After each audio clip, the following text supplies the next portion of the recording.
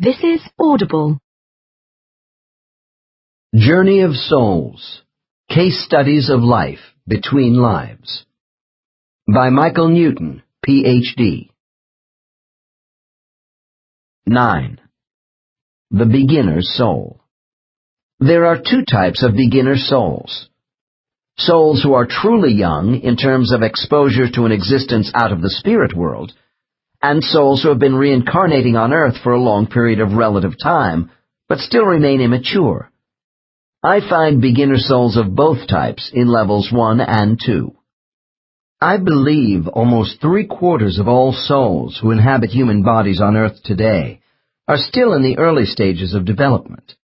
I know this is a grossly discouraging statement, because it means most of our human population is operating at the lower end of their training. On the other hand, when I consider a world population beset by so much negative cross-cultural misunderstanding and violence, I am not inclined to change my opinion about the high percentage of lower-level souls on earth. However, I do think each century brings improvement of awareness in all humans. Over a number of years, I have maintained a statistical count of clients' soul levels in my case files.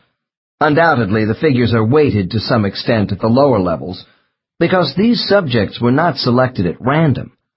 My cases could be overrepresented by souls at the lower levels of development, because they are the very people who require assistance in life, and might come to me seeking information. For those who are curious, the percentages by soul level of all my cases are as follows. Level 1, 42%. Level 2, 31%. Level 3, 17%. Level 4, 9%. And Level 5, 1%. Projecting these figures into a world population of 5 billion souls would be unreliable, using my small sample. Nevertheless, I see the possibility we may have only a few 100,000 people on Earth at Level 5. My subjects state that souls end their incarnations on Earth when they reach full maturity. What is significant about the high percentage of souls in the early stages of development is our rapidly multiplying population and the urgency babies have for available souls. We are increasing by 260,000 children per day. This human necessity for souls means they must normally be drawn from a spiritual pool of less advanced entities who require more incarnations to progress and are, therefore, more available to return to another life. I am sensitive to the feelings of clients whom I know to be in the early stages of development. I cannot count the number of times a new client has come into my office and said, "I know I am an old soul, but I seem to have problems coping with life." We all want to be advanced souls, because most people hate to be considered a beginner in anything. Every case is unique.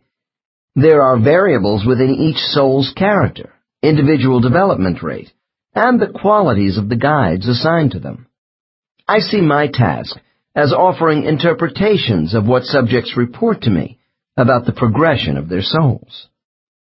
I have had many cases where a client has been incarnating for up to 30,000 years on Earth, and is still in the lower levels of 1 and 2. The reverse is also true with a few people, although rapid acceleration in spiritual development is uncommon. As with any educational model, students find certain lessons more difficult than others. One of my clients has not been able to conquer envy for 850 years in numerous lives, but she did not have too much trouble overcoming bigotry by the end of this same period.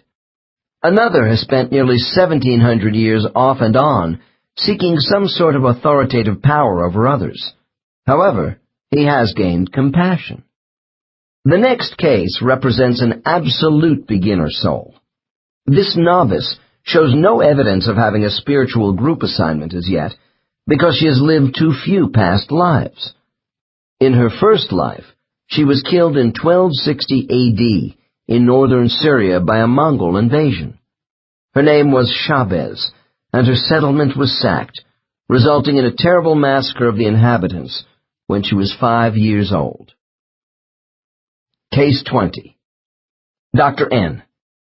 Chavez, now that you have died and returned to the spirit world, tell me what you feel. Subject shouts, cheated! That life was so cruel! I couldn't stay. I was only a little girl unable to help anybody.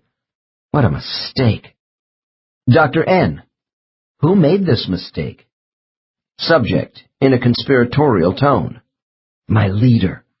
I trusted his judgment, but he was wrong to send me into that cruel life, to be killed before my life got started. Dr. N. But you did agree to come into the body of Chavez. Subject, upset. I didn't know Earth would be such an awful place full of terror. I wasn't given all the facts. The whole stupid life was a mistake, and my leader is responsible. Dr. N. Didn't you learn anything from this life? Subject, pause. I started to learn to love. Yes, that was wonderful.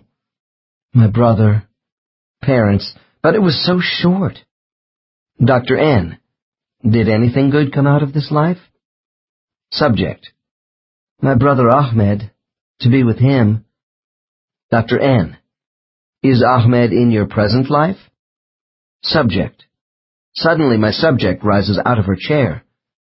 I can't believe it. Ahmed is my husband Bill, the same person. How can... Dr. N. After calming subject, I explain the process of soul transference to a new body, and then continue. Do you see Ahmed on your return to the spirit world after dying as Chavez? Subject. Yes. Our leader brings us together here, where we stay. Dr. N. Does Ahmed emit the same energy color as yourself, or are there differences? Subject. Pause. We are all white. Dr. N. Describe what you do here. Subject. While our leader comes and goes, Ahmed and I just work together. Dr. N. Doing what? Subject. We search out what we think about ourselves, our experience on Earth. I'm still sore about us being killed so soon. But there was happiness, walking in the sun, breathing the air of Earth, love. Dr. N. Go back further to the time before you and Ahmed had your life together, perhaps when you were alone. What was it like being created? Subject. Disturbed. I don't know. I was just here, with thought. Dr. N. Do you remember during your own creation, when you first began to think as an intelligent being? Subject. I realized I existed, but I didn't know myself as myself until I was moved into this quiet place alone with Ahmed. Dr. N. Are you saying your individual identity came more into focus when you began interacting with another soul entity besides your guide? Subject. Yes, with Ahmed. Dr. N. Keep to the time before Ahmed. What was it like for you then? Subject. Warm. Nurturing. My mind opening. She was with me then. Dr. N. She? I thought your leader displayed a male gender to you. Subject. I don't mean him. Someone was around me with the presence of a mother and father. Mostly mother. Dr. N. What presence? Subject. I don't know. A soft light. Changing features. I can't grasp it. Loving messages. Encouragement. Dr. N. This was at the time of your creation as a soul? Subject. Yes. It's all hazy. There were others, helpers, when I was born. Dr. N. What else can you tell me about the place of your creation? Subject. Long pause. Others love me. In a nursery. Then we left, and I was with Ahmed and our leader. Dr. N. Who actually created you and Ahmed? Subject: The One. I have learned there seems to be a kind of spirit world maternity ward for newborn souls.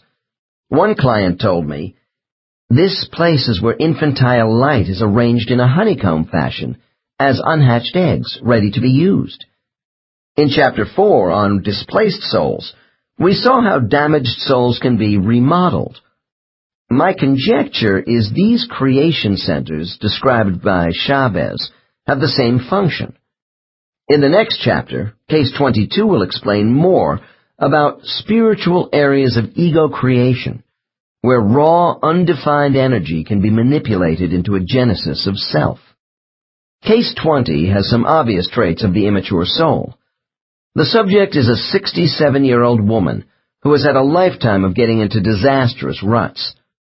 She does not demonstrate a generosity of spirit toward others, nor does she take much personal responsibility for her actions.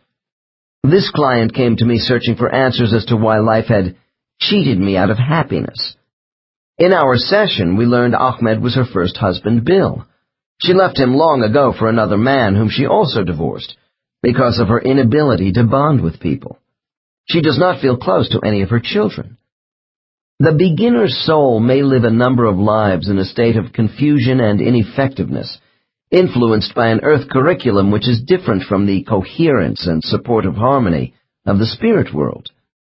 Less developed souls are inclined to surrender their will to the controlling aspects of human society, with a socioeconomic structure which causes a large proportion of people to be subordinate to others. The inexperienced soul tends to be stifled by a lack of independent thinking. They also lean towards being self-centered and don't easily accept others for who they are. It is not my intention to paint a totally bleak portrait of souls who comprise so much of our world population, if my estimates of the high numbers of this category of soul are accurate. Lower-level souls are also able to lead lives which have many positive elements. Otherwise, no one would advance. No stigma should be attached to these souls, since every soul was once a beginner. If we become angry, resentful, and confused by our life situations, this does not necessarily mean we possess an underdeveloped spirit. Soul development is a complex matter, where we all progress by degrees in a variety of areas in an uneven manner. The important thing is to recognize our faults, avoid self-denial, and have the courage and self-sufficiency to make constant adjustments in our lives. One of the clear indications that souls are coming out of novice status is when they leave their spiritual existence of relative isolation. They are removed from small family cocoons with other novices and placed in a larger group of beginner souls. At this stage, they are less dependent upon close supervision and special nurturing from their guides. For the younger souls, the first realization that they are part of a substantial group of spirits like themselves is a source of delight. Generally, I find this important spiritual event has occurred by the end of a fifth life on Earth, regardless of the relative length of time the novice soul was in semi-isolation. Some of the entities of these new spiritual groups are the souls of relatives and friends with whom the young soul was associated in their few past lives on Earth. What is especially significant about the formation of a new cluster group is that other peer group members are also newer souls who find themselves together for the first time. In Chapter 7 on placement, we saw how a soul group appeared when Case 16 rejoined them, and the manner in which life experiences were studied through pictorial scenes, as reported by this subject.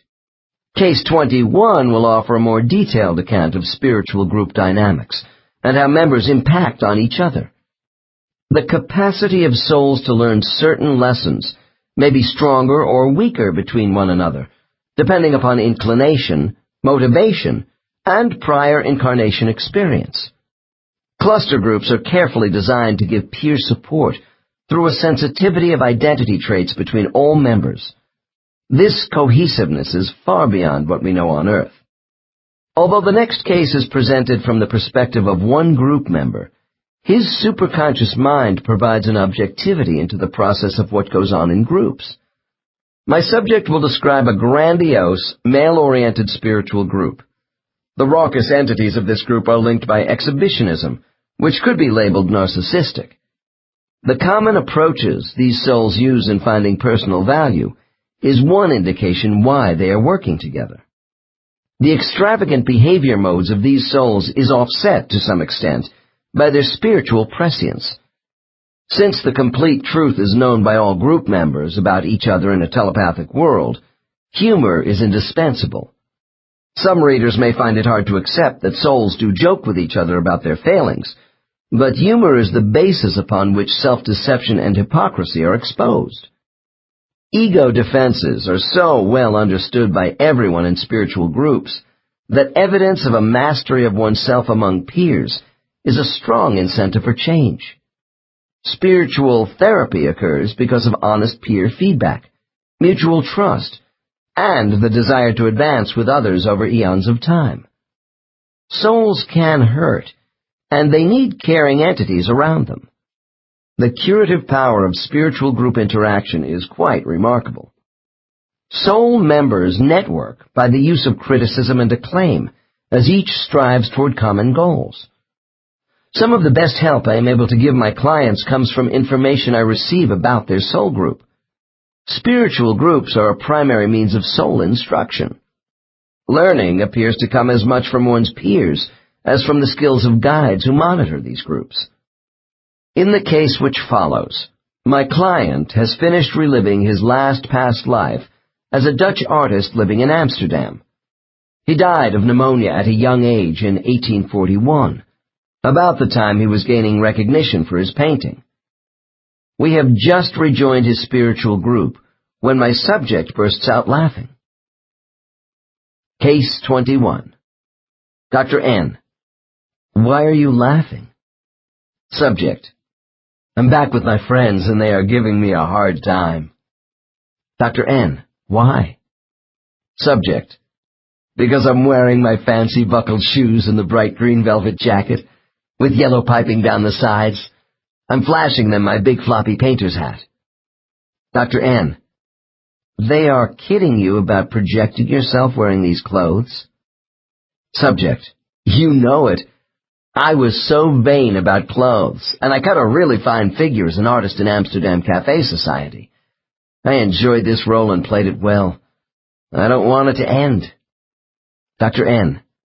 What happens next? Subject.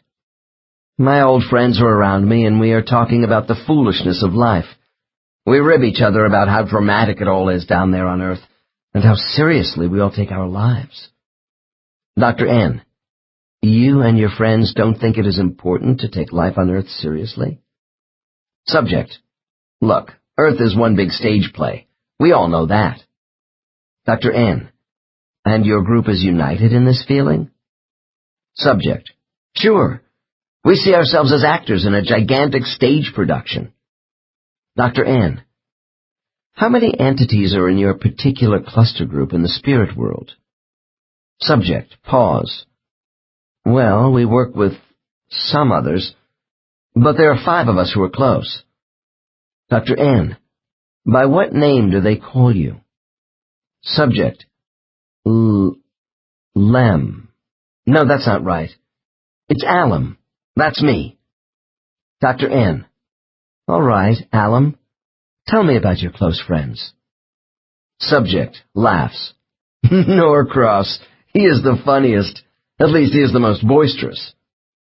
Dr. N. Is Norcross the leader of your group? Subject. No, he is just the loudest. We are all equal here, but we have our differences. Norcross is blunt and opinionated. Dr. N. Really? Then how would you characterize his Earth behavior? Subject. Oh, as being rather unscrupulous, but not dangerous.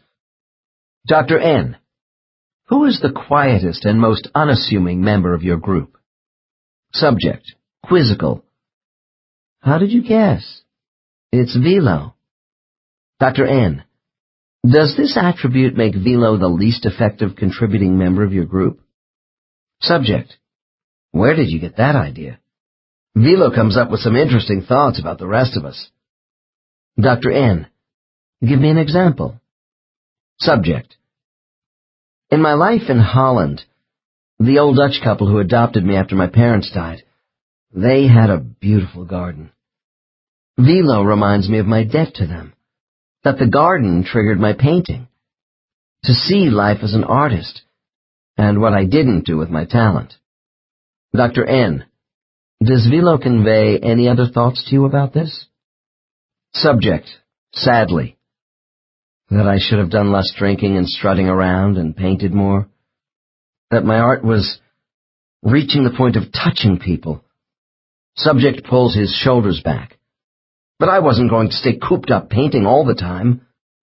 Dr. N. Do you have respect for Velo's opinions? Subject, with a deep sigh. Yes, we know he is our conscience. Dr. N.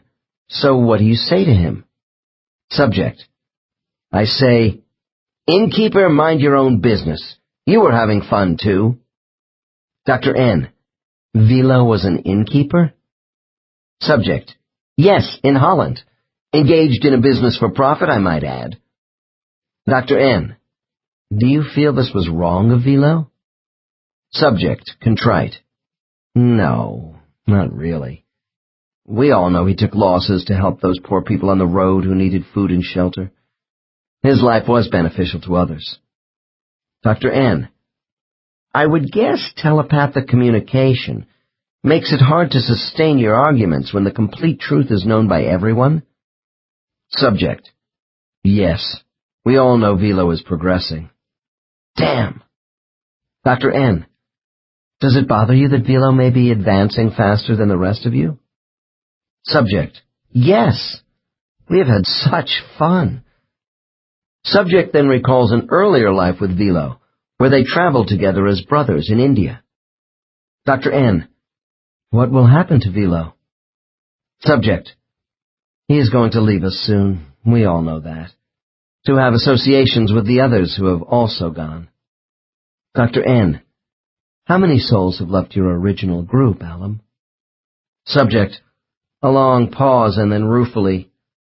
Oh, a couple have moved on. We will eventually catch up to them, but not for a while. They haven't disappeared. We just don't see their energy as much. Dr. N. Name the others of your immediate group for me, besides Velo and de Norcross. Subject, brightening. Dubry and Trinian. Now those two know how to have a good time. Dr. N. What is the most obvious identifying characteristic of your group? Subject, with relish. Adventure. Excitement. We have some real pioneer types around here. Subject rushes on happily. Dubry just came off a wild life as a sea captain. Norcross was a freewheeling trading merchant. We live life to its fullest because we are talented at taking what life has to offer. Dr. N. I'm hearing a lot of self-gratification here, Alum. Subject, defensively. And what's wrong with that? Our group is not made up of shrinking violets, you know. Dr. N. What's the story on Trinian's last life? Subject, reacts boisterously. He was a bishop. Can you believe it? What hypocrisy! Dr. N. In what way? Subject. What self-deception! Norcross, Dubry, and I tell Trinian his choice to be a churchman had nothing to do with goodness, charity, or spirituality. Dr. N. And what does Trinian's soul mentally project to you in self-defense? Subject. He tells us he gave solace to many people. Dr. N. What do you, Norcross, and Dubry tell him in response? Subject. That he is going soft. Norcross tells him that he wanted money or otherwise he would have been a simple priest. Ha! That's telling him. And I'm saying the same thing. You can guess what Dubry thinks about all this. Dr. N. No, tell me. Subject. That Trinian picked a large city with a rich cathedral, spilling a ton of money into Trinian's fat pockets. Dr. N. And what do you tell Trinian yourself? Subject. Oh, I'm attracted to the fancy robes he wore. Bright red, the finest of cloth, his bishop's ring, which he loved, and all the gold and silver around. I also mention his desire to bask in adulation from his flock. Trinian can hide nothing from us. He wanted an easy, cushy life where he was well fed. Dr. N. Does he try to explain his motivations for choosing this life? Subject. Yes, but Norcross reproaches him. He confronts Trinian on seducing a young girl in the vestry. Jovially. Yes, it actually happened. So much for providing solace to parishioners. We know Trinian for who he really is, an outright rogue. Dr. N. Does Trinian offer any excuses to the group for his conduct? Subject. Subject becomes quieter. Oh, the usual. He got carried away with the girl's need for him. She had no family. He was lonely in his choice of a celibate church life. He says he was trying to get away from the customary lives we all choose by going into the church. That he fell in love with the girl. Dr. N. And how do you, Norcross and Dubry, feel about Trinian now? Subject. Severely. We think he is trying to follow Velo as an advancing soul, but he failed. His pious intentions just didn't work for him. Dr. N. Alum, you sound rather cynical about Trinian's attempts to improve himself and make changes. Tell me honestly, how do you feel about Trinian? Subject. Oh, we are just teasing him. After all. Dr. N. Your amusement sounds as if you are scornful over what may have been Trinian's good intentions. Subject. Sadly. You're right. And we all know that. But, you see, Norcross, Dubry, and I, well, we don't want to lose him from the group, too. Dr. N. What does Velo say about Trinian? Subject. He defends Trinian's original good intentions and tells him that he fell into a trap of self-gratification during this life in the church. Trinian wants too much admiration and attention. Dr. N. Forgive me for passing judgment on your group, Alum, but it seems to me this is something you all want, except perhaps Velo? Subject. Hey, Velo can be pretty smug. Let me tell you, his problem is conceit, and Dubry tells him that in no uncertain terms. Dr. N. And does Velo deny it? Subject. No, he doesn't. He says at least he is working on it. Dr. N. Who among you is the most sensitive to criticism? Subject. Pause. Oh, I guess it would be Norcross, but it's hard for all of us to accept our faults. Dr. N. Level with me, Alum. Does it bother the members of your soul group when things can't be hidden from the others? When all your shortcomings in a past life are revealed? Subject. Pause. We are sensitive about it, but not morbid. There is great understanding here among us. I wanted to give artistic pleasure to people and grow through the meaning of art. So what did I do? I ran around the Amsterdam canals a lot at night and got caught up in the fun and games. My original purpose was pushed aside. Dr. N. If you admit all this to the group, what kind of feedback do you get? For example, how do you and Norcross regard each other? Subject. Norcross often points out I hate to take responsibility for myself and others. With Norcross it's wealth. He loves power. But we are both selfish, except that I am more vain. Neither of us gets many gold stars. Dr. N. How does Dubry fit into your group with his faults? Subject. He enjoys controlling others by leadership. He is a natural leader, more than the rest of us. He was a sea captain, a pirate, one tough individual. You wouldn't want to cross him. Dr. N. Was he cruel? Subject. No, just hard. He was respected as a captain. Dubry was merciless against his opponents in sea battles, but he took care of his own men. Dr. N.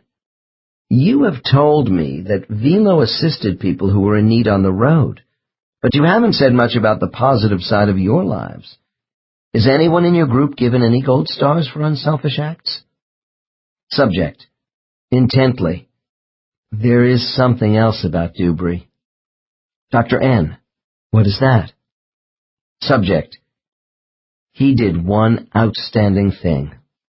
Once, during heavy seas, a sailor fell off the mast into the ocean and was drowning. Dewberry tied a line around his waist and dove off the deck. He risked his life and saved a shipmate. Dr. N. When this incident is discussed in your group, how do you all respond to Dewberry? Subject. We praise him for what he did with admiration in our minds.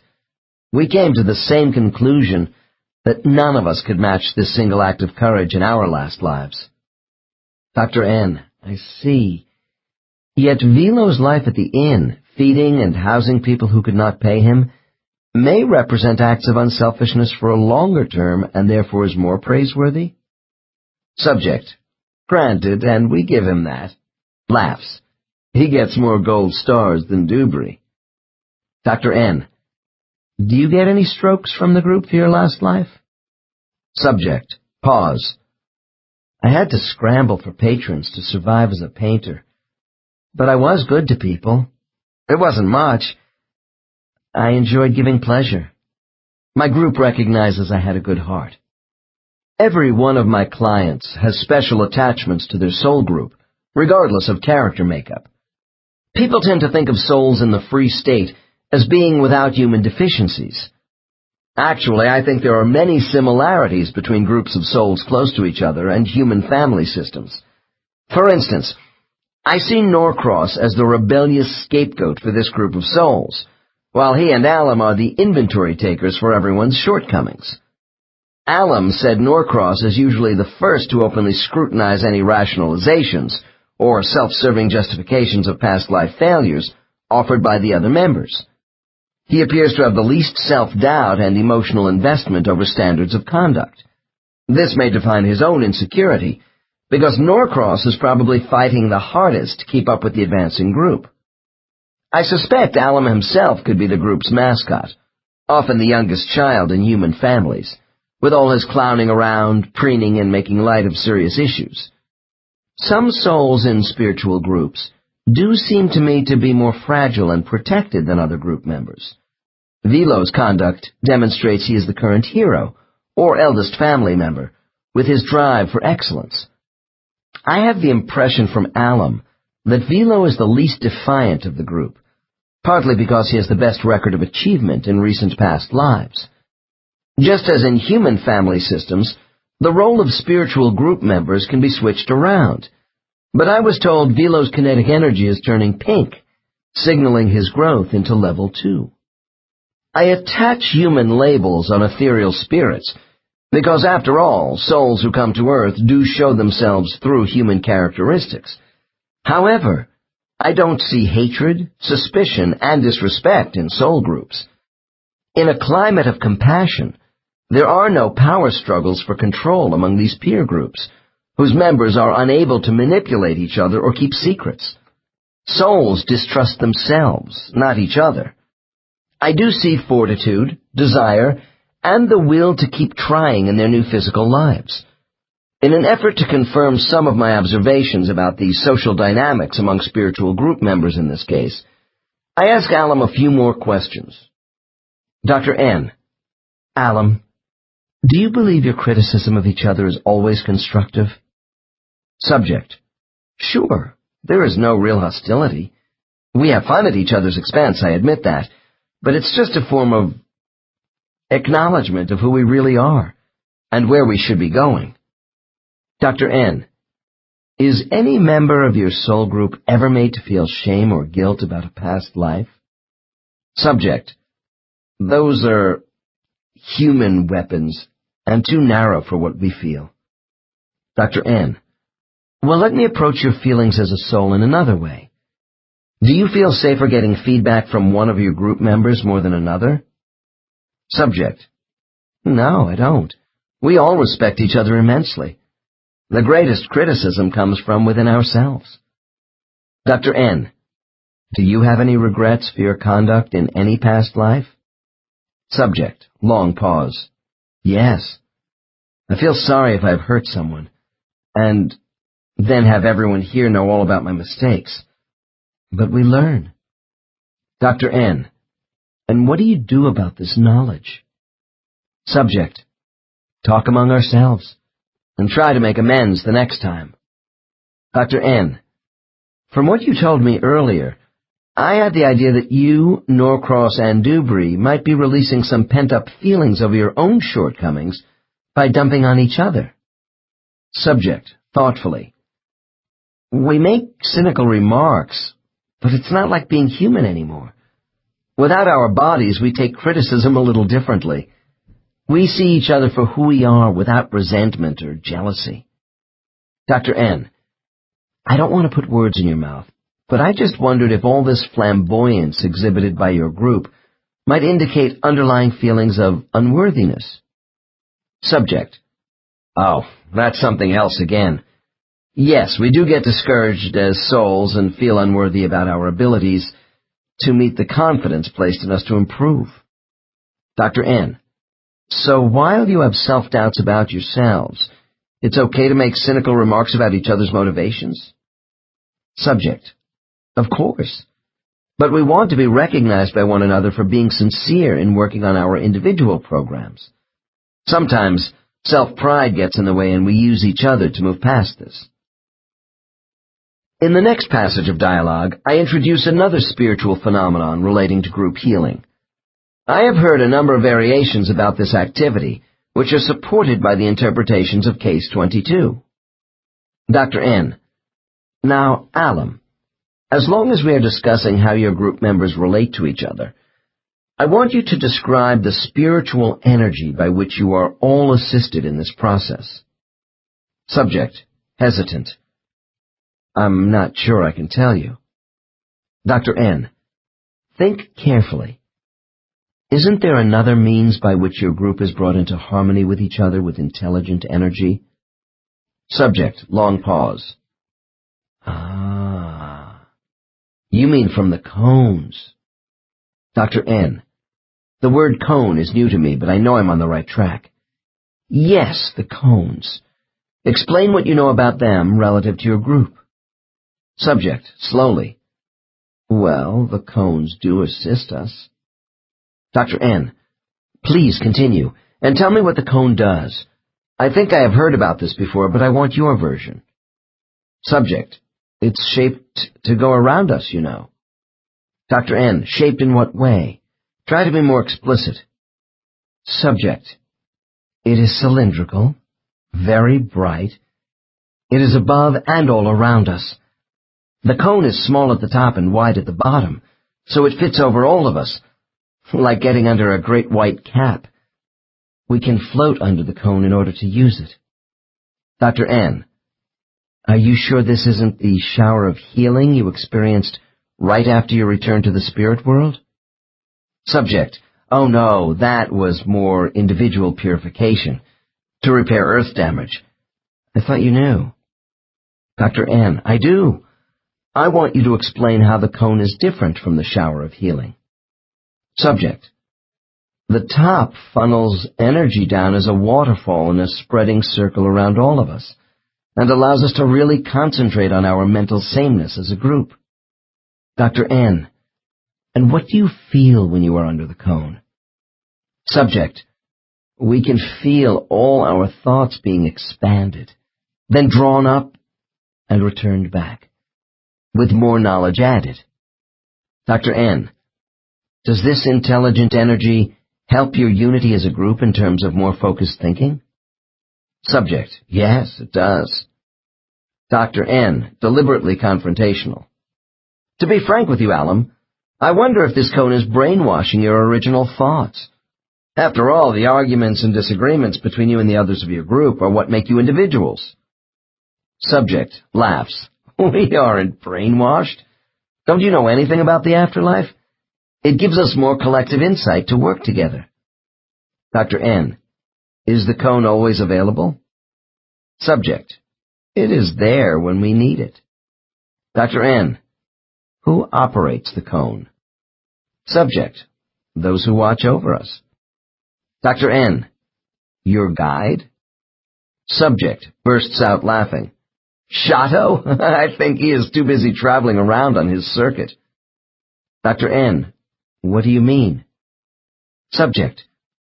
We think of him as a circus master, a stage manager of our group. Dr. N. Does Shato take an active part in your group deliberations? Subject shakes head. Not really. Guides are above a lot of this stuff. We are left on our own quite a bit, and that's fine. Dr. N. Do you think there is one specific reason for the absences of Shato? Subject. Pause. Oh, he probably gets bored with our lack of progress. He loves to show off as the master of ceremonies, though. Dr. N. In what way? Subject. Chuckling. Oh, to suddenly appear in front of us during one of our heated debates, throwing off blue sparks, looking like a wizard who is an all-powerful moderator. Dr. N. A wizard? Subject, still laughing. Shato appears in long sapphire blue robes with a tall pointed hat. With his flowing white beard he looks simply great, and we do admire him. Dr. N. I get the picture of a spiritual Merlin. Subject. An Oriental Merlin, if you will. Very inscrutable sometimes. He loves making a grand entrance in full costume, especially when we are about to choose another life. He knows how much we appreciate his act. Dr. N. With all this stage management, I am curious if Shato has much emotional connection to your group as a serious guide. Subject, scoffing at me. Listen, he knows we are a wild bunch, and he plays to that as a nonconformist himself. But he is also very wise. Dr. N. Is Shato indulgent with your group?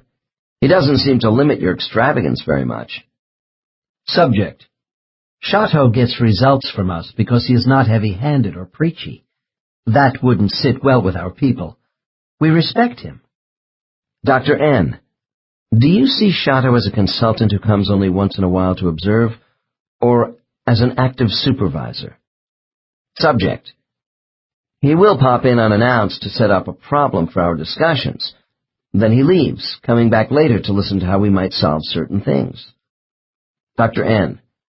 Give me an example of a major problem with your group. Subject. Pause. Shato knows we identify too much as actors playing parts on Earth. He hits on superficiality. He is trying to get us to cast ourselves from the inside out, rather than the reverse. Dr. N. So Shato's instruction is serious, but he knows you all like to have fun along the way? Subject. Yeah, that's why Shato is with us, I think. He knows we waste opportunities. He assists us in interpreting the predicaments we get into in order to get the best out of us. Dr. N. From what you have told me, I have the impression that your spiritual group is run as a kind of workshop directed by your guide. Subject. Yes. He builds up our morale and keeps us going. Unlike educational classrooms or therapy groups on Earth, I have learned teacher counselors in the spirit world are not confined as group activity leaders on a continuous basis. Although Shato and his students are a colorful family of souls, there is much here that is typical of all cluster groups. A guide's leadership is more parental than dictatorial. In this case, Shato is a directive counselor while not being possessive, nor does he pose a threat to the group. There is a warm acceptance of these young souls by this empathic guide, who seems to cater to their masculine inclinations. I will close this case with a few final questions about the group as a spiritual unit. Dr. N. Why is your group so male-oriented on Earth? Subject. Earth is an action planet which rewards physical exertion. We are inclined to male roles so we can grab hold and mold events, to dominate our surroundings, to be recognized. Dr. N. Women are also influential in society. How can your group hope to progress without more experience in female roles? Subject. We know this, but we have such a fierce desire to be independent. In fact, we often expend too much energy for too little return. But the female aspects don't interest us as much right now. Dr. N. If you have no female counterparts in your immediate group, where do you go for those entities to complement your lives on Earth? Subject. Nearby, there are some who relate better to female roles. I get along with Josie. She has been with me in some of my lives. Trinian is attached to Nyala. And there are others. Dr. N. Alam, I would like to end our conversation about your spiritual associations by asking you what you know about the origin of your group. Subject. Long pause. I can't tell you. We just came together at one time. Dr. N. Well, someone had to bring those of you with the same attributes together. Do you think it was God? Subject. Puzzled. No. Below the source. The higher ones. Dr. N. Shato or other guides like him? Subject. No. Higher. I think. The planners. I don't know anymore. Dr. N. A while back, you told me some of your old friends were reducing their active participation in your group due to their development. Do you ever get new members? Subject. Never. Dr. N. Is this because a new member might have trouble assimilating with the rest of you? Subject. Laughs. We aren't that bad.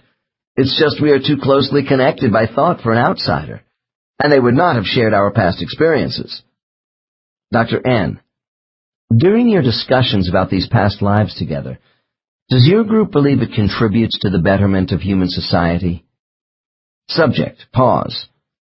We want our presence in a community to challenge conventions, to question basic assumptions. I think we bring nerve into our physical lives. And laughter, too. Dr. N. And when your spiritual group has finished discussing what is necessary to further your aims, do you look forward to a new life? Subject. Zestfully. Oh, yeah. Every time I leave for a new role on Earth, I say goodbye with, "See you all back here, AD," after death. This case is an example of like-minded souls with ego-inflating needs who support and validate each other's feelings and attitudes. Herein lies the key to understanding the formation of soul groups.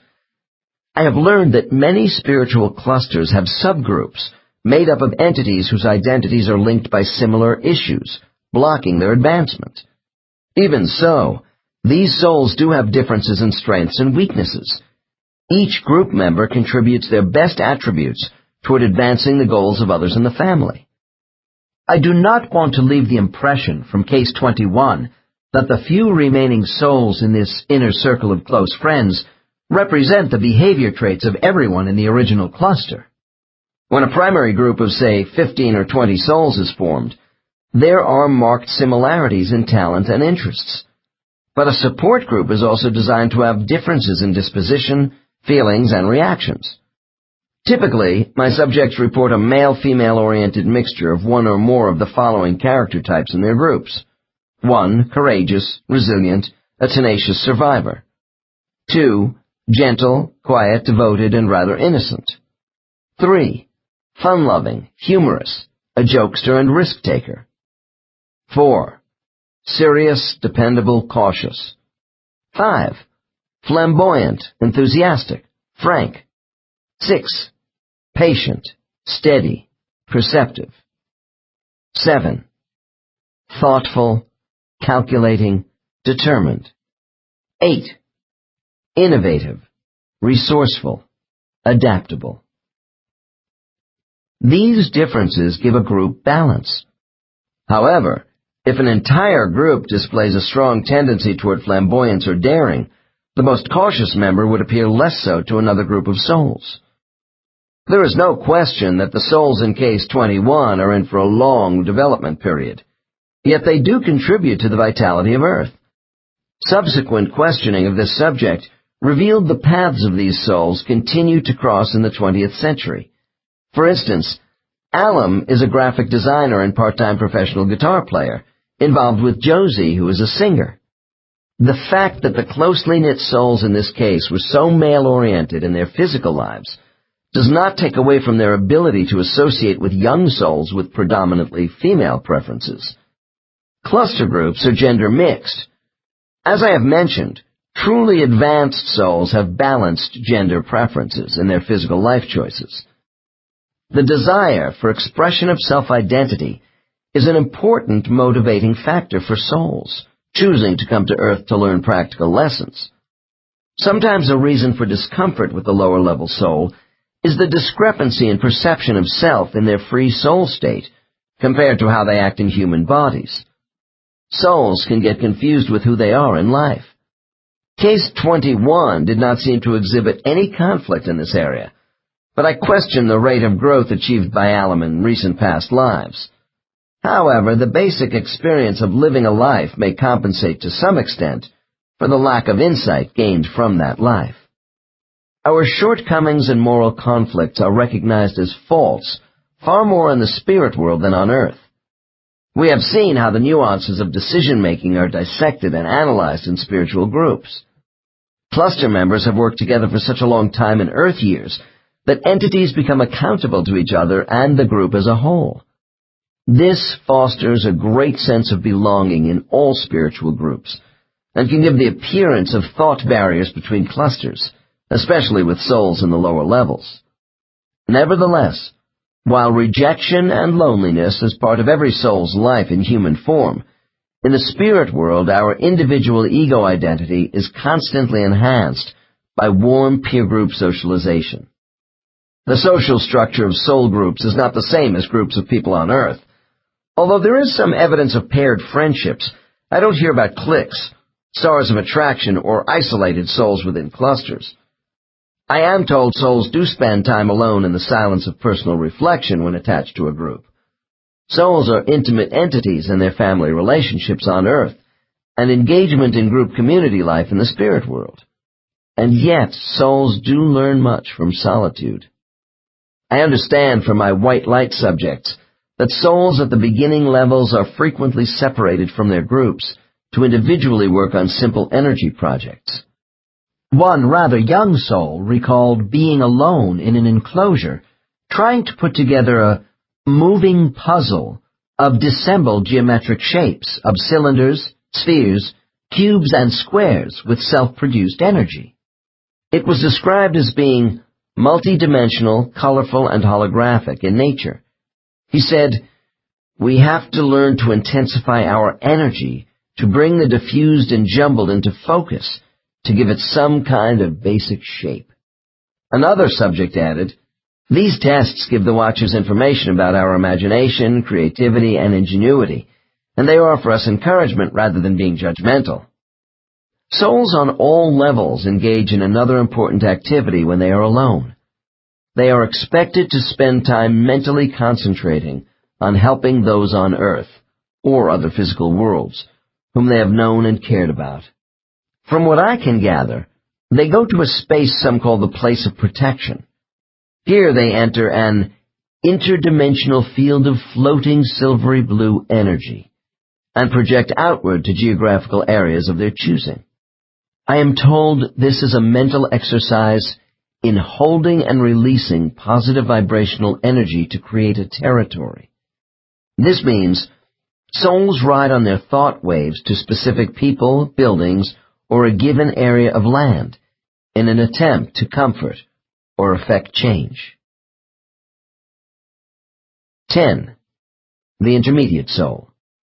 Once our souls advance past level 2 into the intermediate ranges of development, group cluster activity is considerably reduced.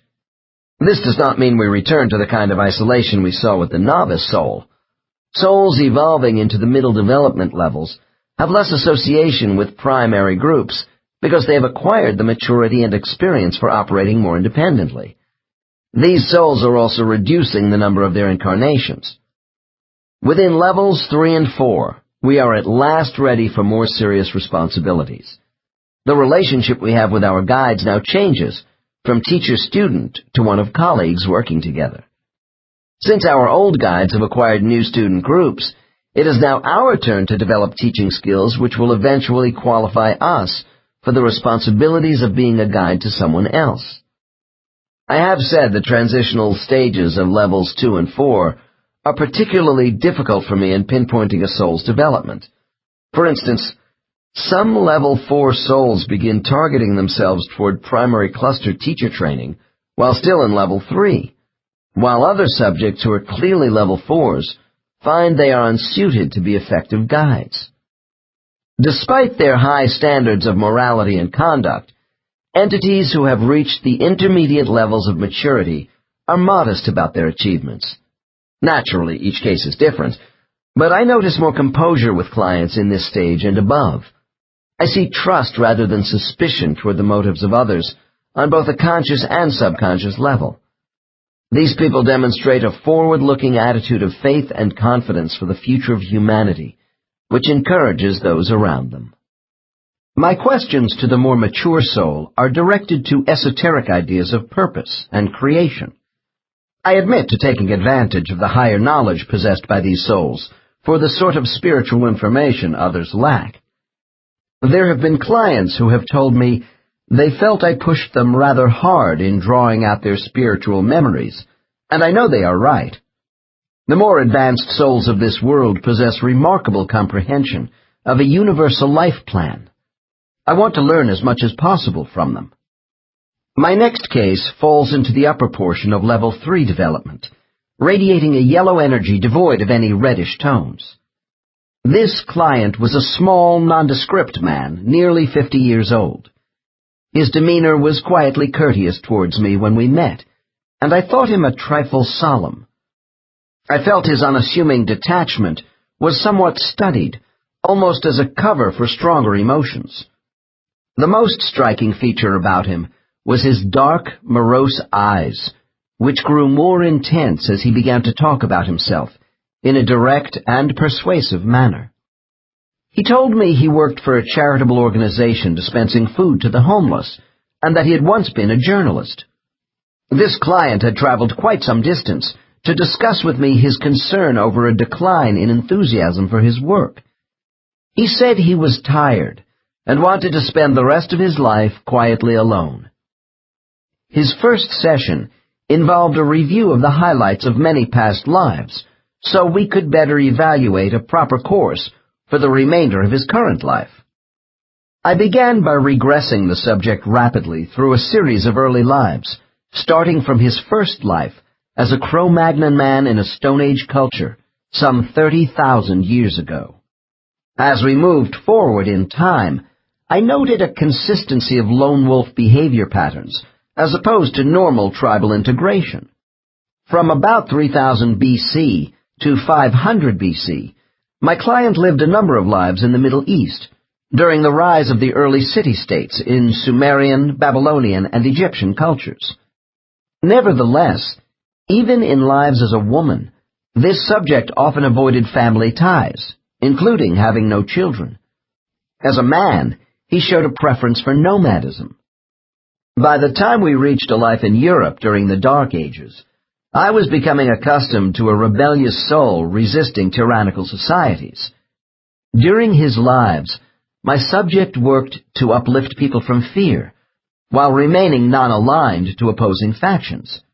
Suffering hardships and many setbacks, he continued as a wanderer, with an obsession for freedom of movement. Some lives were not too productive, but during the 12th century, I found him in Central America in the body of an Aztec, organizing a band of Indians against the oppressions of a high priest. He was killed in this setting as a virtual outcast, while promoting nonviolent relations between tribes who were traditional enemies. In the 14th century, this soul was a European chronicler, traveling the Silk Road to Carthage to gain understanding of the peoples of Asia. Always facile with languages, as he is today, my client died in Asia as an old man, happily living in a peasant village. In Japan, at the beginning of the 17th century, he was a member of the clan of the Bleeding Crane. These men were respected, independent samurai mercenaries. At the end of this life, my subject was living in seclusion from the ruling Tokugawa shoguns, because he had advised their weaker opponents on battle strategy. Frequently the outsider, always an explorer searching for truth across many lands, this soul continued to seek a rational meaning to life while giving aid to those he met along the way. I was surprised when he popped up as the wife of an American farmer on the frontier in the 19th century. The farmer died soon after their marriage. I learned my subject had deliberately incarnated to be a widow with children, tied to a piece of property, as an exercise in the loss of mobility.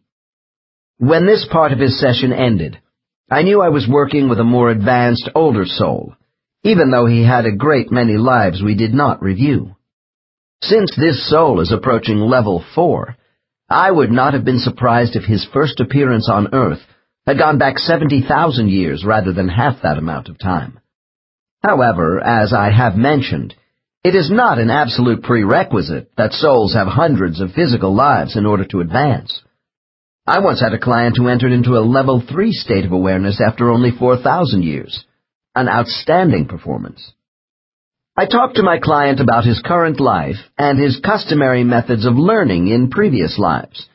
He explained he had never been married, and that social non-alignments worked best for him. I suggested a few alternatives for his consideration. Primarily, I felt his lack of intimacy with people in too many lives was obstructing his progress. When this session ended, he was anxious that we explore his mind further for perceptions about the spirit world in another session. Upon his arrival the next day, I placed him in a superconscious state, and we went back to work. Case 22. Dr. N. By what name are you called in the spirit world? Subject. I am called Nentham. Dr. N. Nentham. Do you have spirits around you right now, or are you alone? Subject. Pause. I am with 2 of my longtime companions. Dr. N. What are their names? Subject. Raoul and Senji. Dr. N. And the 3 of you are part of a larger spiritual group of souls working together? Subject. We were, but now the 3 of us work more by ourselves. Dr. N. What are the 3 of you doing at this moment? Subject. We are discussing the best ways to help each other during our incarnations. Dr. N. Tell me what you do for each other. Subject. I help Senji to forgive herself for mistakes and appreciate her own worth. She needs to stop being a mother figure all the time on Earth. Dr. N. How does she assist you? Subject. To see my lack of a sense of belonging. Dr. N. Give me an example of Senji's actions to assist you with this issue. Subject. Well, she was my wife in Japan after my days as a warrior were over. Something is troubling Nentham, and after a pause he adds the following. Raoul likes to pair with Senji, and I am usually alone. Dr. N. What about Raoul? How do you 2 help each other? Subject. I help him with patience, and he helps me with my tendency to avoid community life. Dr. N. Are you always 2 males and a female in your incarnations on Earth? Subject. No, we can change, and do, but this is comfortable for us. Dr. N. Why are the 3 of you working independently from the rest of your spiritual group? Subject. Pause. Oh, we see them here. Some have not gone forward with us. A few others are further ahead of us in their tasks. Dr. N. Do you have a guide or teacher? Subject. In a soft tone. She is Idis. Dr. N. It sounds to me as if you have a high regard for her. Do you communicate well with Idis? Subject. Yes, I do. Not that we don't have our disagreements. Dr. N. What is the main area of conflict between the 2 of you? Subject. She doesn't reincarnate much, and I tell her she should have more direct exposure to current conditions on Earth. Dr. N. Are you mentally in tune with Idis to such an extent that you know all about her background training as a guide? Subject shakes head while pondering. It isn't that we can't ask questions, but we can only question what we know. Idis reveals to me what she thinks is relevant to my own experience. Dr. N. Are guides able to screen their thoughts, so you can't read their minds completely? Subject. Yes, the older ones get proficient at that, knowing how to filter things we don't need to know because this knowledge would confuse us. Dr. N. Will you learn to filter images? Subject. I already have a little. Dr. N. This must be why I have had many people tell me they have not been given definitive answers by their guides to all their questions. Subject. Yes, and the intent of the question is important. When it was asked, and why. Perhaps it was not in their best interests to be given certain information which might disrupt them. Dr. N. Aside from her teaching techniques, are you fond of Idis in terms of her identity? Subject. Yes. I just wish she would agree to come with me, once. Dr. N. Oh, you would like to actually have an Earth incarnation with her? Subject. Grins mischievously. I have told her we might relate better here if she would consent to come to Earth sometime and mate with me. Dr. N. And what does Idis say to that suggestion? Subject. She laughs and says she will think about it, if I can prove to her that it would be productive. At this juncture, I ask Nentham how long Idis has been associated with him, and learn she was assigned these 3 entities when they moved into Level 3. Nentham, Raoul, and Senji are also under the tutelage of a beloved older master guide, who has been with them since the beginning of their existence. It would be inaccurate to assume that more advanced spirits lead lonely spiritual lives. This subject told me he was in contact with many souls. Raoul and Senji were simply his closest friends. Level 3 and 4 are significant stages for souls in their development, because now they are given increased responsibilities for younger souls. The status of a guide is not given to us all at once, however. As with many other aspects of soul life, we are carefully tested. The intermediate levels are trial periods for potential teachers. While our aura is still yellow, our mentors assign us a soul to look after, and then evaluate our leadership performance both in and out of physical incarnations. Only if this preliminary training is successful are we allowed to function even at the level of a junior guide. Not everyone is suited for teaching, but this does not keep us from becoming an advanced soul in the blue section. Guides, like everyone else, have different abilities and talents, as well as shortcomings. By the time we reach level 5, our soul aptitudes are well known in the spirit world. We are given occupational duties commensurate with our abilities, which I will go into later in this chapter. Different avenues of approach to learning eventually bring all of us to the same end in acquiring spiritual wholeness.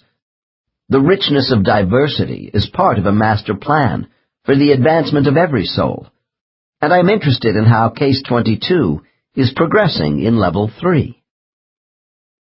Dr. N.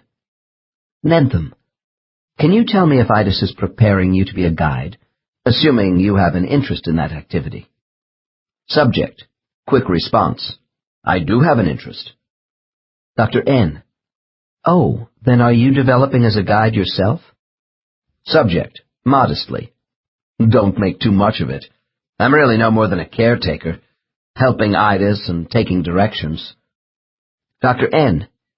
Do you try and imitate her teaching style? Subject. No, we are different.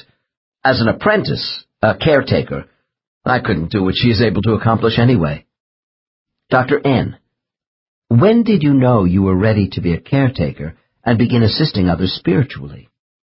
Subject.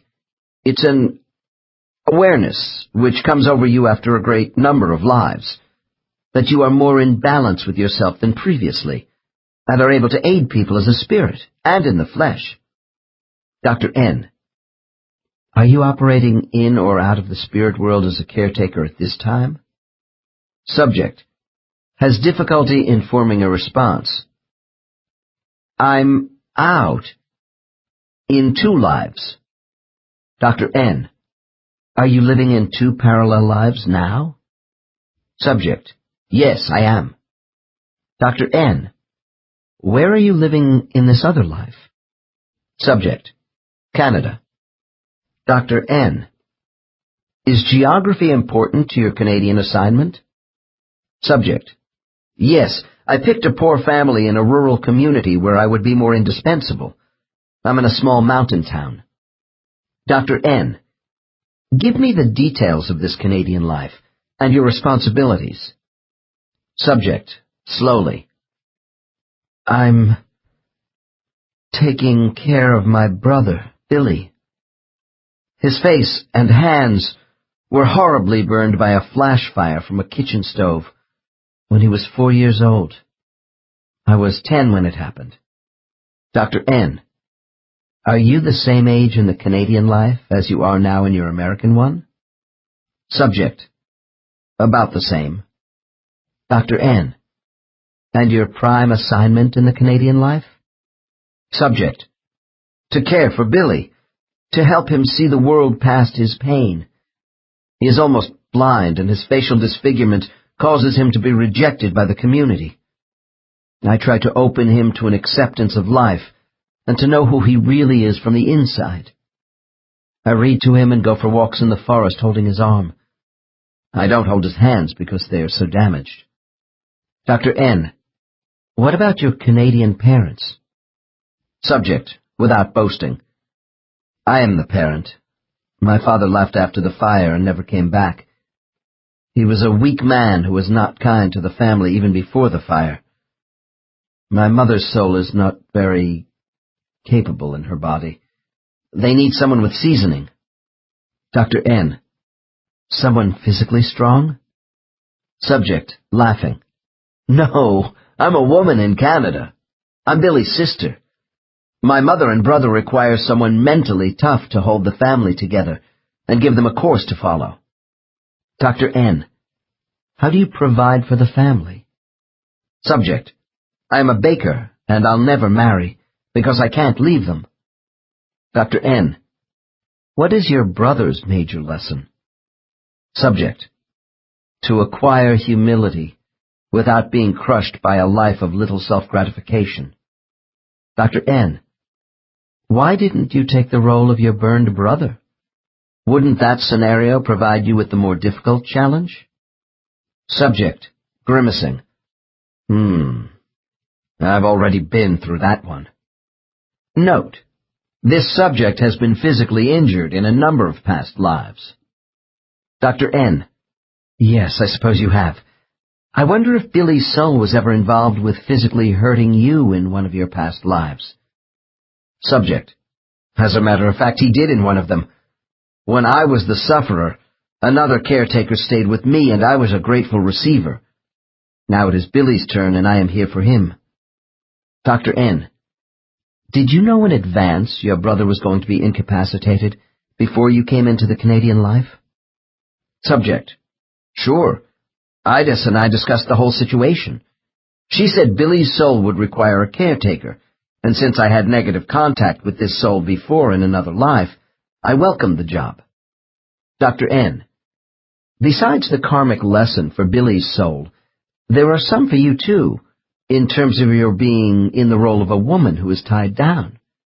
You can't just take off and roam around as you often do in your lives. Subject. That's true.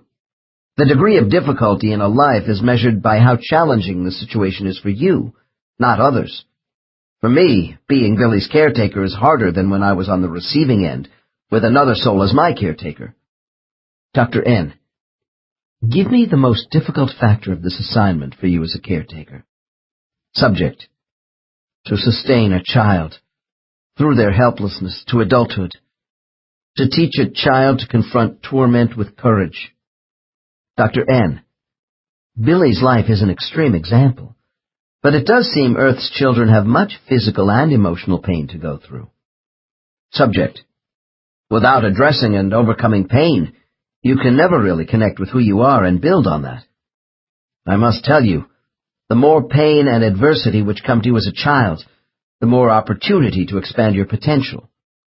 Dr. N. And how are things working out for you as a caretaker in Canada? Subject. There is a more difficult set of choices to be made in the Canadian family, unlike my American life. But I have confidence in myself to put my comprehension to practical use. Dr. N. Did Itis encourage or discourage your wanting to accelerate development by living parallel lives? Subject. She is always open about this. I haven't done it too much in the past. Dr. N. Why not? Subject. Life combinations can be tiring and divisive. The effort may become counterproductive with diminished returns for both lives. Dr. N. Well, I see that you are helping people in both your lives today. But have you ever lived contrasting lives where you did poorly in one life and better in another at the same time? Subject. Yes, although that was a long time ago on Earth. This is one of the advantages of life combinations. One life can offset the other. Still, doing this can be rough going. Dr. N. Then why do the guides permit parallel lives? Subject, scowling at me. Souls are not in a rigid bureaucratic environment. We are allowed to make mistakes in judgment and learn from them. Dr. N. I have the impression you think the average soul is better off living one life at a time. Subject. I would say yes in most instances, but there are other motivations to cause us to speed up incarnations. Dr. N. Such as? Subject. Amused. The rewards for bunching up lives can allow for more reflection out of incarnation. Dr. N. You mean the rest periods between lives might last longer for us after concurrent lives? Subject. Smiles. Sure. It takes longer to reflect on two lives than one. Dr. N. Nentham. I just have a couple more questions on the mechanics of soul splitting. How do you see the manner in which you divide your soul energy into various parts? Subject. We are as particles of energized units. We originated out of one unit. Dr. N. What was the original unit? Subject. The maker. Dr. N. Does each part of your soul remain intact, complete within itself? Subject. Yes, it does. Dr. N. Do all parts of our social energy go out of the spirit world when we incarnate? Subject. Part of us never leaves, since we do not totally separate from the maker. Dr. N. What does the part that remains in the spirit world do while we are on earth in one or more bodies? Subject. It is more dormant, waiting to be rejoined to the rest of our energy. Most of my colleagues who work with past life clients have listened to overlapping time chronologies from people living on Earth in two places at once. Occasionally, there are 3 or more parallel lives. Souls, in almost any stage of development, are capable of living multiple physical lives, but I really don't see much of this in my cases. Many people feel the idea of souls having the capacity to divide in the spirit world, and then attaching to 2 or more human bodies, is against all their preconceptions of a singular, individualized spirit. I confess that I too felt uncomfortable the first time a client told me about having parallel lives. I can understand why some people find the concept of soul duality perplexing, especially when faced with the further proposition that one soul may even be capable of living in different dimensions during the same relative time. What we must appreciate is, if our souls are all part of one great oversoul energy force which divides or extends itself to create our souls, then why shouldn't the offspring of this intelligent soul energy have the same capacity to detach and then recombine? Collecting information about spiritual activity from souls who are in the higher stages of development is sometimes frustrating. This is because the complex nature of memory and knowledge at these levels can make it difficult to sift out what these people recognize and won't tell me from what they really don't know. Case 22 was both knowledgeable and open to my questions. This case is compatible with other accounts in my files about the diversity of soul training in the spirit world. Dr. N.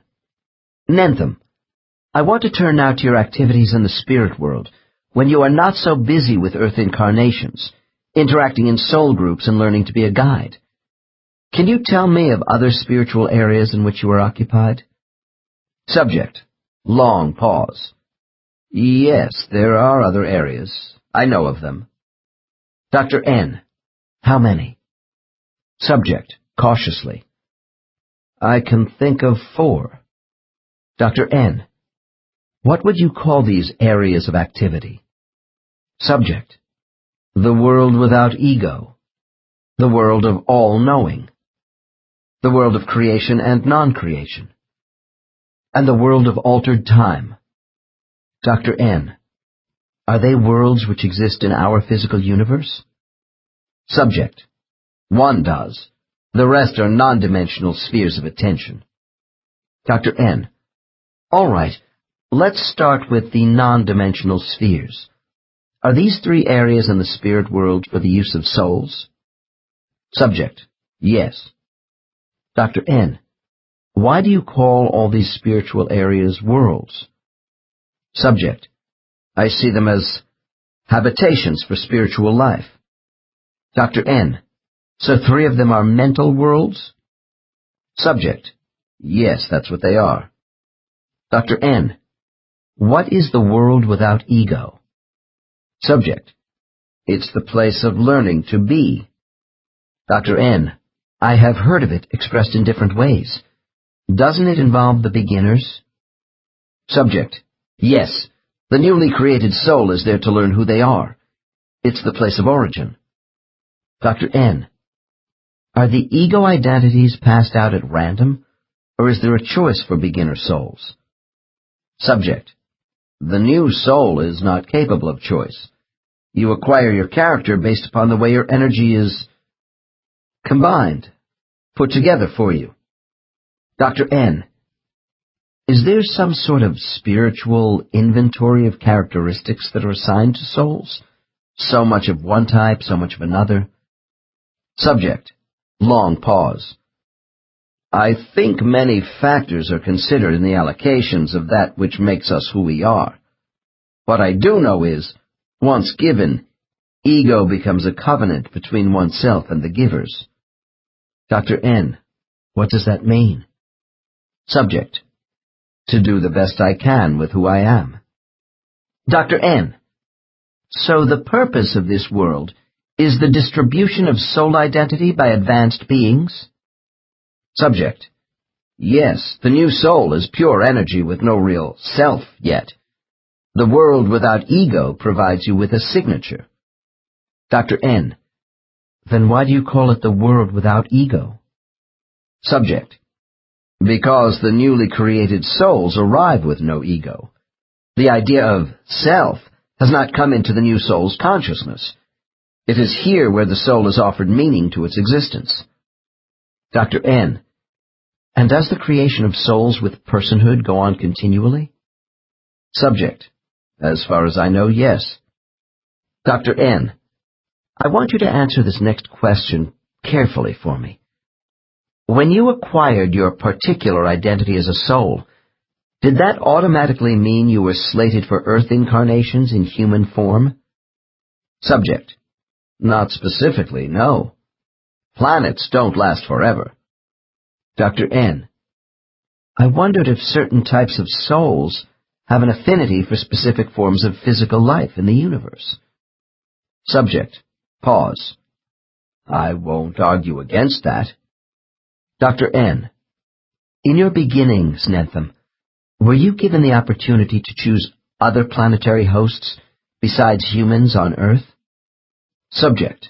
As a new soul, the guides assist in those selections. I was drawn to human beings. Dr. N. Were you given other choices? Subject. Long pause. Yes, but it's not very clear at the moment. They usually start you on an easy world or two without much to do. Then I was offered service on this severe planet. Dr. N. Earth is considered severe? Subject. Yes. On some worlds you must overcome physical discomforts, even suffering. Others lean toward mental contests. Earth has both. We get kudos for doing well on the hard worlds. Smiling. We are called the adventurous ones by those who don't travel much. Dr. N. What really appeals to you about Earth? Subject. The kinship humans have for each other while they struggle against one another, competing and collaborating at the same time. Dr. N. Isn't that a contradiction? Subject. Laughs. That's what appeals to me. Mediating quarrels of a fallible race which has so much pride and need of self-respect. The human brain is rather unique, you know. Dr. N. How? Subject. Humans are egocentric, but vulnerable. They can make their character mean, and yet have a great capacity for kindness. There is weak and courageous behavior on Earth. It's always a push-me-pull-you tug-of-war going on with human values. This diversity suits my soul. Dr. N. What are some of the other things about human hosts which might appeal to the souls who are sent to Earth? Subject. Those of us developing on Earth have a sanction to help humans know of the infinite beyond their life, and to assist them in expressing true benevolence through their passion. Having a passion to fight for life, that's what is so worthwhile about humanity. Dr. N. Humans also have a great capacity for malevolence. Subject. That's part of the passion. But it's evolving, too, and when humans experience trouble, they can be at their best and are quite noble. Dr. N. Perhaps it is the soul which fosters the positive characteristics you suggested. Subject. We try to enhance what is already there. Dr. N. Does any soul ever go back to the world without ego after they have once been there and acquired identity? Subject. Uncomfortable. Yes. But I don't want to get into that. Dr. N. Well, then we won't.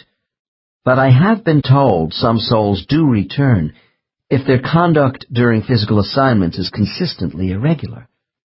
I have the impression they are considered defective, and are returned to the factory for a kind of spiritual prefrontal lobotomy.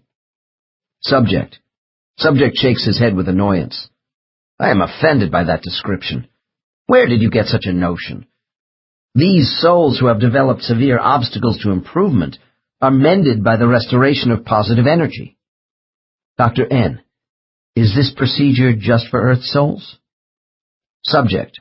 No, young souls from everywhere may require restoration as a last resort. Dr. N. Are these restored spirits then allowed to return to their respective groups and eventually go back to incarnating on physical worlds? Subject. Sighs deeply. Yes. Dr. N. How would you compare the world without ego to the world of all-knowing? Subject. They are opposites. This world is not for young souls. Dr. N. Have you been to the world of all-knowing? Subject. No, I'm not ready. I am only aware of it as a place we strive for. Dr. N. What do you know about this spiritual area? Subject. Long pause. It is a place of contemplation, the ultimate mental world of planning and design. I can tell you little about this sphere, except it is the final destination of all thought. The senses of all living things are coordinated here. Dr. N. Then the world of all-knowing is abstract in the highest form? Subject. Yes, it's about blending content with form, the rational with ideals. It is a dimension where the realization of all our hopes and dreams is possible. Dr. N. Well, if you can't go there yet, how come you know about it? Subject. We get glimpses, as an incentive to encourage us to make that final effort, to finish our work and join the masters. The foundation of the spirit world is a place of knowing, and has been alluded to under different names by clients. I am given only bare references to this universal absolute, because even my advanced subjects have no direct experience there. All souls are anxious to reach and be absorbed by this nucleus, especially as they draw closer and are enticed by what little they can see. I'm afraid the world of all-knowing can only be fully understood by a non-reincarnating soul above level 5. Dr. N. If the world without ego and the world of all-knowing are at opposite ends of a soul's experience, then where does the world of altered time fall? Subject. This sphere is available to all souls because it represents their own physical world. In my case, it is Earth. Dr. N. Oh, this must be the physical dimension you told me about. Subject. No, the sphere of Earth is only simulated for my use. Dr. N. Then all souls in the spirit world wouldn't study the same simulated world? Subject. No. Each of us studies our own geographical planet, where we incarnate. They are physically real, temporarily. Dr. N.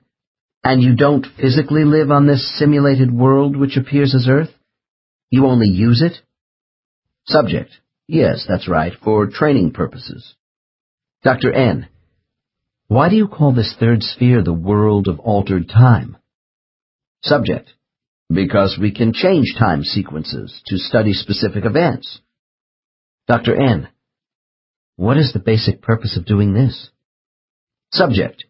To improve my decisions for life. This study makes me more discriminating and prepares me for the world of all-knowing. Note. Subjects frequently use the term world to describe non-physical spatial work areas. These regions can be tiny or indescribably large in relation to the soul, and may involve different dimensions. I believe there are separate realities for different learning experiences outside the restrictions of time. The coexistence of past, present, and future time in spiritual settings, suggested by this case, will be explored further in the next 2 chapters with cases 23 and 25. Dr. N. We haven't talked about the world of creation and non-creation. This must be the 3-dimensional physical world you spoke of earlier. Subject. Yes, and we enjoy using it as well. Dr. N. Is this world intended for the use of all souls? Subject. No, it is not. I'm just starting to apply myself there. I am considered a newcomer. Dr. N.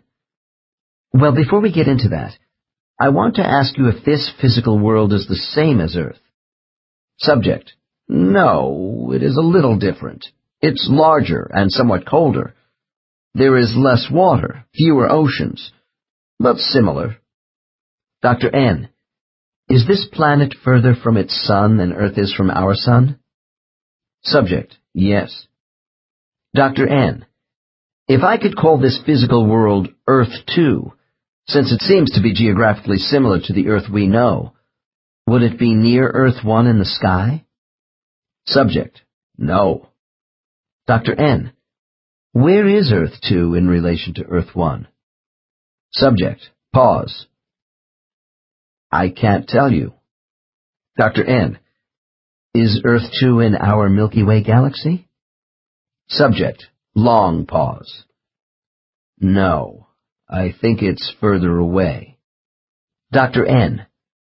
Could I see the galaxy Earth 2 is located in with a telescope from my backyard? Subject. I would think so. Dr. N. Would you say the galaxy containing this physical world is shaped like a spiral as our galaxy, or is it elliptical? How would it look in a telescope from a long way off? Subject. As a great extended chain, with a troubled expression. I can't tell you more. Note. As an amateur stargazer who uses a large reflector telescope designed for deep sky objects, I am always inquisitive when a session takes an astronomical turn. Client responses to these kinds of questions usually fall short of my expectations.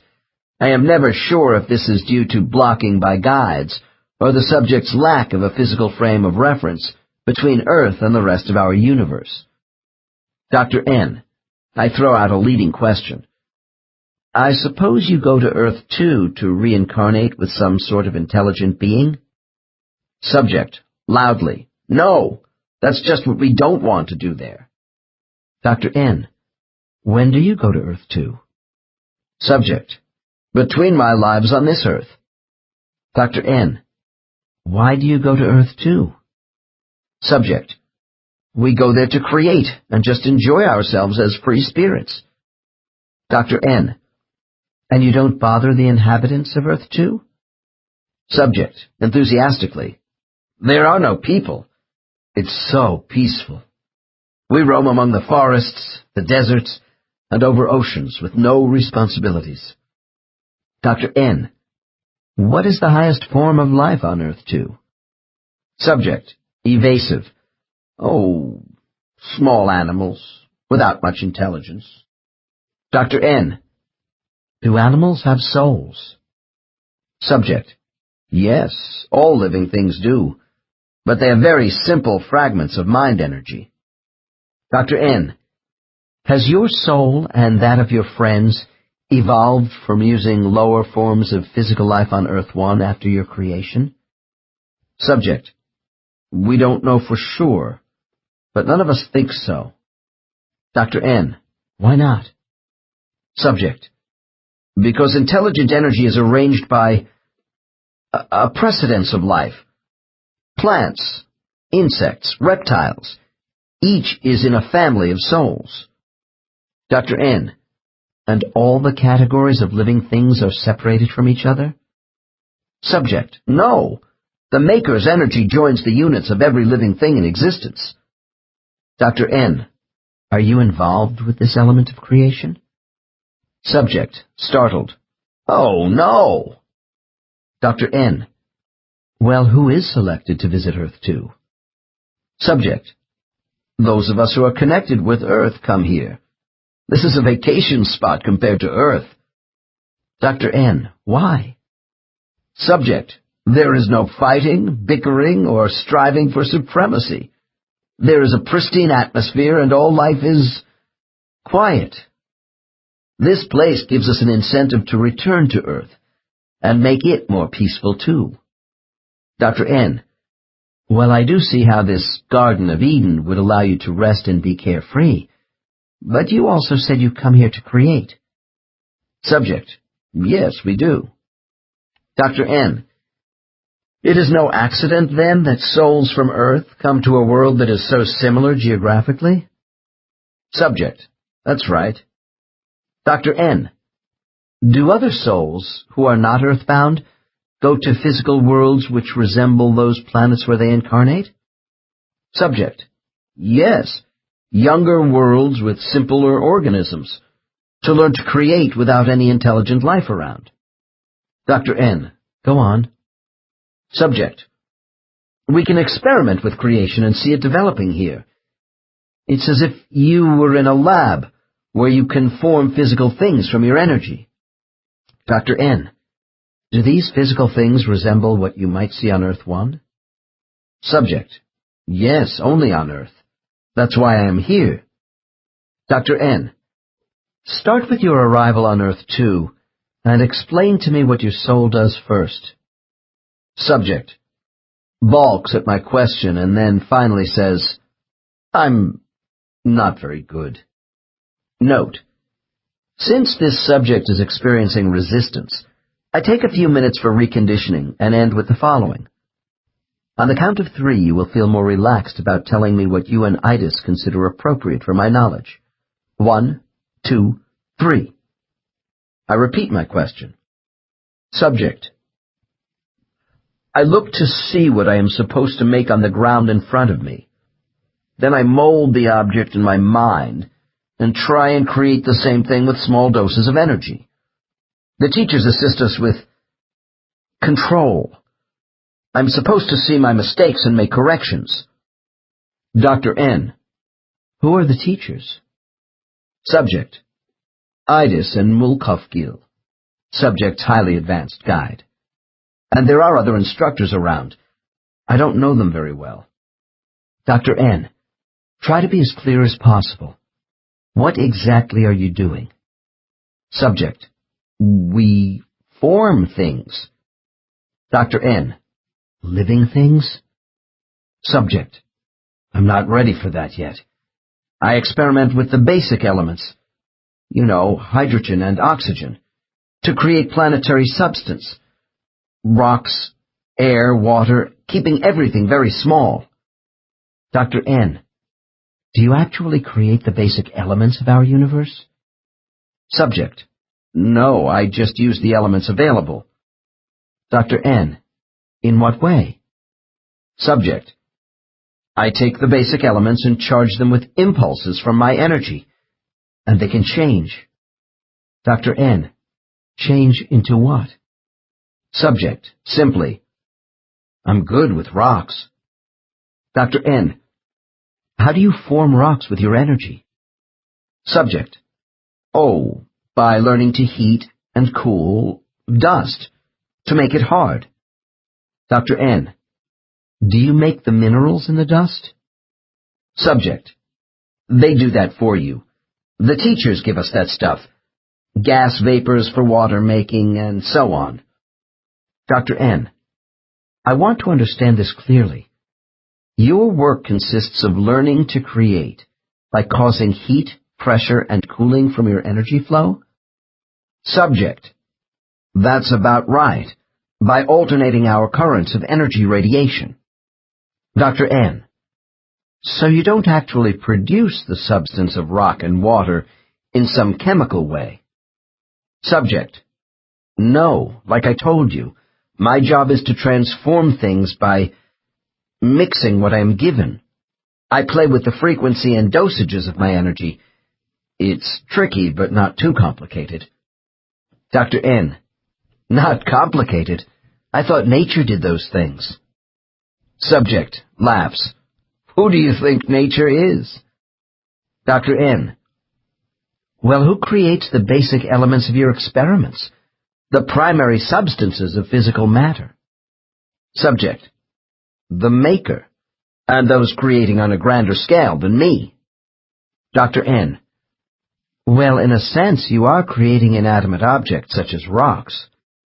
Subject: It's more our trying to copy what we see in front of us, what we know. As an afterthought, I'm getting into plants, but I can't do them yet. Dr. N. And you start small, experimenting until you get better? Subject: That's it. We copy things and compare them against the original, so we can make larger models. Dr. N. This all sounds like souls playing as children in a sandbox with toys. Subject smiles. We are children. Directing an energy flow resembles the sculpturing of clay. Dr. N. Are the other members of this creative training class from your original cluster group? Subject: Some are. Most come from all over, the spirit world, but they have all incarnated on Earth. Dr. N. Does everyone make the same things as you do? Subject: Well, of course some of us are better with certain things, but we help each other. The teachers come around and give us tips and advice on how to improve, but... Stops. Dr. N. But what? Subject sheepishly: If I am clumsy and do a bad job, I disassemble some creations without showing them to Idis. Dr. N. Give me an example. Subject: Plants. I don't apply my energy delicately enough to produce the proper chemical conversions. Dr. N. You are not good with the formation of plant life? Subject: No, so I undo my abominations. Dr. N. Is this what you mean by uncreation? You can destroy energy? Subject: Energy can't be destroyed. We reassemble it and start over using different combinations. Dr. N, I don't see why the Creator needs your help in creating. Subject: For our benefit. We participate in these exercises so that when our work is judged to be of quality, hopefully we can make real contributions to life. Dr. N, if we are all working up the ladder of development as souls, Nentham, I am left with the impression the spirit world is one huge organizational pyramid with a supreme authority of power at the top. Subject: Size. No, you are wrong. It is not a pyramid. We are all threads in the same long piece of fabric. We are all woven into it. Dr. N, it's hard for me to visualize fabric when there are so many levels of competency for souls. Subject: Think of it as a moving continuum rather than souls being in brackets of highs and lows. Dr. N, I always think of souls moving up in their existence. Subject: I know you do, but consider us moving across. Dr. N, give me something I can picture in my mind. Subject: It's as if we are all part of a universal train on a flat track of existence. Most of the souls on Earth are in one car moving along the track. Dr. N, are all other souls in different cars? Subject: Yes, but all on the same track. Dr. N, where are the conductors, such as Itis? Subject: They move back and forth between the connected cars, but sit closer to the engine. Dr. N, where is the engine? Subject: The maker? Up front, naturally. Dr. N, can you see the engine from your car? Subject laughs at me. No, but I can smell the smoke. I can feel the engine rumbling along, and I can hear the motor. Dr. N, it would be nice if all of us were closer to the engine. Subject: Ultimately, we will be. From what I am able to determine, souls are expected to begin familiarizing themselves with the forces of creation by the time they are solidly established in level 3. Exposure to plant photosynthesis takes place before student souls work up the organic scale of life. I am told that early creation training consists of souls learning relationships between substances to develop the ability of unifying their energy with different values in the elements. The formation of inanimate to animate objects from the simple to the complex is a long, slow process. Students are encouraged to create miniature planetary microhabitats for a given set of organisms which can adapt to certain environmental conditions. With practice comes improvement, but not until they approach level 5 do my clients begin to feel they might actually contribute to the development of living things. We will hear more about this with Case 23. However, many of my clients won't or can't talk about creation. Some souls seem to have a natural gift for working with energy in their creation classes. My cases indicate ability in creation assignments does not mean a soul is at the same level of advancement in all other areas of the spiritual curricula. A soul may be a good technician in harnessing the forces of creation, but lack the subtle techniques of a competent guide. Perhaps this is why I have been given the impression that the highly advanced soul is allowed to specialize. In the previous chapter, I explained some benefits of soul solitude, and the last case gave us another example. Spiritual experience is not easily translated into human language. Case 22 talks about the world of altered time as a means of transient planetary study. To someone in trance, it is the timeless mental world that is true reality, while all else is an illusion created for various benefits. Other subjects at about the same level call this sphere the space of transformation, or simply rooms of recreation. Here, I'm told, souls are able to meld their energy into animate and inanimate objects created for learning and pleasure. One subject said to me, "I think of what I want, and it happens. I know I'm being assisted." We can be anything familiar to our past experiences. For instance, souls can become rocks to capture the essence of density, trees for serenity, water for a flowing cohesiveness, butterflies for freedom and beauty, and whales for power and immensity.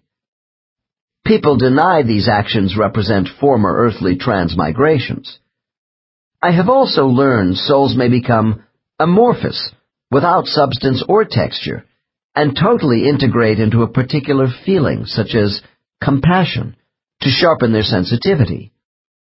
Some subjects tell of being mystical spirits of nature, including figures I associate with folklore, such as elves, giants, and mermaids. Personal contact with strange mythological beasts are mentioned as well. These accounts are so vivid, it is hard for me to simply label them as metaphoric. Are the old folk tales of many races pure superstition, or manifestations of shared soul experience? I have the sense that many of our legends are the sympathetic memories of souls carried from other places to Earth long ago. 11. The advanced soul. People who possess souls which are both old and highly advanced are scarce. Although I haven't had the opportunity to regress many blues in level 5, they are always stimulating to work with because of their comprehension and far-reaching spiritual consciousness. The fact is, a person whose maturity is this high doesn't seek out a regression therapist to resolve life plan conflicts. In most cases, level 5s are here as incarnated guides. Having mastered the fundamental issues most of us wrestle with daily, the advanced soul is more interested in making small refinements towards specific tasks. We may recognize them when they appear as public figures, such as a Mother Teresa. However, it is more usual for the advanced soul to go about their good work in a quiet, unassuming manner. Without displaying self-indulgence, their fulfillment comes from improving the lives of other people. They focus less on institutional matters and more on enhancing individual human values. Nevertheless, level 5s are also practical, and so they are likely to be found working in a cultural mainstream, which allows them to influence people and events. I have been asked if most people who are sensitive, aesthetic, and particularly right-brained have advanced souls, since individuals with these characteristics often appear to be at odds with the wrongs of an imperfect world. I see no correlation here. Being emotional, appreciating beauty, or having extrasensory impressions, including psychic talent, does not necessarily denote an advanced soul. The mark of an advanced spirit is one who has patience with society and shows extraordinary coping skills. Most prominent is their exceptional insight. This is not to say life has no karmic pitfalls for them. Otherwise, the level 5 probably wouldn't be here at all. They may be found in all walks of life, but are frequently in the helping professions or combating social injustice in some fashion. The advanced soul radiates composure, kindness, and understanding toward others. Not being motivated by self-interest, they may disregard their own physical needs and live in reduced circumstances. The individual I have chosen to represent the level 5 soul is a woman in her mid-30s who works for a large medical treatment facility specializing in chemical substance abuse. I was introduced to this woman by a colleague who told me of her skill in guiding recovering drug addicts into an improved state of self-awareness. At our first meeting, I was struck by the woman's expression of serenity while surrounded by chaotic emergencies at her place of employment. She was tall and excessively thin, with flaming red hair which stuck out in all directions. Although warm and friendly, there was about her an air of impenetrability. Her clear, luminous gray eyes were those of one who sees small things unnoticed by ordinary folk, I felt she was looking into rather than at me. My colleague suggested the three of us have lunch, because this woman was interested in my studies of the spirit world. She told me that she had never been hypnotically regressed, but there was the sense of a long spiritual genealogy through her own meditations. She thought our meeting was no accident on her own learning path, and we came to an agreement to explore her spiritual knowledge. A few weeks later, she arrived at my office. Clearly, this woman had no compelling desire for a long chronology of past life history. I decided to get a brief sketch of her earliest lives on Earth, to use as a springboard into superconscious memories. She rapidly entered into a deep trance and made instant contact with her inner self. Almost at once, I found this woman's span of incarnations staggering, going far back into the distant past of human life on Earth. Touching on her earliest memories, I came to the conclusion her first lives occurred at the beginning of the last warm interglacial period, which lasted from 130,000 to 70,000 years ago, before the last great ice age spread over the planet. During the warmer climate of the Middle Paleolithic period of Earth's history, my subject described living in moist, subtropical savannas near hunting, fishing, and plant-gathering areas. Later, some 50,000 years ago, when continental sheets of ice had again changed Earth's climate, she spoke of living in caves and enduring bitter cold. Leaping rapidly over large blocks of time, I found her physical appearance changing from a slightly bent to a more erect posture. As we moved forward in time, I directed her to look into pools of water and feel her body while reporting back to me. Her sloping forehead became more vertical over thousands of years in different bodies. Supraorbital ridges above the eyes grew less pronounced, as did body hair and the massive jaws of archaic man. In many lives as both men and women, I was given enough information on habitat, the use of fire, tools, clothes, food, and ritualistic tribal practices for rough anthropological dating. Paleontologists have estimated Homo erectus, an ape-like ancestor of modern humans, appearing at least 1.7 million years ago. Have souls been incarnating on Earth for this long, utilizing the bodies of these primitive bipeds we call hominids?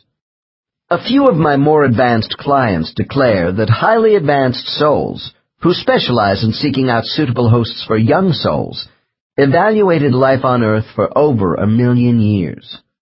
My impression is these examiner souls found the early hominid brain cavity and restricted voice box to be inadequate for soul development earlier than some 200,000 years ago.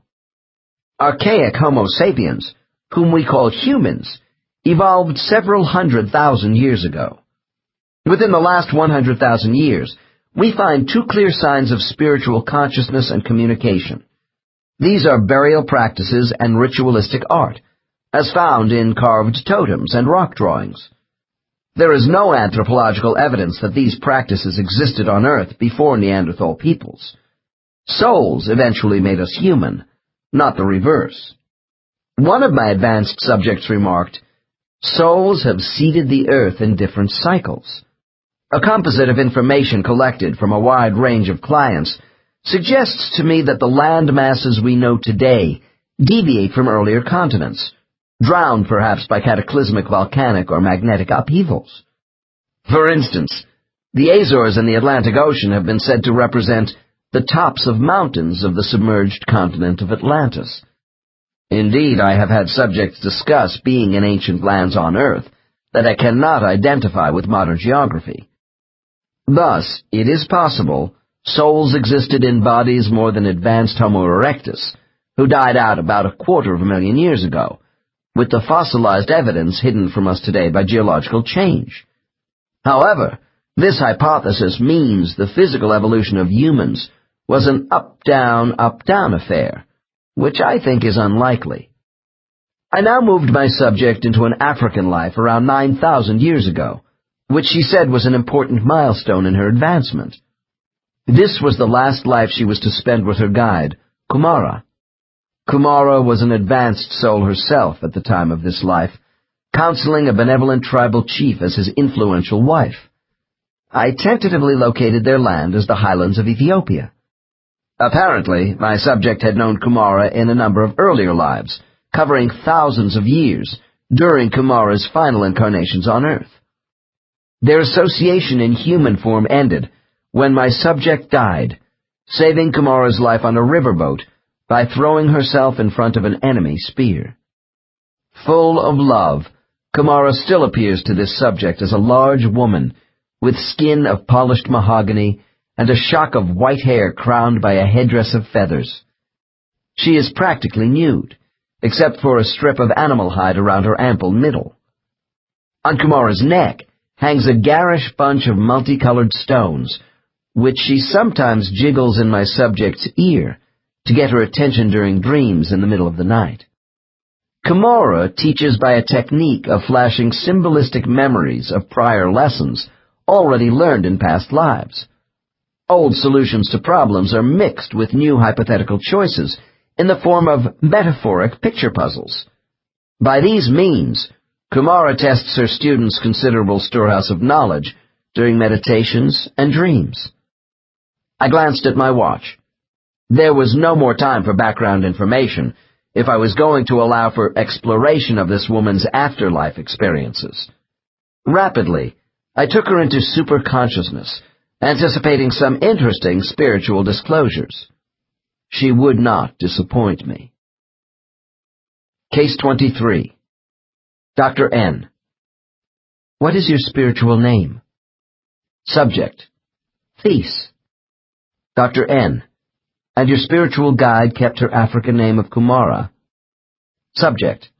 For me, yes. Dr. N. What do you look like in the spirit world? Subject. A glowing fragment of light. Dr. N. What exactly is the color of your energy? Subject. Sky blue. Dr. N. Does your light have flecks of another color in it? Subject. Pause. Some gold. Not much. Dr. N. How about Kumara's energy color? Subject. It's violet. Dr. N. How does light and color identify the quality of a soul's spiritual attainment? Subject. The intensity of mental power increases with the darker phases of light. Dr. N. Where does the highest intensity of intelligent light energy originate from? Subject. The knowledge by which the energy of darker light is extended to us comes from the source. Our light is attached to the source. Dr. N. When you say source, you mean God? Subject. That word has been misused. Dr. N. How? Subject. By too much personalizing, which makes the source less than it is. Dr. N. What's wrong with us doing that? Subject. It takes the liberty of making the source too human, although we are all part of its oneness. Dr. N. Thais, I want you to reflect on the source as we talk about other aspects of soul life and the spirit world. Later, I will ask you more about this oneness. Now let's go back to the energy manifestations of souls. Why do spirits display two black glowing cavities for eyes when not showing their human forms? It seems so spooky to me. Subject. Laughs and is more relaxed. That's how Earth's legends of ghosts came about, from these memories. Our energy mass is not uniform. The eyes you speak of represent a more concentrated intensity of thought. Dr. N. Well, if the myths about ghosts are not so fanciful after all, then these black eye sockets must be useful extensions of their energy. Subject.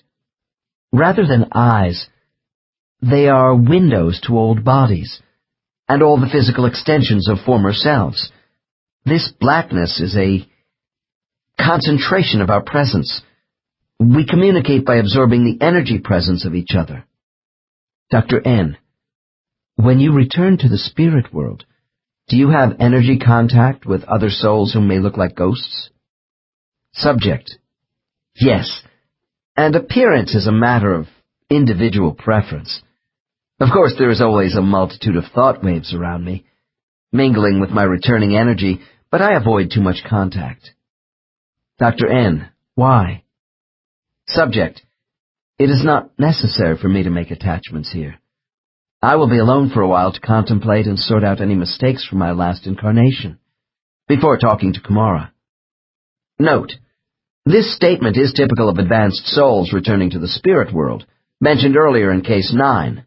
However, this soul is so advanced, she will have no deliberations with her guide until much later, and upon her request. Dr. N: Perhaps we should talk about older souls for a minute. Does Kumara incarnate on Earth anymore? Subject: No, she doesn't. Dr. N: Do you know others like Kumara who were here during the early times on Earth and don't come back anymore?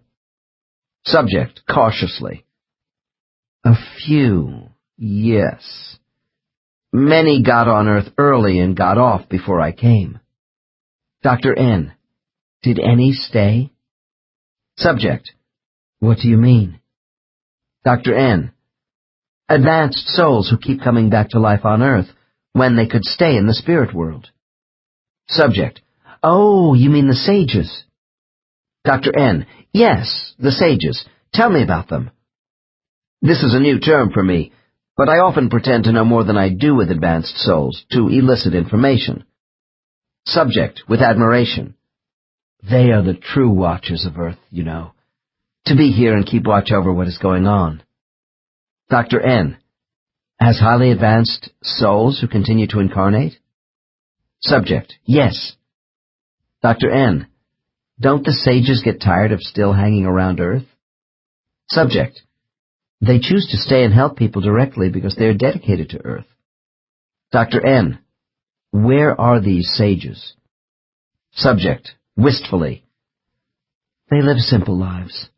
I first came to know some of them thousands of years ago. Today it's hard to see them. They don't like cities much. Dr. N: Are there many of them? Subject: No. They live in small communities or out in the open, in the deserts and mountains, in simple dwellings. They wander about, too. Dr. N: How does one recognize them? Subject, sighs: Most people don't. They were known as the oracles of truth in earlier times on Earth. Dr. N: I know this sounds pragmatic, but wouldn't these old, highly developed souls be more useful helping humankind in positions of international leadership, rather than being hermits? Subject: Who said they were hermits? They prefer to be with the common people who are most affected by the movers and shakers. Dr. N: What is the feeling one gets when meeting a sage on Earth? Subject: You get a special presence. Their power of understanding and the advice they give you is so wise. They do live simply. Material things mean nothing to them. Dr. N: Are you interested in this sort of service, These? Subject: No, they are saints. I welcome the time when I can stop incarnating. Dr. N: Perhaps the word sage could also be applied to souls like Kumara, or even with the entities to whom she turns for knowledge? Subject, pause: No, they are different. They are beyond the sages. We call them the old ones. Note: I would place these beings beyond level 6. Dr. N: Are there many old ones working with souls at Kumara's level and above? Subject: I don't think so, compared to the rest of us, but we feel their influence. Dr. N: What do you feel in their presence? Subject, pensive: Concentrated power of enlightenment and guidance. Dr. N: Could the old ones be embodiments of the Source itself? Subject: It is not for me to say, but I don't think so yet. They must be close to the Source. The old ones represent the purest elements of thought, engaging in the planning and arranging of substances. Dr. N, could you clarify a bit more what you mean by these highly placed souls being close to the source? Subject, vaguely. Only that they must be close to conjunction. Dr. N, does Kumara ever talk about these entities who help her? Subject, to me, only a little. She aspires to be one of them, as we all do. Dr. N, is she getting close to the old ones in knowledge? Subject, faintly. She approaches, as I approach her. It is slow assimilating with the source, because we are not complete. Once the duties of a guide are fully established for the advancing soul, it is necessary for these entities to juggle two balls. Besides completing their own unfinished business with continued, though less frequent, incarnations, they must also help others while in a discarnated state. Please talk to me about this aspect of her soul life. Dr. N, when you are back in the spirit world and come out of your self-imposed isolation, what do you ordinarily do then? Subject, I join with members of my company. Dr. N, how many souls are in your company? Subject, 9. Dr. N, jumping to the next conclusion too quickly. Oh, so the 10 of you are a group of souls under the leadership of Kumara? Subject, no, they are my responsibility. Dr. N, then these 9 entities are students whom you teach? Subject, you could say that. Dr. N, and they are all in one group, cluster, which I assume is your company? Subject, no, my company is made up of 2 different groups. Dr. N, why is that? Subject, they are in different progressions, levels. Dr. N, and yet you are the spiritual teacher for all 9? Subject, I prefer to call myself a watcher. 3 of my company are also watchers. Dr. N, well, who are the other 6? Subject, matter-of-factly, people who don't watch. Dr. N, I want to clarify this using my terms, if you will, Thies. If you are a senior watcher, 3 of your company must be what I would call junior guides? Subject, yes, but the words senior and junior, that portrays us as authoritarian, which we are not. Dr. N, my intention is not to denote rank. For me, it is just an easy identification of responsibility. Consider the word senior as meaning an advanced teacher. I would call Kumara a master teacher, or possibly an educational director. Subject shrugs. That's okay, I suppose, as long as director doesn't mean dictator. Dr. N, it doesn't. Now, Thies, cast your mind to a place where you can see the energy colors of all your company. What do the 6 souls who are not watchers look like? Subject smiles. Dirty snowballs. Dr. N, if they are white in tone, what about the rest? Subject, pause. Well, 2 are rather yellowish. Dr. N, we are 1 short. What about the 9th member? Subject, that's Ras. He is doing quite well. Dr. N, describe his energy color. Subject, he is turning bluish. An excellent watcher. He will be leaving me soon. Dr. N, let's go to the opposite end of your company. What member are you most concerned about and why? Subject, Ojana Win. She has the conviction for many lives that love and trust only bring hurt. Musing. She has fine qualities which I want to bring out, but this attitude is holding her back. Dr. N, Ojanawan is developing more slowly than the rest? Subject, protectively. Don't misunderstand. I am proud of her effort. She has great sensitivity and integrity, which I like. She just requires more of my attention. Dr. N, as a watcher-teacher, what is the one quality which Ras has acquired, which you want to see in Ojanawin? Subject, no hesitation. Adaptability to change. Dr. N. I am curious if the 9 members of your company advance in a rather uniform way together under your teaching. Subject. That's totally unrealistic. Dr. N. Why? Subject. Because there are differences in character and integrity. Dr. N. Well, if learning rates are different between souls because of character and integrity, how does this equate with the mental capabilities of the human brain a soul selects? Subject. It doesn't. I was speaking of motivation. On Earth, we use many variations of the physical brain in the course of our expansion. However, each soul is driven by its integrity. Dr. N. Is this what you mean by a soul having character? Subject. Yes, and intensity of desire is part of character. Dr. N. If character is the identity of a soul, where does desire come in? Subject. The drive to excel is internal to each soul, but this too can fluctuate between lives. Dr. N. So where does a soul's integrity fit into this? Subject. The extension of desire. Integrity is the desire to be honest about self and motives to such an extent that full awareness of the path to the source is possible. Dr. N. If all basic intelligent energy is the same, why are souls different in their character and integrity? Subject. Because their experiences with physical life change them, and this is intentional. By that change, new ingredients are added to the collective intelligence of every soul. Dr. N. And this is what incarnation on Earth is all about?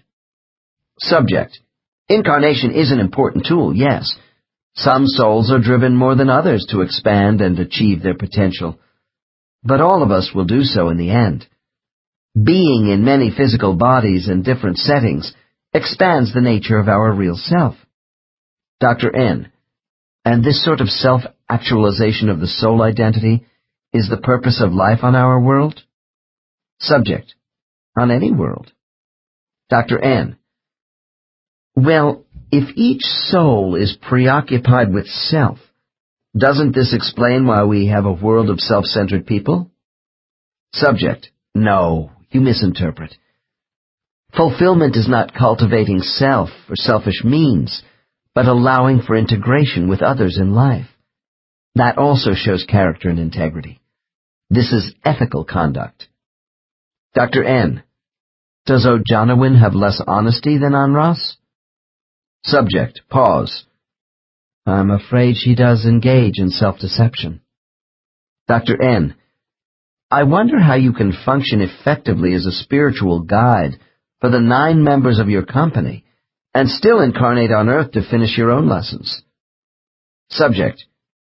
It used to affect my concentration to some extent, but now there is no conflict. Dr. N. Do you have to separate your soul energy to accomplish this? Subject. Yes. This capacity of souls allows for the management of both. Being on Earth also permits me to directly assist a member of my company and help myself at the same time. Dr. N. The idea that souls can divide themselves is not an easy thing for me to conceptualize. Subject. Your use of the term divide is not quite accurate. Every part of us is still whole. I'm only saying it does take some getting used to at first, since you manage more than one program at a time. Dr. N. So your effectiveness as a teacher is not diminished by having multiple activities. Subject. Not in the least. Dr. N. Would you consider the major thrust of your instruction to be on Earth with your human body or in the spirit world as a free entity? Subject. They are 2 different settings. My instruction is diversified but no less effective. Dr. N. But your approach to a company member would be different depending upon the setting. Subject. Yes, it would. Dr. N. Wouldn't you say the spirit world is the main center for learning? Subject. It is the center for evaluation and analysis, but souls do rest. Dr. N. When your students are living on Earth, Do they know you are their guide and are with them always? Subject laughs, some more than others, but they all sense my influence at one time or another. Dr. N. Thies, you are on Earth with me right now as a woman. Are you also able to be in contact with other members of your company? Subject. I told you, yes. Dr. N. What I'm getting at is this. Isn't teaching by example difficult when your Earth visits are rather infrequent these days? Subject. If I came too often and worked with them directly as one human being to another, I would be interfering with their natural unfolding. Dr. N. Do you have the same reservations about interference as a teacher operating from the spirit world in a discarnate state? Subject. Yes, I do, although the techniques are different. Dr. N. For mental contact? Subject. Yes. I would like to know more about the ability of spiritual teachers to contact their students. What exactly do you do from the spirit world to comfort or advise one of the 9 company members on Earth? Subject. No answer. Dr. N. Coaxing her. Do you know what I'm asking? How do you implant ideas? Subject. Finally. I'm unable to tell you. Note. I suspect blocking here, but I can't complain. So far, Thies has been liberal with information, and so has her guide. I decide to stop the session for a minute to appeal directly to Kamara. It is a speech I have given before. Dr. N. Kamara, permit me to reason with you through Thies. My work here is intended for good. By questioning your disciple, I wish to add to my knowledge of healing and bring people closer to the higher creative power available within themselves. My larger mission is to combat the fear of death by offering people understanding about the nature of their souls and their spiritual home. Will you aid me in this endeavor?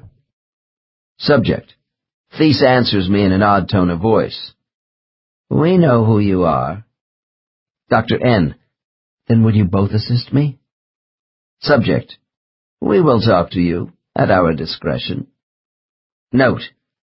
This tells me if I exceed the undefined boundaries of these 2 guides with an intrusive question, it won't be answered. Dr. N. All right, Thies. On the count of 3, you will feel more comfortable talking to me about how souls function as guides. Begin by telling me in what way a company member on Earth can signal to get your attention. 1, 2, 3. I snap my fingers for added effect. Subject, after a long pause. First, they have to calm their minds and focus attention away from their immediate surroundings. Dr. N. How would they do this? Subject. By silence. Reaching inward to fasten on their inner voice. Dr. N. Is this how one calls for spiritual help? Subject. Yes, at least to me. They must expand upon their inner consciousness to engage me on a central thought. Dr. N. On you, or on the specific problem which is bothering them? Subject. They must reach out beyond what is troubling them in order to be receptive to me. That's difficult when they don't remain calm. Dr. N. Do all 9 company members have about the same abilities to reach you for help? Subject. No, they don't. Dr. N. Perhaps Ojanawin has the most problems? Subject. She is one of those that does. Dr. N. Why? Subject. For me, getting the signals is easy. It's harder for people on Earth. The energy of directed thought must override human emotion. Dr. N. Within a spirit world framework, how do you pick up the messages of just your company out of billions of souls who are sending out distress signals to other guides? Subject. I know instantly. All watchers do because people send out their own individual patterns of thought. Dr. N. Like a vibrational code in a field of thought particles?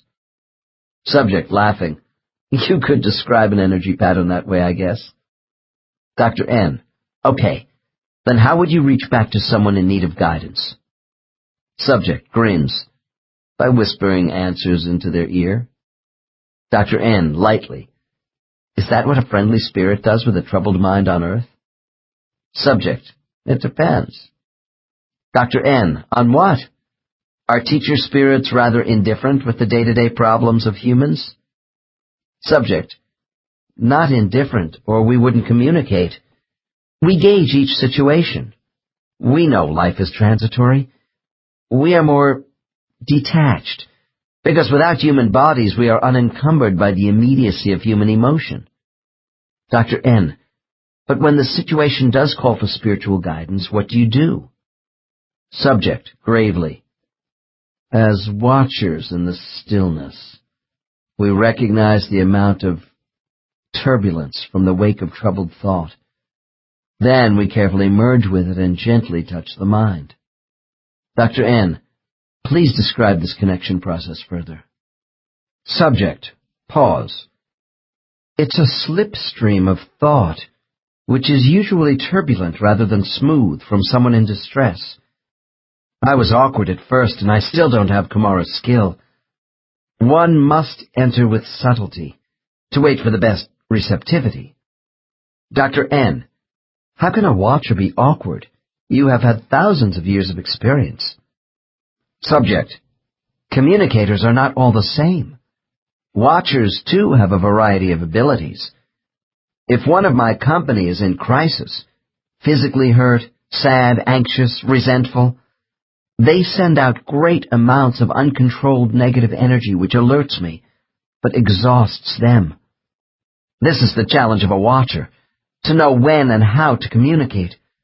When people want immediate relief, they may not be in the proper mode for reflection.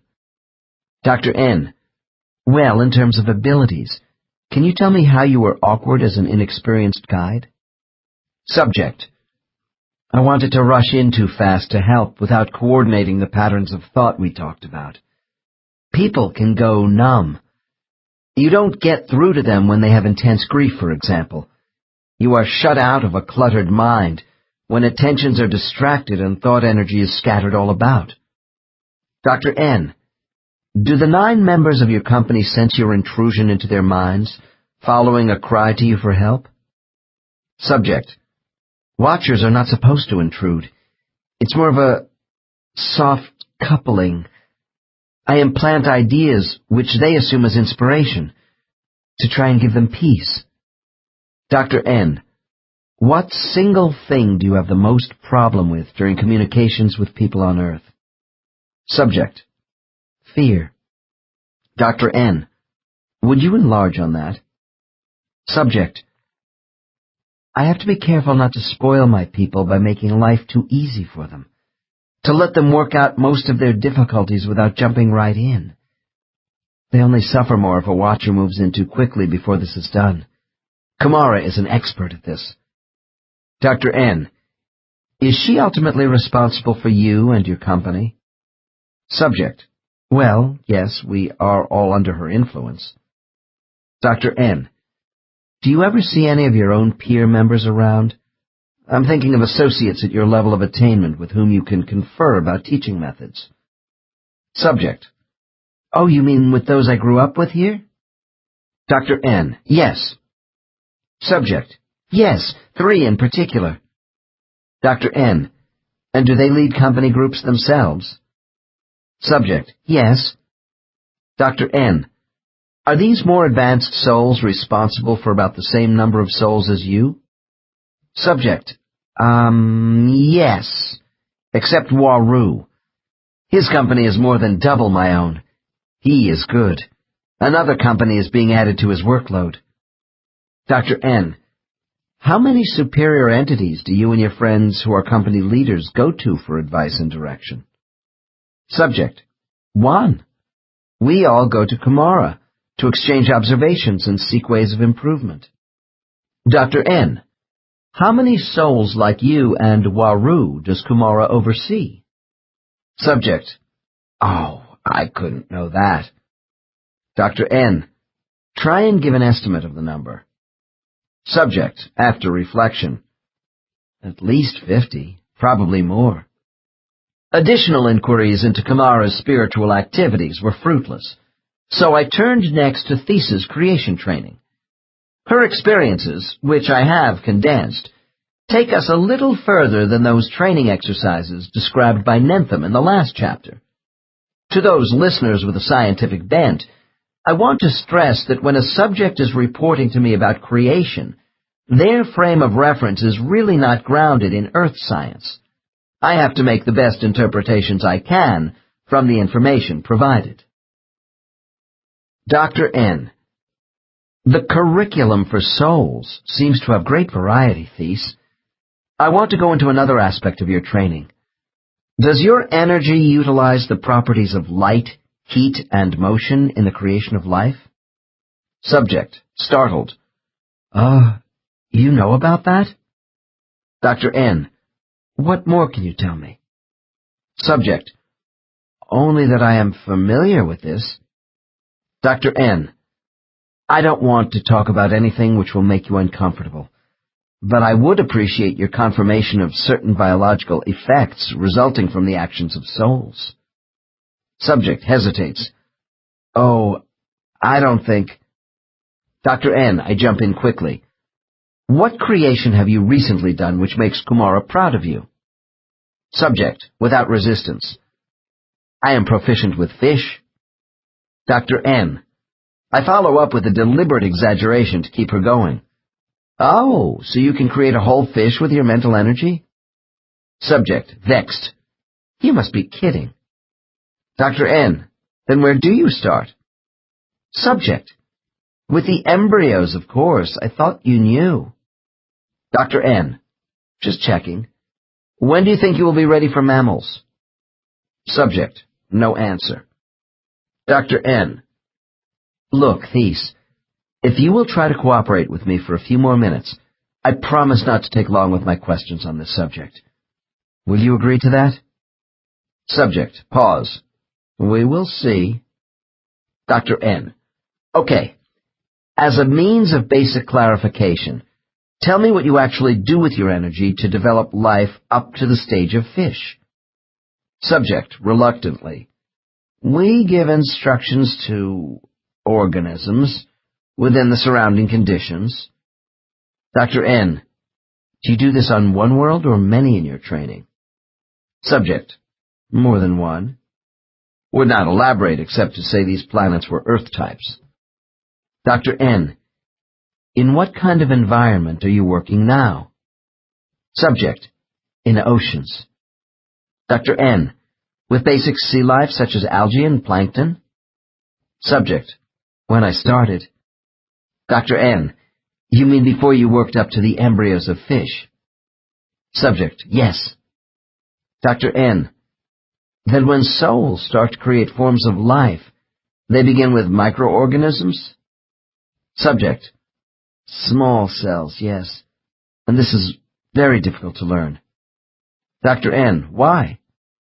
Subject. The cells of life. Our energy cannot become proficient unless we can direct it to alter molecules. Dr. N. Then you are actually producing new chemical compounds by mixing the basic molecular elements of life by your energy flow? Subject. Nods. Dr. N. Can you be more explicit? Subject. No, I can't.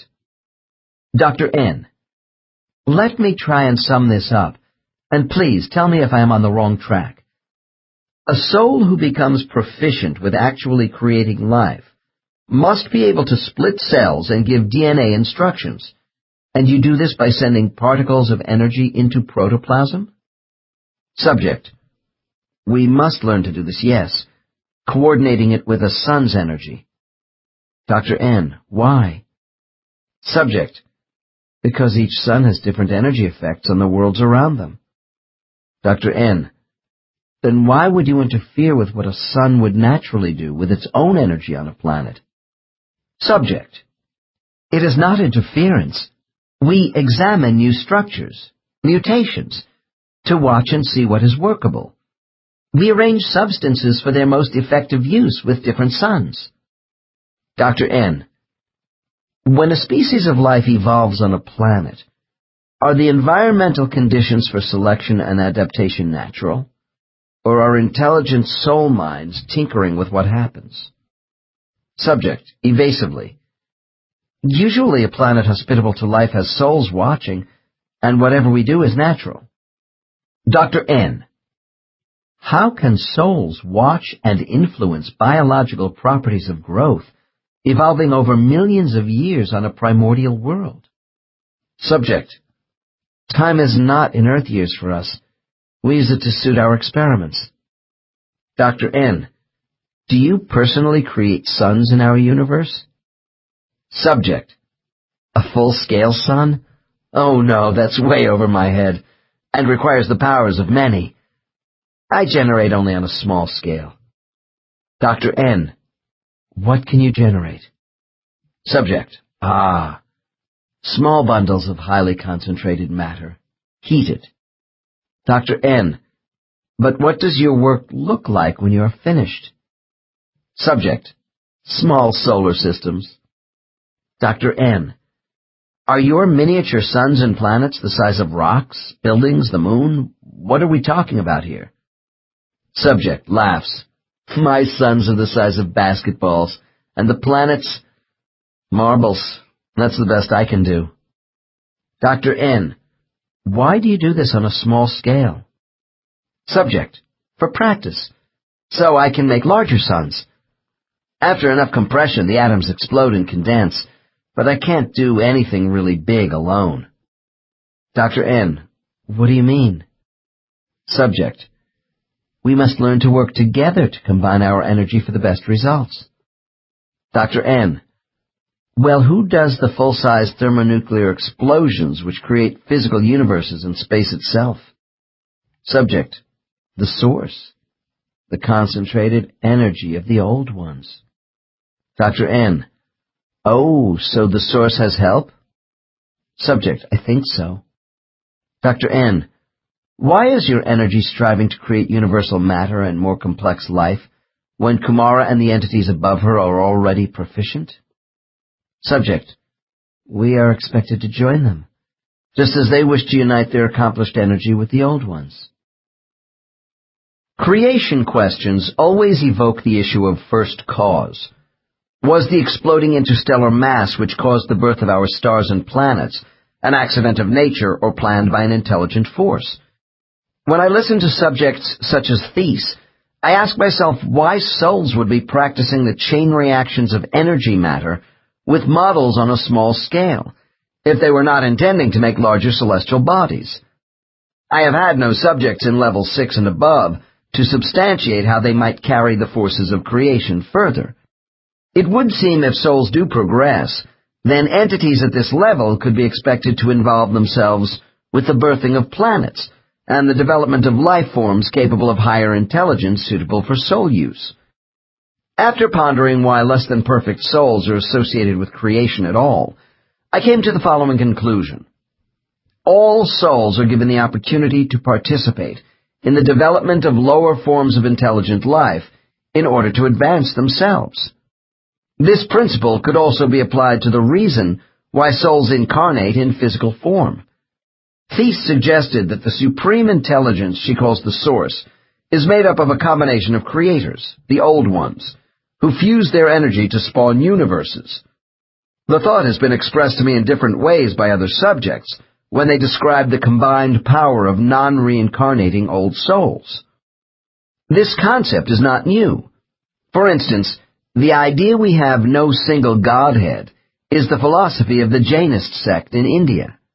The Jains believe fully perfected souls, called Siddhas, are a group of universal creators.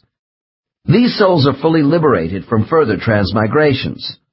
Below them are the Arhat souls, advanced illuminators who still incarnate along with 3 more lower gradations of evolving souls.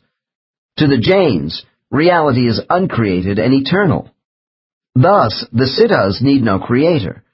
Most Eastern philosophies deny this tenet of Jainism in favor of a divine board of directors created by a chairman. This conclusion is more palatable to the Western mind as well. With certain subjects, it is possible to pursue a wide range of topics in condensed periods. Earlier, Thies had alluded to intelligent life existing on other worlds, when she talked about a soul's cosmic training. This brings up another aspect about soul life, which may be hard for some of us to accept. A small percentage of my subjects, usually the older advanced souls, are able to recall being in strange, non-human, intelligent life forms on other worlds. Their memories are rather fleeting and clouded about the circumstances of these lives, the physical details, and planetary location relative to our universe. I wondered if Thies had any such experiences long ago, so I opened up this line of inquiry for a few minutes to see where it might lead. Dr. N. A while back, you remarked about other physical worlds besides Earth, which are available to souls. Subject, hesitant. Yes. Dr. N. Casually. And I assume some of these planets support intelligent life, which are useful to souls wishing to incarnate. Subject. That's true, there are many schoolyards. Dr. N. Do you ever talk to other souls about their planetary schoolyards? Subject. Long pause. It's not my inclination to do so. I'm not attracted to them, the other schools. Dr. N. Perhaps you could give me some idea of what they're like? Subject. Oh, some are analytical schools. Others are basically mental worlds, subtle places. Dr. N. What do you think of the Earth School by comparison? Subject. The Earth School is insecure still. It is filled with resentment of many people over being led and antagonism of the leaders toward each other. There is so much fear to overcome here.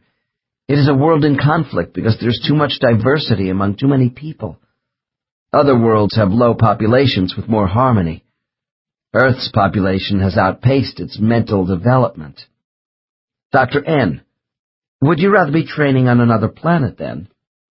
Subject. No. For all Earth's quarreling and cruelty, there is passion and bravery here. I like working in crisis situations, to bring order out of disorder. We all know Earth is a difficult school. Dr. N. So the human body is not an easy host for souls? Subject. There are easier life forms, who are less in conflict with themselves. Dr. N. Well, how would you know this unless your soul had been in another life form?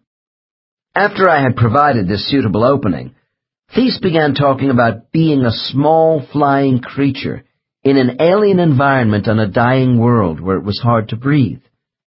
From her descriptions, the sun of this planet was apparently going into a nova stage. Her words were halting and came in short, rapid breaths. Thies said she lived on this world in a humid jungle with a night sky so densely packed with stars there were no dark lanes in between. This gave me the impression she was located near the center of a galaxy, perhaps our own. She also said her brief time on this world was spent as a very young soul, and Kumara was her mentor. After the world could no longer support life, they had come to Earth to continue working together. I was told there was a kinship in the mental evolution of life on Earth and what she had experienced before. This flying race of people began afraid, isolated, and dangerous to each other. Also, like Earth, family alliances were important, representing expressions of loyalty and devotion. While I was concluding this line of questioning, there was a further development. Dr. N. So do you think there are other souls on Earth who also had physical lives on this now-dead world? Subject paused, then unable to restrain herself. Actually, I have met one. Dr. N. Under what circumstances? Subject laughs. I met a man at a party a while ago. He recognized me. Not physically, but with the mind.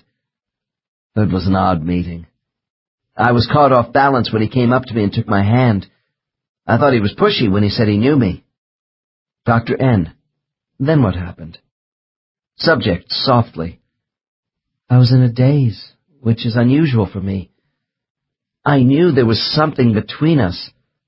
I thought it was sexual. Now I can see it all clearly. It was ikak. This name is spoken with a clacking noise from the back of her throat. He told me we were once together from a place far away, and there were a couple of others here. Dr. N. Did he say anything more about them? Subject, faintly. No. I wonder. I ought to know them. Dr. N. Did Ikak say anything else about your former physical relationship on this world? Subject. No. He saw I was confused. I didn't know what he was talking about then anyway. Dr. N.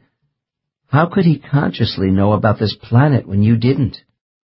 Subject, puzzled. He is ahead of me. He knows Kumara. Then more to herself than me. What is he doing here? Dr. N. Why don't you finish telling me about him at the party? Subject, laughs again. I thought he was just trying to pick me up. It was awkward because I was drawn to him. He said I was very attractive, which is something men don't usually say to me. There were flashes in my mind that we had been together before, as fragments in a dream sequence. Dr. N. How did your conversation end with this man? Subject, he saw my discomfort. I guess he thought it best to have no further contact because I haven't seen him since. I've thought about him, though, and maybe we will see each other again. I believe souls do come across time and space for each other. Recently, I had two subjects who were best friends and came to me at the same time for regression. Not only had they been soulmates in many former lives on Earth, but were also mated as fish-like intelligent beings in a beautiful water world. Both recalled the enjoyment of playing underwater with their strong appendages and coming up to the surface to peak. Neither subject could recall much about this planet or what happened to their race of sea creatures. Perhaps they were part of a failed Earth experiment long before a land mammal developed into the most promising species on Earth for souls. I suspect it was not Earth, because I have had others who tell of living in an aquatic environment they know was unearthly. One of these subjects said, My water world was very warm and clear, because we had 3 suns overhead. The total lack of darkness underwater was comforting, and made building our dwellings much easier. I have often wondered if the dreams we have at night about flying, breathing underwater, and performing other non-human physical feats relate to our earlier physical experiences in other environments. In the early days of my studies of souls, I half expected that those subjects who could recall other worlds would say they had lived in our galaxy within the neighborhood of the sun. This assumption was naive. Earth is in a sparse section of the Milky Way, with only 8 stars that are 10 light-years from the sun. We know our own galaxy has more than 200 billion stars, within a universe currently speculated at 100 billion galaxies. The worlds around the suns which might support life are staggering to the imagination. Consider, if only a small fraction of 1% of the stars in our galaxy had planets with intelligent life useful to souls, the number would still be in the millions. From what I can gather from subjects willing and able to discuss former assignments, souls are sent to any world with suitable intelligent life forms. Out of all the stars which are known to us, only 4% are like our sun. Apparently this means nothing to souls. Their planetary incarnations are not linked to Earth-type worlds, or with intelligent bipeds who walk on land. Souls who have been to other worlds tell me they have a fondness for certain ones and return to them, like Earth, periodically for a succession of lives. I have not had many subjects who are able to recall specific details about living on other worlds. This may be due to lack of experience, a suppression of memory, or blocks imposed by master guides to avoid any discomfort from flashbacks in non-earthly bodies. Those subjects who are able to discuss their experiences on other worlds tell me that before coming to Earth, souls are frequently placed in the bodies of creatures with less intelligence than human beings, unlike Thesa's case. However, once in a human body, souls are not sent back down the mental evolutionary ladder. Yet, physical contrasts can be stark, and side trips away from Earth are not necessarily pleasant. One mid-level client of mine expressed it this way. After a long series of human lives, I told my guide I needed a break from Earth for a while in another kind of environment. He warned me, "You might not like this change right now because you have become so accustomed to the attributes of the human mind and body." My client persisted and was duly given life on what was described as a pastel world living among a race of small, thickly set beings. They were a thoughtful but somber people, with tiny chalk-white faces which never smiled. Without human laughter and physical flexibility, I was out of sync and made little progress. The assignment must have been particularly difficult for this individual, when we consider that humor and laughter is such a hallmark of soul life in the spirit world. I was now approaching the final phase of my session with Case 23. It was necessary to apply additional deepening techniques, because I wanted Thies to reach into the highest recesses of her superconscious mind to talk with me about space-time and the source. Dr. N. Thies, we are coming to the end of our time together, and I want you to turn your mind once again to the source, creator. Pause. Will you do that for me? Subject. Yes. Dr. N. You said the ultimate objective of souls was to seek unification with the supreme source of creative energy. Do you remember? Subject. The act of conjunction. Yes. Dr. N. Tell me, does the source dwell in some special central space in the spirit world? Subject. The source is the spirit world. Dr. N. Then why do souls speak of reaching a core of spiritual life? Subject. When we are young spirits, we sense power around us everywhere, and yet we feel we are on the edge of it. As we grow older, there is an awareness of a concentrated power, but it is the same feeling. Dr. N. Even though you have called this the place of the old ones? Subject. Yes. They are part of the concentrated power of the source which sustains us as souls. Dr. N. Well, lumping this power together as one energy source, can you describe the Creator in more human terms? Subject. As the ultimate selfless being which we strive to be. Dr. N. If the source represents all the spirit world, how does this mental place differ from physical universes with stars, planets, and living things? Subject. Universes are created to live and die for the use of the source. The place of spirits is the source. Dr. N. We seem to live in a universe which is expanding and may contract again and eventually die.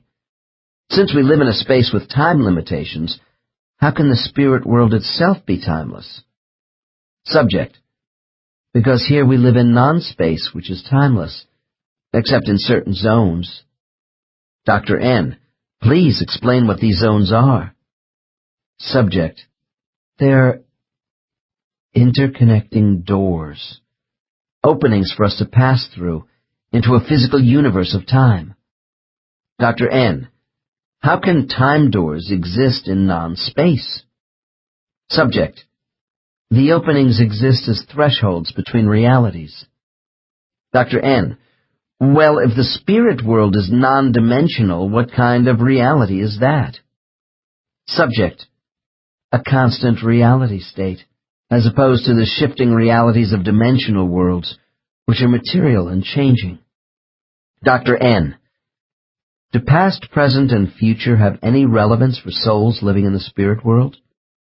Subject. Only as a means of understanding succession in physical form. Living here, there is a changelessness. For those of us not crossing thresholds into a universe of substance and time. Note: a major application of time thresholds used by souls will be examined in the upcoming chapter on life selection. Dr. N. You speak of universes in the plural. Are these other physical universes besides the one which contains Earth? Subject, vaguely. There are differing realities to suit the source. Dr. N. Are you saying souls can enter various rooms of different physical realities from spiritual doorways? Subject, nods. Yes, they can, and do. Before concluding the session with this highly advanced subject, I should add that most people who are in deep hypnosis are able to see beyond an earth reality of three-dimensional space into alternate realities of timelessness. In their subconscious state, my subjects experience a chronology of time with their past and present lives, which resembles what they perceive when conscious. There is a change when I take them into superconsciousness and the spirit world. Here they see the now of time as one homogeneous unit of past, present, and future. Seconds in the spirit world seem to represent years on Earth. When their sessions are over, clients will often express surprise at how time in the spirit world is unified. Quantum mechanics is a modern branch of physics which investigates all subatomic movement in terms of electromagnetic energy levels, where all things in life are thought to be ultimately non-solid and existing in a unified field. Going beyond Newton's physical laws of gravity, the elements of action on time are also considered to be unified by light wave frequency and kinetic energy. Since I show that souls do experience feelings of the passage of time in a chronological fashion in the spirit world, doesn't this contradict the concept of oneness for past, present, and future? No, it does not. My research indicates to me that the illusion of time progression is created and sustained for those souls coming to and from physical dimensions, who are used to such biological responses as aging, so they may more easily gauge their advancement. Thus, it makes sense to me when the quantum physicists hypothesize that time, rather than being an absolute of three phases, is only an expression of change. When my subjects speak of traveling as souls on lines which curve, I think of the space-time theories of those astrophysicists who believe light and motion are a union of time and space curving back on itself. They say if space is bent severely enough, time stops.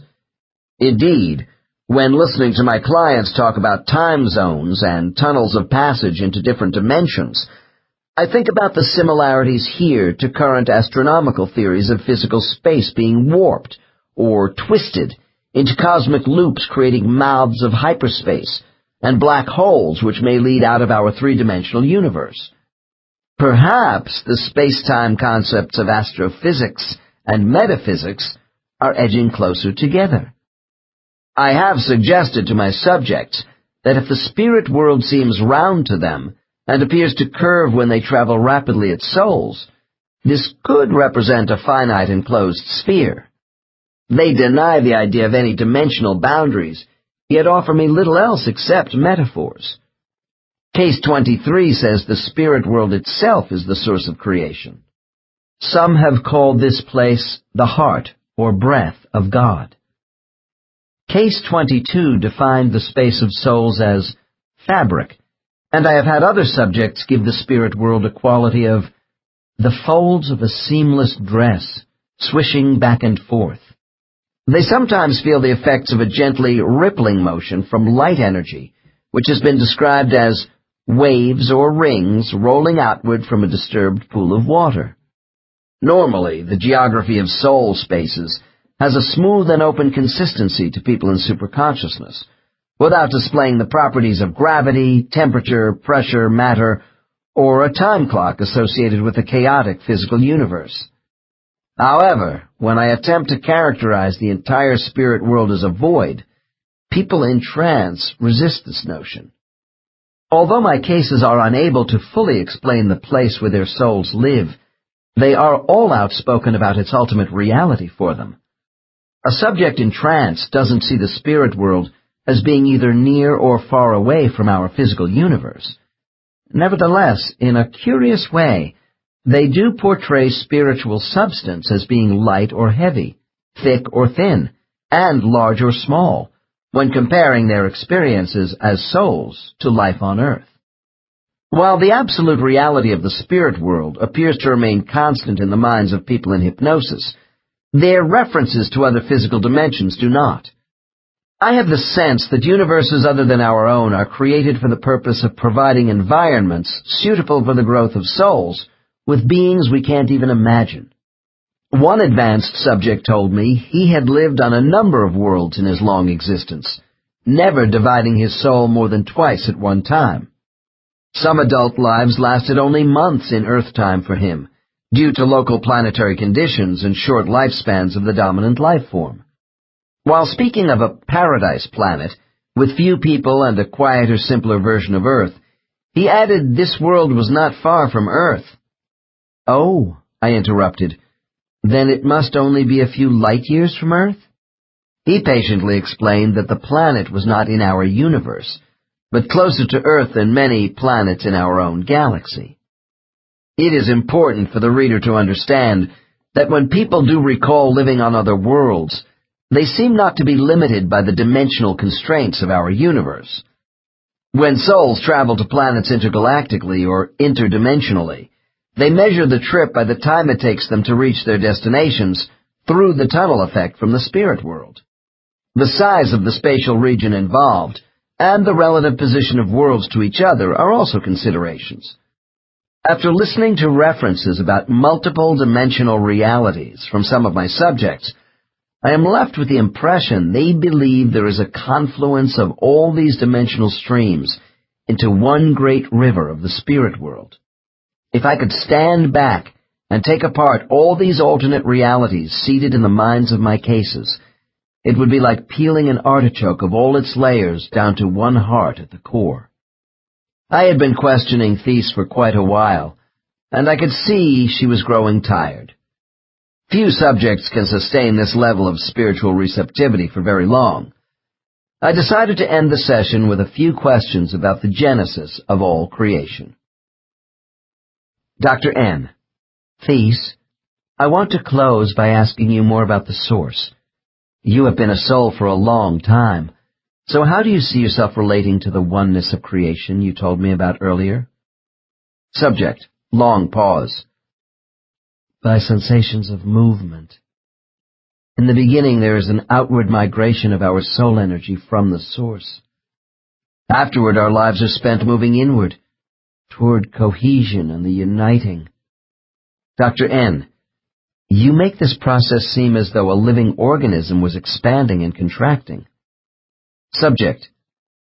There is an explosive release, then a returning. Yes, the source pulsates. Dr. N. And you are moving toward the center of this energy source? Subject. There really is no center. The source is all around us as if we were inside a beating heart. Dr. N. But you did say you were moving back to a point of origin as your soul advanced in knowledge. Subject. Yes. When I was thrust outward, I was a child. Now I'm being drawn back as my adolescence fades. Dr. N. Back where? Subject. Further inside the source. Dr. N. Perhaps you could describe this energy source through the use of colors to explain soul movement in the scope of creation. Subject. Size. It's as if souls are all part of a massive electrical explosion which produces a halo effect. In this circular halo is a dark purple light which flares out, lightening to a whiteness at the edges. Our awareness begins at the edges of brilliant light, and as we grow, we become more engulfed in the darker light. Dr. N. I find it hard to visualize a God of creation as cold, dark light. Subject. That's because I am not close enough to conjunction to explain it well. The dark light is itself a covering beyond which we feel an intense warmth, full of a knowing presence, which is everywhere for us and alive. Dr. N. What was it like when you were first aware of your identity as a soul, after being pushed out to the rim of this halo. Subject: to be is the same as watching the first flower of spring open, and the flower is you. And as it opens more, you become aware of other flowers in a glorious field, and there is unbounded joy. Dr. N, if this explosive, multicolored energy source collapses in on itself, will all the flowers eventually die? Subject: nothing is collapsing. The source is endless. As souls, we will never die. We know that somehow. As we coalesce, our increasing wisdom makes the source stronger. Dr. N, is that the reason the source desires to perform this exercise? Subject: yes, to give life to us so we can arrive at a state of perfection. Dr. N, why does a source, who is ostensibly perfect already, need to create further intelligence which is less than perfect? Subject: to help the Creator create. In this way, by self-transformation and rising to higher plateaus of fulfillment, we add to the building blocks of life.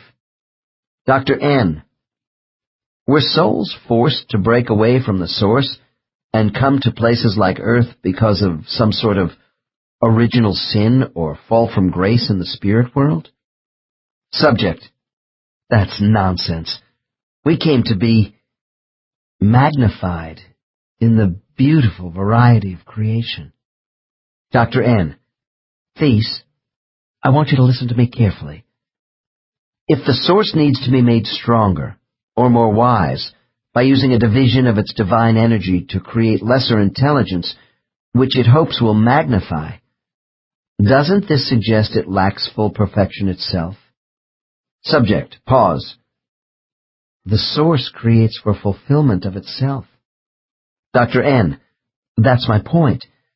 How can that which is absolute become more absolute unless something is lacking?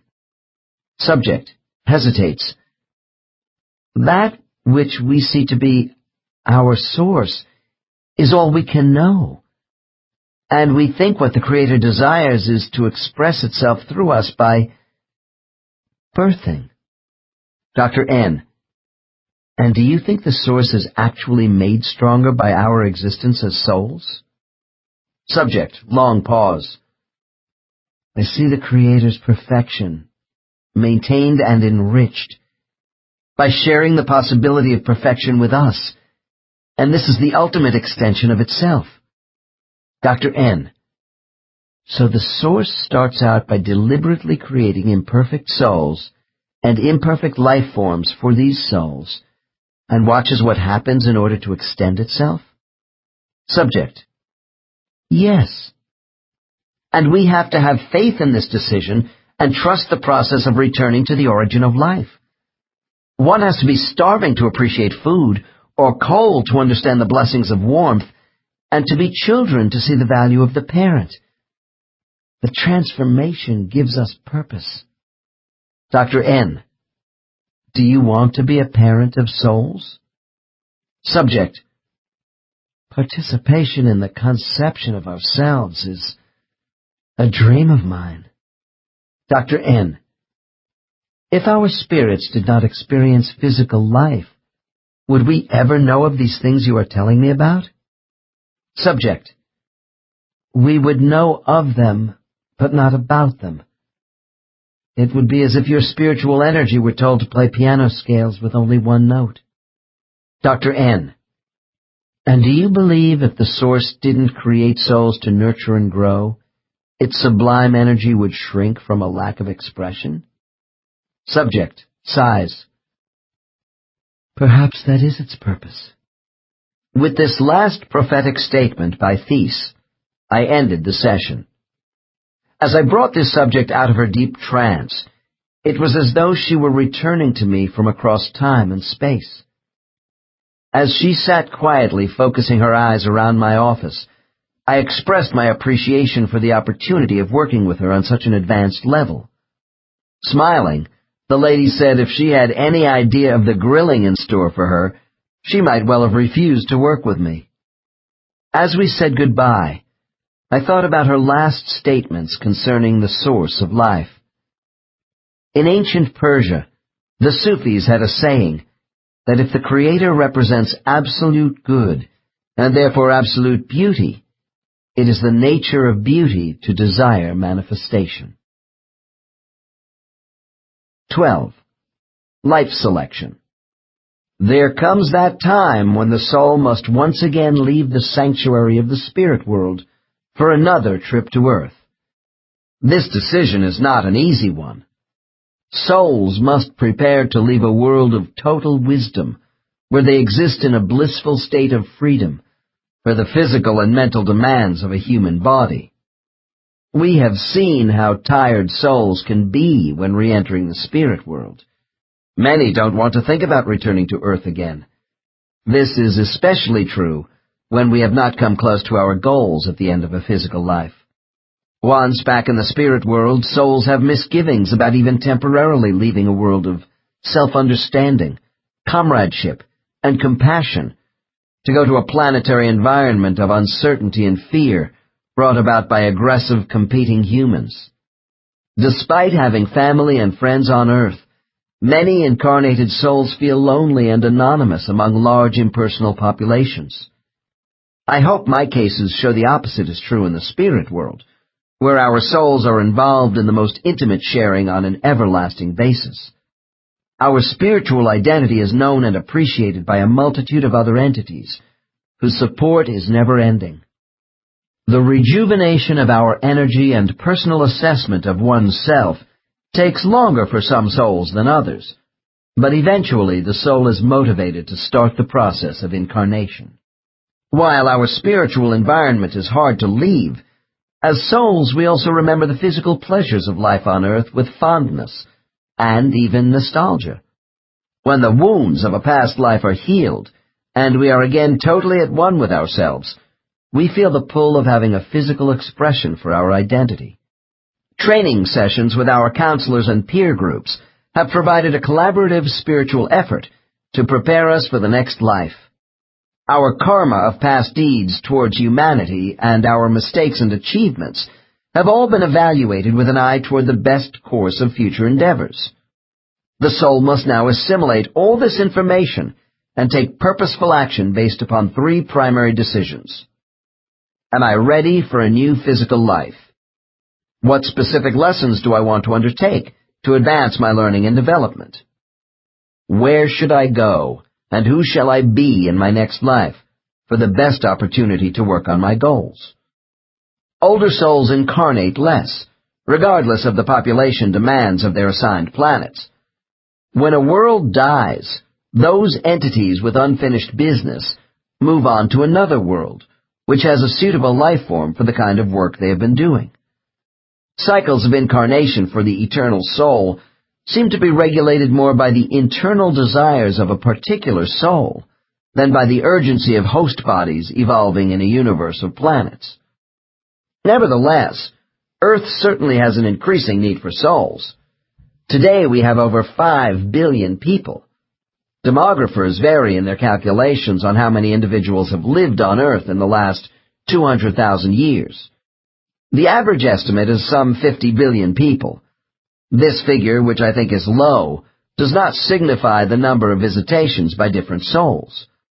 Bear in mind, the same souls continue to reincarnate, and there are those who occupy more than one body at a time. There are reincarnationists who believe the number of people living on Earth today is close to the total number of souls who ever lived here. The frequency of incarnation on Earth by souls is uneven. Earth clearly has more need for souls today than in the past. Population estimates in 1 AD are around 200 million. By 1800, humans had quadrupled, and after only 170 more years, quadrupled again. Between 1970 and 2010, the world's population is expected to double once more. When I study the incarnation chronology of a client, I find there is usually a long span of hundreds, even thousands of years between their lives in Paleolithic nomadic cultures. When the introduction of agriculture and domesticated animals in the Neolithic age, from 7,000 to 5,000 years ago, my subjects report living more frequent lives. Still, their lives are often spaced as much as 500 years apart. With the rise of cities, trade, and more available food, I see the incarnation schedules of souls increasing with a growing population. Between 1000 and 1500 AD, my clients live an average of once in 2 centuries. After 1700, this changes to once in a century. By the 1900s, living more than one life in a century is common among my cases. It has been argued these increases in soul incarnations only appear to be so because past life recall improves as people in hypnosis get closer to their current lives. This may be true to some extent, but if a life is important, it will be vividly remembered at any age and time. Without doubt, the enormous population increase on Earth is the basic cause for souls coming here more often. Is there a possibility that the inventory of souls slated for Earth could be strained by this surge in human reproduction? When I ask clients about the inventory of available souls, they tell me I should worry more about our planet dying from overpopulation than exhausting the reserve of souls. There is the conviction that new souls are always available to fill any expanding population requirements. If our planet is just one example among all other intelligent populations which exist in this universe, the inventory of souls must truly be astronomical. I have said souls do have the freedom to choose when, where, and who they want to be in their physical lives. Certain souls spend less time in the spirit world in order to accelerate development, while others are very reluctant to leave. There is no question but what our guides exert great influence in this matter. Just as we were given an intake interview in the orientation phase, right after death, there are preparatory exit interviews by spiritual advisors to determine our readiness for rebirth. The case which follows illustrates a typical spiritual scene with a lower-level soul. Case 24. Dr. N.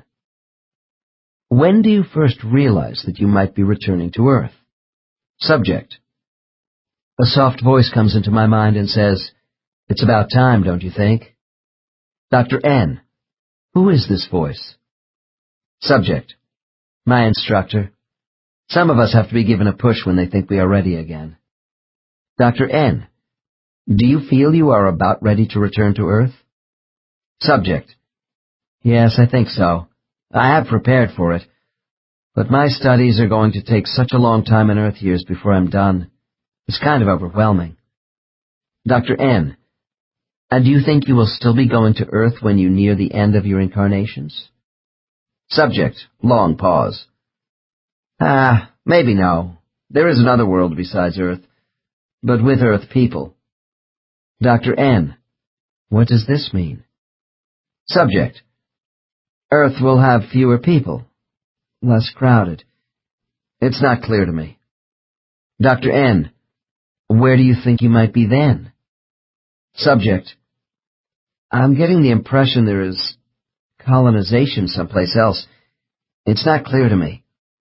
Note: the opposite of past life regression is post-life progression, which enables some subjects to see snatches of the future as incomplete scenes.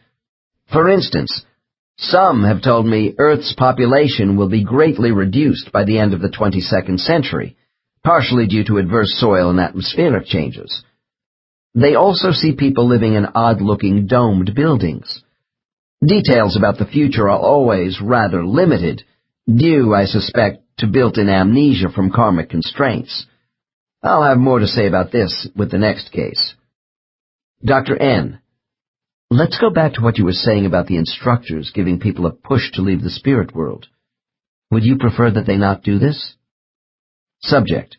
Oh, I'd like to stay, but the instructors don't want us hanging around here too long or we will get into a rut. Dr. N. Could you insist on staying? Subject. Well, yes. The instructors don't force you to leave because they're so gentle. Laughs. But they have their ways of encouraging you when the time comes. Dr. N, do you know of anyone who didn't want to be reborn again on Earth for any reason? Subject: Yes, my friend Mark. He said he had nothing to contribute anymore. He was sick of life on Earth and didn't want to go back. Dr. N, had he lived many lives? Subject: No, not really, but he wasn't adjusting well in them. Dr. N, what did the teachers do with him? Was he allowed to stay in the spirit world? Subject, reflectively: We choose to be reborn when it is decided we are ready. They don't force you to do anything. Mark was shown he did benefit others around him. Dr. N, what happened to Mark? Subject, after some more indoctrination, Mark realized he had been wrong about his abilities, and finally he went back to Earth. Dr. N, indoctrination? This makes me think of coercion. Subject, disturbed by my remark: It's not that way at all. Mark was just discouraged and needed the confidence to keep trying. Note: Case 10 in Chapter 4 on displaced souls told us about how souls who had absorbed too much negative energy from Earth were remodeled. Case 22 also mentioned the need for restoration with some damaged souls. These are more extreme alterations than the basic reframing apparently used on Mark's tired soul.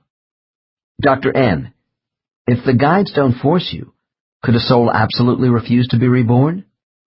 Subject, pause. Yes, I guess you could stay here and never be reborn if you hated it that much. But the instructors told Mark that without life in a body, his studies would take longer. If you lose having direct experience, you miss a great deal. Dr. N, how about the reverse situation, where a soul insists on returning to Earth immediately, say after an untimely death? Subject, I have seen that too. It's an impulsive reaction and does wear off after a while. The instructors get you to see that wanting to hurry back someplace as a new baby wouldn't change the circumstances of your death. It might be different if you could be reborn as an adult right away in the same situation. Eventually, everyone realizes they must rest and reflect.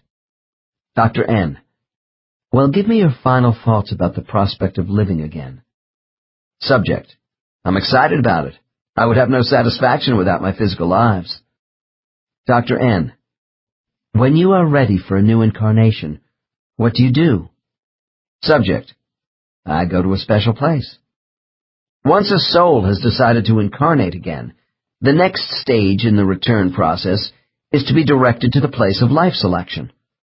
Souls consider when and where they want to go on Earth before making a decision on who they will be in their new life. Because of this spiritual practice, I have divided life selection and our final choice of a body into 2 chapters for ease of understanding. The selection of a time and place for incarnation and who we want to be are not completely separate decisions. However, we start by having the opportunity of viewing how we might fit into certain environments in future time segments. Then our attention is directed to people living in these places. I was a little distracted by this procedure until I realized a soul is largely influenced by cultural conditions and events, as well as by the participants in these events during a span of chronological time. I have come to believe that the spirit world as a whole is not functionally uniform. All spiritual regions are seen by traveling souls as having the same ethereal properties, but with different applications. As an illustration, the space of orientation for incoming souls could be contrasted to the space of life selection for those who are leaving. Both involve life evaluations for souls in transit, which include scenes from Earth, but there the resemblance ends. Orientation spaces are said to be small, intimate conference areas designed to make a newly arrived soul comfortable, but our mental attitude in this space can be somewhat defensive. This is because there is the feeling we might have done better with life. A guide is always directly interacting with us. On the other hand, when we enter the space of life selection, we are full of hope, promise, and lofty expectations. Here, souls are virtually alone, with their guides out of sight, while evaluating new life options. This hectic, stimulating place is described as being much larger than other spiritual study areas. Case 22 considered it a world unto itself, where transcendent energy alters time to allow for planetary study. While some spiritual locales are difficult for my subjects to describe, most love to talk about the place of life selection, and they use remarkably similar descriptions. I am told it resembles a movie theater, which allows souls to see themselves in the future playing different roles in various settings. Before leaving, souls will have selected one scenario for themselves. Imagine being given a dress rehearsal before the actual performance of a new life. To tell us about it, I have picked a male subject who is well acquainted with the way his soul is assisted in making appropriate decisions. Case 25. Dr. N. After you have made the decision you want to come back to Earth, what happens next? Subject. Well, when my trainer and I agree the time is right to accomplish things, I send out thoughts. Dr. N. Go on. Subject. My messages are received by the coordinators. Dr. N. Who are they? Doesn't your trainer guide handle all the arrangements for incarnation? Subject. Not exactly. He talks to the coordinators who actually assist us in previewing our life possibilities at the ring. Dr. N. What is the ring? Subject. That's where I'm going. We call it the Ring of Destiny. Dr. N. Is there just one place like it in the spirit world? Subject. Pause. Oh, I think there must be many, but I don't see them. Dr. N. All right. Let's go to the ring together on the count of 3. When I am finished with my count, you will have the capacity to remember all the details of this experience. Are you ready to go? Subject. Yes. Dr. N. 1, 2, 3. Your soul is now moving toward the space of life selection. Explain what you see. Subject. Long pause. I am floating towards the ring. It's circular. A monster bubble. Dr. N. Keep going. What else can you tell me? Subject. There's a concentrated energy force. The light is so intense. I'm being sucked inward through a funnel. It's a little darker. Dr. N. Are you afraid? Subject. No. I've been here before, after all. It's going to be interesting. I'm excited at what's in store for me. Dr. N. Okay. As you float inside the ring, what are your first impressions? Subject. Voice lowers. I am a little apprehensive, but the energy relaxes me. I have an awareness of concern for me. Hearing. I don't feel alone. My trainer's presence is with me, too. Dr. N. Continue to report everything. What do you see next? Subject. The ring is surrounded by banks of screens. I'm looking at them. Dr. N. Screens on walls? Subject. They appear as walls themselves, but nothing is really solid. It's all elastic. The screens curve around me, moving. Dr. N. Tell me more about the screens. Subject. They are blank, not reflecting anything yet. They shimmer as sheets of glass. Mirrors. Dr. N. What happens next? Subject, nervously. I feel a moment of quietness. It's always like this. Then it's as if someone flipped a switch on the projector in a panorama movie theater. The screens come alive with images and there's color, action, full of light and sound. Dr. N, keep reporting to me. Where is your soul in relation to the screens? Subject. I am hovering in the middle, watching the panorama of life all around me. Places. People. Jauntily. I know this city. Dr. N. What do you see? Subject. New York. Dr. N. Did you ask to see New York City? Subject. We talked about my going back there. Absorbed. Gee, it's changed. More buildings. And the cars. It's as noisy as ever. Dr. N. I'll come back to New York in a few minutes. Right now I want you to tell me what is expected of you in the ring. Subject. I'm going to mentally operate the panel. Dr. N. What's that? Subject. A scanning device in front of the screens. I see it as a mass of lights and buttons. It's as if I'm in the cockpit of an airplane. Dr. N. And you see these mechanical objects in a spiritual setting? Subject. I know it sounds crazy, but this is what is coming through to me, so I can explain to you what I am doing. Dr. N. That's fine. Don't worry about it. Just tell me what you are supposed to do with the panel. Subject. I will help the controllers change the images on the screens by operating the scanner with my mind. Dr. N. Oh, you are going to operate the projector as if you were working in a movie theater? Subject. Laughs. Not the projector, the scanner. Anyway, they aren't really movies. I am watching life actually going on in the streets of New York. My mind connects with the scanner to control the movement of the scenes I am watching. Dr. N. Would you say this device resembles a computer? Subject. Sort of. It works on a tracking system which converts... Dr. N. Converts what? Subject. My commands are registered on the panel so I can track the action. Dr. N. Position yourself at the panel and become the operator, while continuing to explain everything to me. Subject. Pause. I have assumed control. I see lines converging along various points in a series of scenes. I'm traveling through time now on the lines and watching the images on the screens change. Dr. N. And the scenes are constantly moving around you. Subject. Yes. Then the points light up on the lines when I want the scene to stop. Note. Lines of travel is a term we have heard before in other spiritual regions to describe soul transition. That is case 14. Dr. N. Why are you doing all this?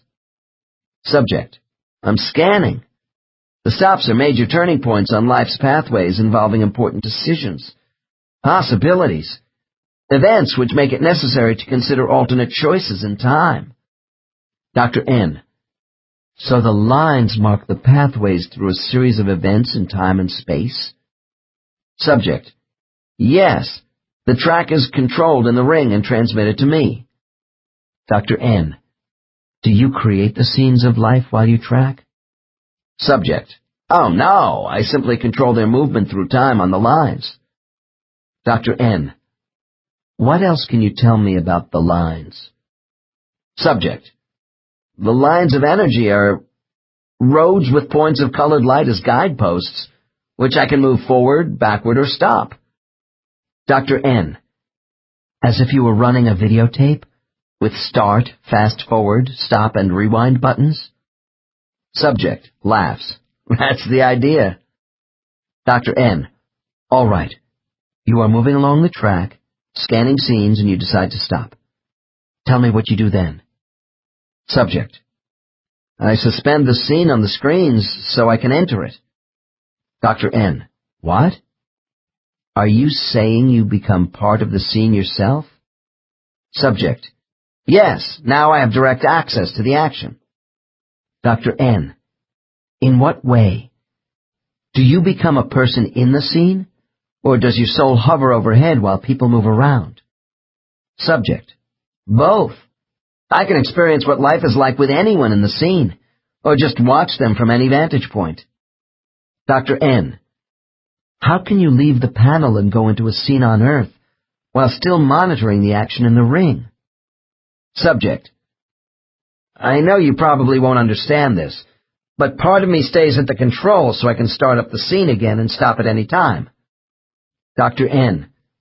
Perhaps I do understand. Can you divide your energy? Subject. Yes, and I can send thoughts back to myself. Of course, the controllers are helping too as I go in and out of the screens. Dr. N. So, essentially, you can move time forward, backward, and stop it while tracking. Subject. Yes, in the ring. Dr. N. Outside the ring, does time coexist for you in the spirit world, or is it progressive? Subject. It coexists here, but we can still see it progress on Earth. Dr. N. It seems to me when souls are in the ring of destiny, they use time almost like a tool. Subject. As spirits, we do use time subjectively. Things and events are moved around and become objects in time, but to us time is uniform. Dr. N. The paradox I have with time travel is that what is going to happen has already happened, so you could meet your own soul in some human being as you come and go in life scenes from the future. Subject. Smiles enigmatically. When making contact, the soul in residence is put on hold for a moment. It's relatively short. We don't disturb life cycles when tracking through time. Dr. N. Well, if past, present, and future are not really separate while you are tracking, why do you stop scenes to consider choices when you can already see into the future? Subject. I'm afraid you don't realize the real purpose of time use by the controllers of the ring. Life is still conditional. Progressive time is created to test us. We are not shown all the possible endings to a scene. Parts of lives are obscured to us. Dr. N. So, time is used as a catalyst for learning by viewing lives when you can't see everything that is going to happen? Subject. Yes, to test our ability to find solutions. We gauge our abilities against the difficulty of the events. The ring sets up different experiments to choose from. On Earth, we will try to solve them. Dr. N.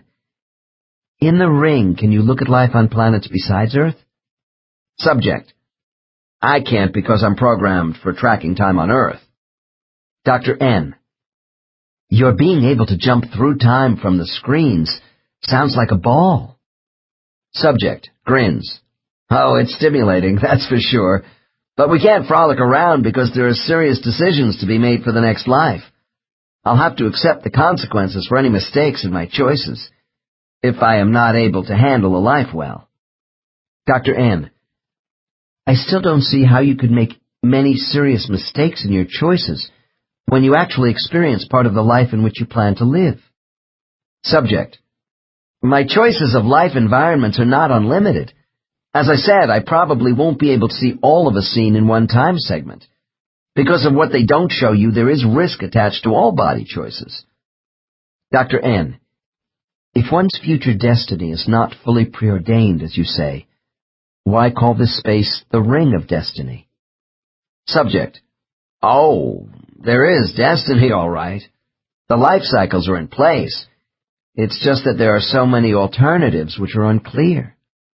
When I take my subjects into the spatial area of life selection, they see a circle of past, present, and future time, such as the ring in this case.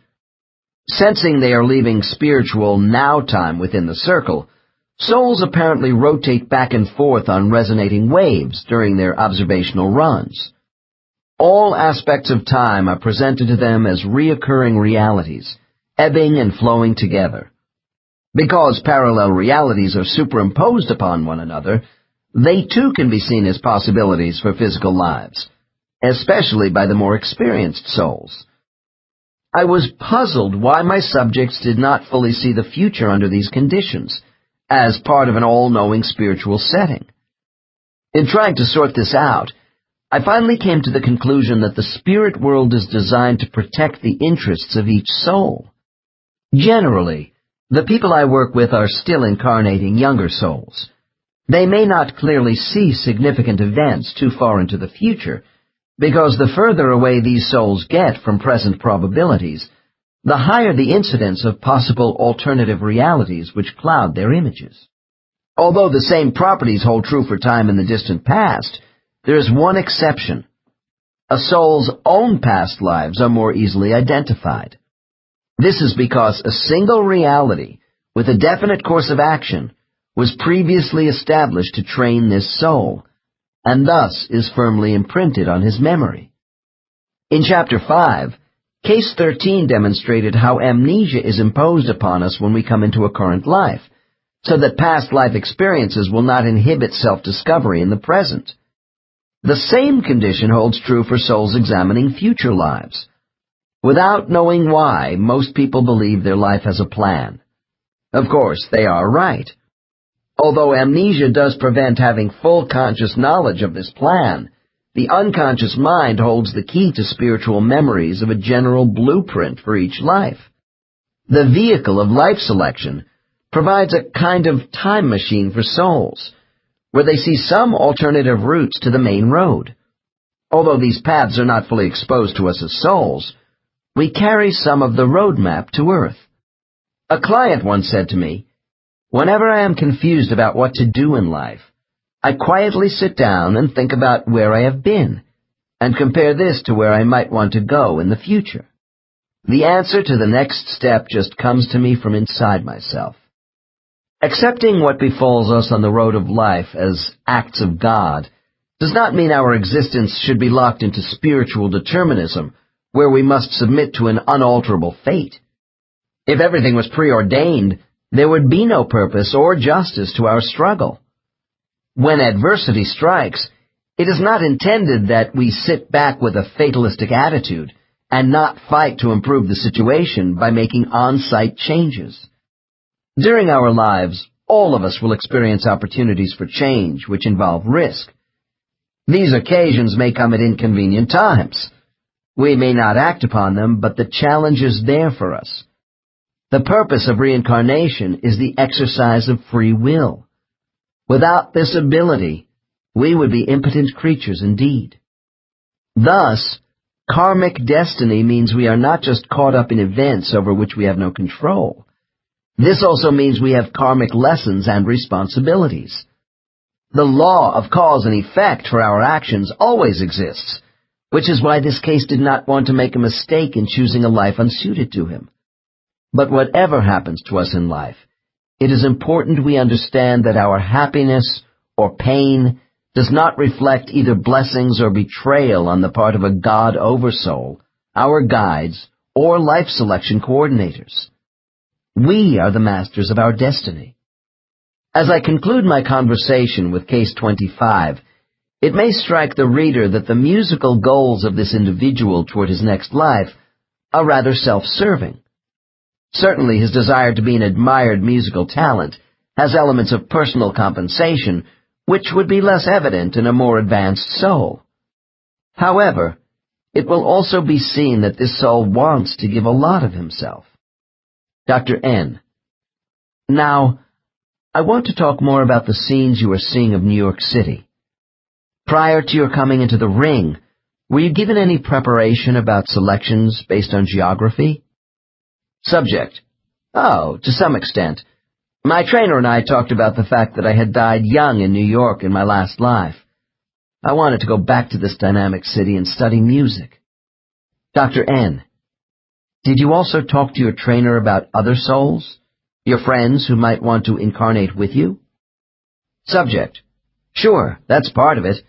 Some of us begin staking out a new life by deciding what surroundings are best for all concerned. I made it known I wanted to start again in the same place where I was killed. My trainer and friends offered their suggestions. Note: This subject came to America as a Russian immigrant in his past life. He was killed in a railway construction accident in New York at age 22 in 1898. His rebirth in the same city occurred in 1937. Dr. N. What suggestions? Subject: We talked about my wanting to be a classical pianist. I had played an accordion for extra pickup change. Banquets, weddings, that kind of thing. Dr. N. And this experience is motivating your interest in the piano? Subject: Yes. When making ice deliveries on the streets of New York, I would pass by the concert hall. It was my goal to someday study music and make a name for myself in the big city. I hardly got started before I died. Dr. N. Did you see your death as a young man in New York during your last visit to the ring? Subject, sadly. Yes, and I accepted that, as a condition of the life. It was a good life, just short. Now I want to go back with a better start and make a name for myself in music. Dr. N, could you ask to go anywhere on Earth? Subject, it's fairly open. If we have preferences, they are weighed against what's available. Dr. N, you mean against what bodies are available? Subject, yes, in certain places. Dr. N, when you said you wanted a better start in music, I assume this is another reason you want to go back to New York. Subject, this city will give me the best opportunity to develop my desire to study the piano. I wanted a large cosmopolitan city with music schools. Dr. N, what's wrong with a city like Paris? Subject, I wasn't offered a body in Paris. Dr. N, I want to be clear on your selection options. When you start previewing life scenes in the ring, are you primarily looking at people or locations? Subject, we begin with locations. Dr. N, okay. And so you are looking at the streets of New York City at the moment? Subject, right. And it's wonderful, because I'm doing more than looking. I'm floating around, smelling the food in the restaurants. I hear the honking of cars. I'm following people walking past the shops on Fifth Avenue, getting the feel of the place again. Dr. N, at this point, have you actually entered the minds of the people walking along the streets? Subject, no, not yet. Dr. N, what do you do next? Subject, I go to other cities. Dr. N, oh, I guess I just assumed your body choices had to be in New York City. Subject, I didn't tell you that. I also could go to Los Angeles, Buenos Aires, or Oslo. Dr. N, I'm going to count to 5, and when I reach 5, you will scan these cities while we continue talking. 1, 2, 3, 4, 5. Report what you are doing. Subject, I'm going to concert halls and music academies and watching the students practice. Dr. N, do you just observe the general surroundings while floating around these students? Subject, I do more. I go inside the heads of some of them to see how they translate the music. Dr. N, do you need to be in a special place like the ring to examine the mental processes of people? Subject, for past and future events I do. Making contact with someone in the present on Earth can be done anywhere, from the spirit world. Dr. N, could you describe the way your soul makes contact with someone? Subject, pause. As a light brush stroke. Note, souls are quite capable of sending and receiving messages from each other between spiritual and temporal worlds, as many of us have personally experienced. However, these temporary connections are made and broken quickly. The joining of a soul to a soulless baby for a lifetime is more difficult, and will be described further in Case 29. Dr. N, as you look at these prospective lives, what year is it on Earth? Subject, hesitates. It's 1956 now, and most of my prospects are in their teens. I'll check them out before and after this year, as much as the ring will let me. Dr. N, so the ring gives you the opportunity to actually be various people who, in relative time on Earth, are not yet born? Subject, to see if I would fit in well, to check out their talent and parents, that sort of thing. Decisively, I want New York. Dr. N, do you think you have looked at the other cities carefully enough? Subject, impatiently, yes, I did that, but I don't want them. Dr. N, wait a minute. What if you liked a music student in Oslo, but wanted to live in New York City? Subject, laughs. As a matter of fact, there is a promising girl in Los Angeles, but I still want New York. Dr. N. All right, move forward. As your time in the ring draws to a close, give me the details of your probable life selection.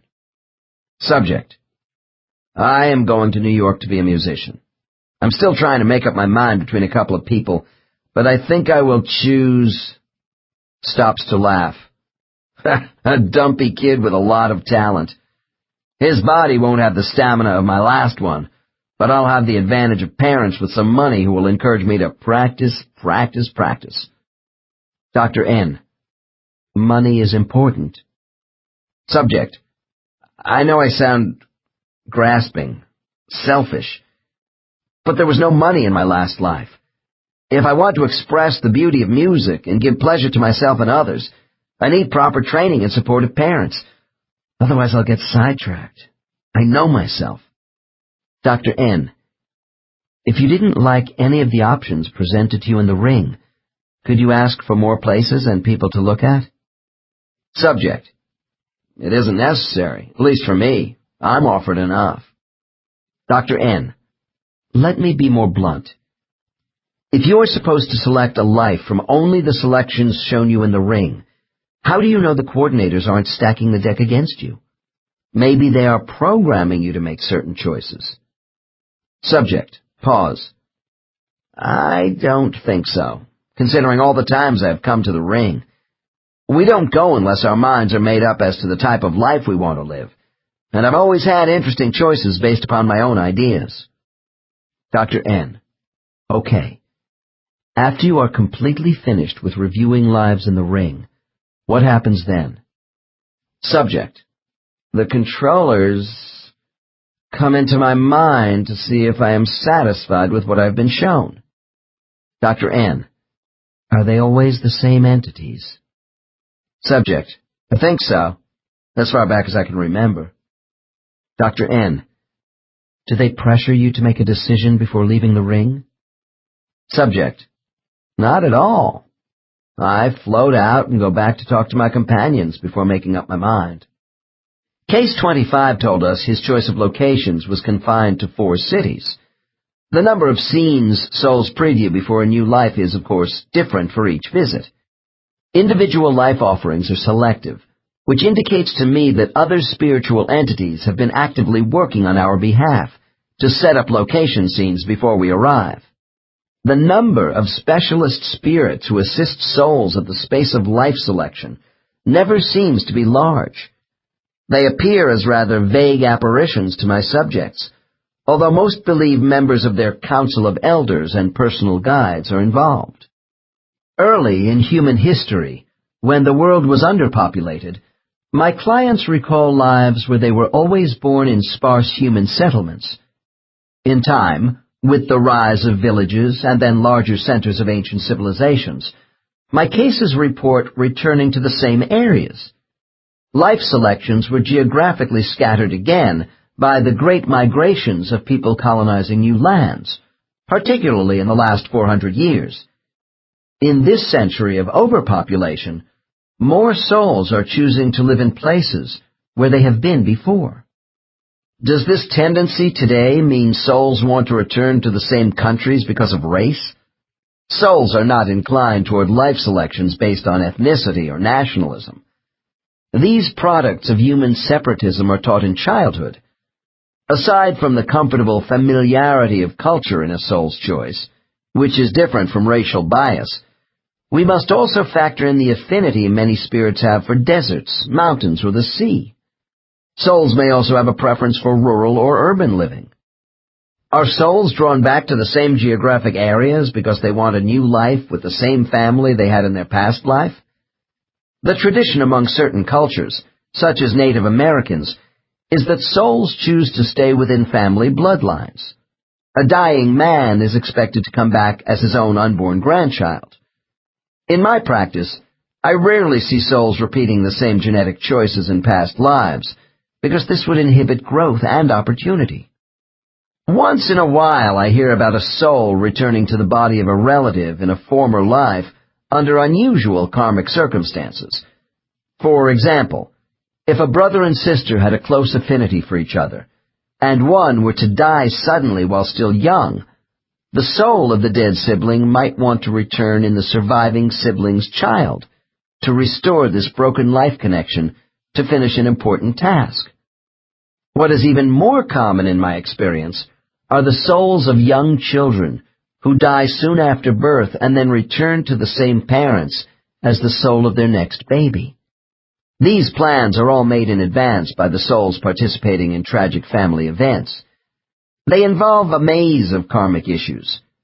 Not long ago, I had a case where my client had died from a birth defect early in his last life.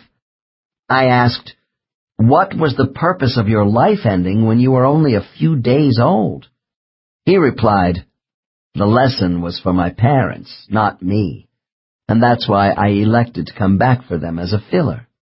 When souls return for a short time to help someone else, rather than work on their own issues, because there isn't time, some call this a filler life. In this case, the parents had abused and finally caused the death of another child when they were together in an earlier life.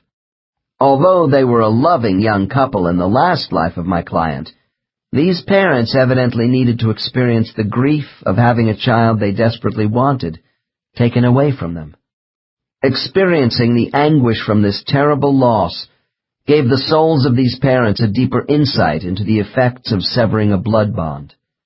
I will have an example of this theme in Case 27. Spirits do not routinely see their deaths in future lives.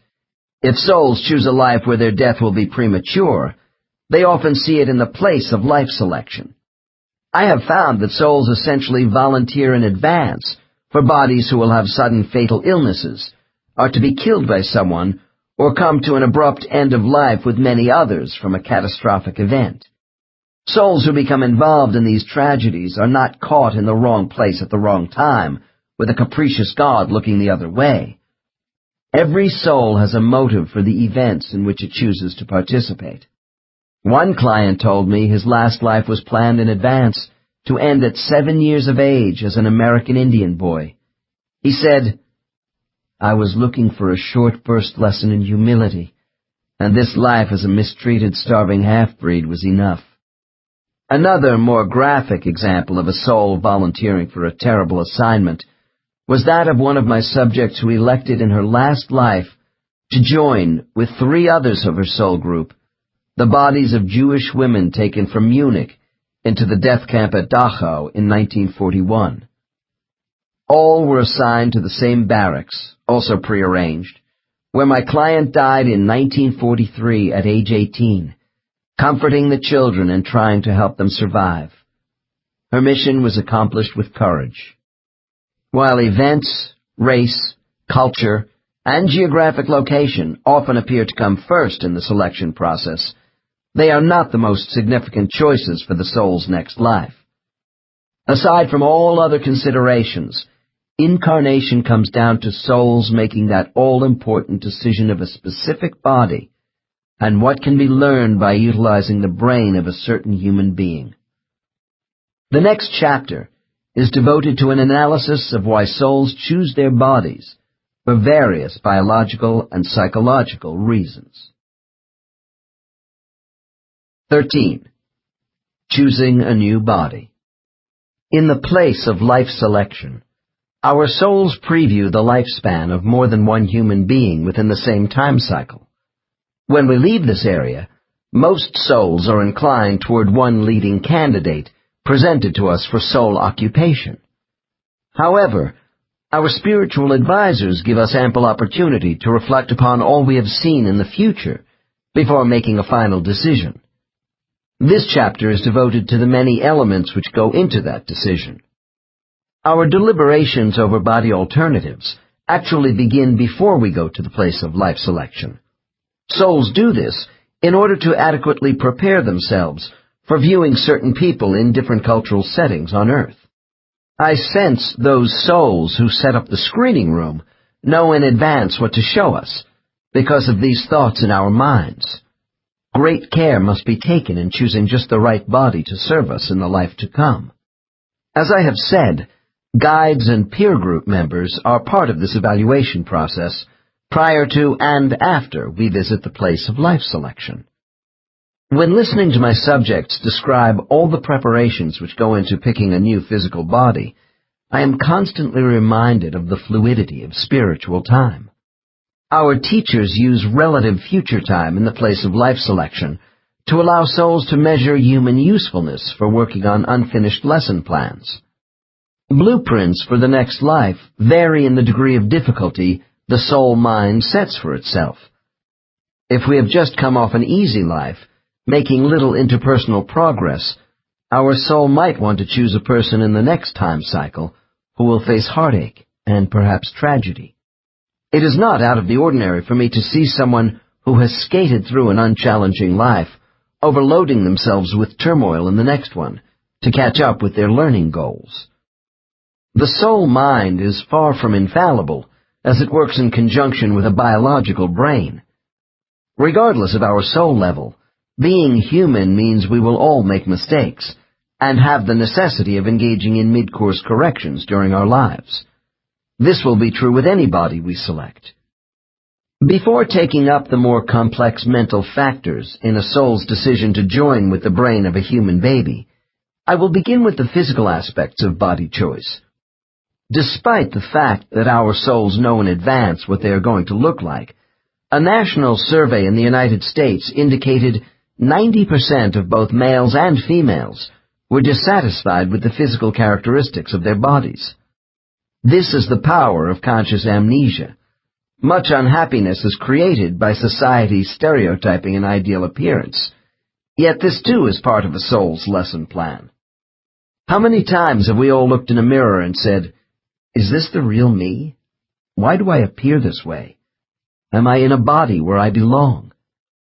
These questions are especially poignant when the type of body we have prevents us from doing those things we think we ought to be able to do in life.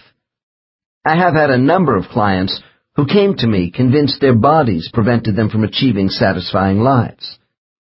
Many handicapped people think if it were not for a genetic mistake or being the victim of an accidental injury which damaged their body, their lives would be more fulfilled. As heartless as this may sound, my cases show few real accidents involving body damage which don't fall under the free will of souls. As souls, we choose our bodies for a reason. Living in a damaged body does not necessarily have to involve a karmic debt we are paying off because of past life responsibility for an injury to someone else. As my next case will demonstrate, when a soul is inside a damaged body, this choice can involve a learning path to another type of lesson. It is difficult to tell a newly injured person trying to cope with physical disablement that he or she has an opportunity to advance at a faster rate than those of us with healthy bodies and minds. This knowledge must come through self-discovery. The case histories of my clients convince me that the effort necessary to overcome a body impediment does accelerate advancement. Those of us whom society deems less than perfect suffer discrimination which makes the burden even heavier.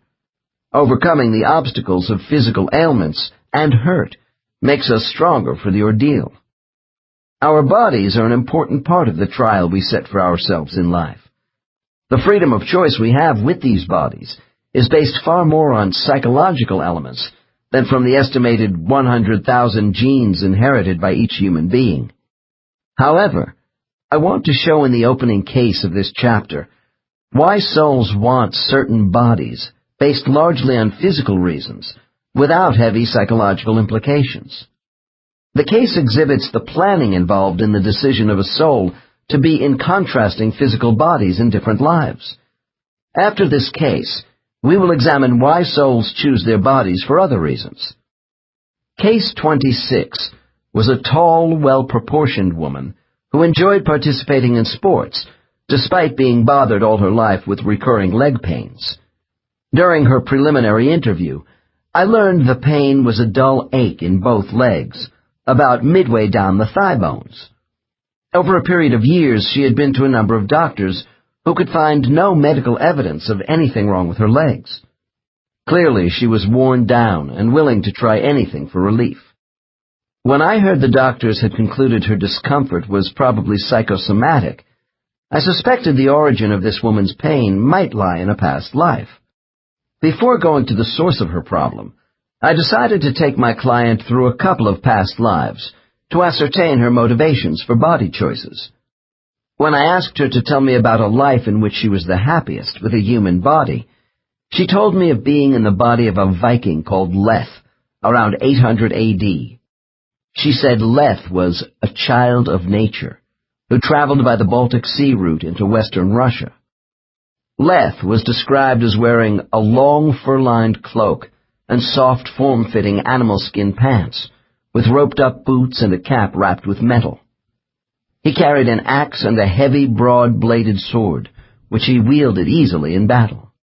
My subject was intrigued by the picture in her mind of again being inside this magnificently proportioned warrior, with dirty strands of reddish-blonde hair spilling all over my shoulders.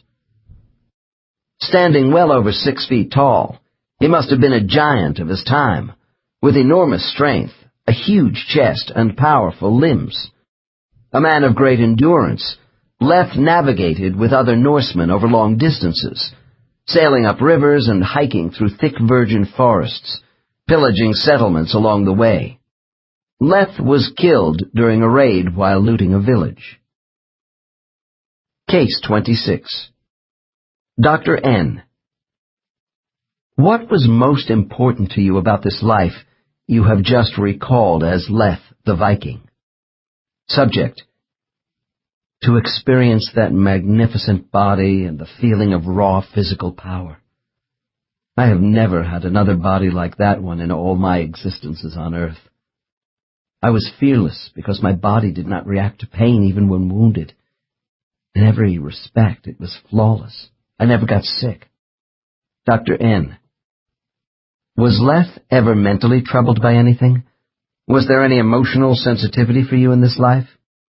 Subject bursts out laughing. Are you kidding? Never. I lived only for each day. My concerns were not getting enough fighting, plunder, food, drink, and sex. All my feelings were channeled into physical pursuits. What a body. Dr. N.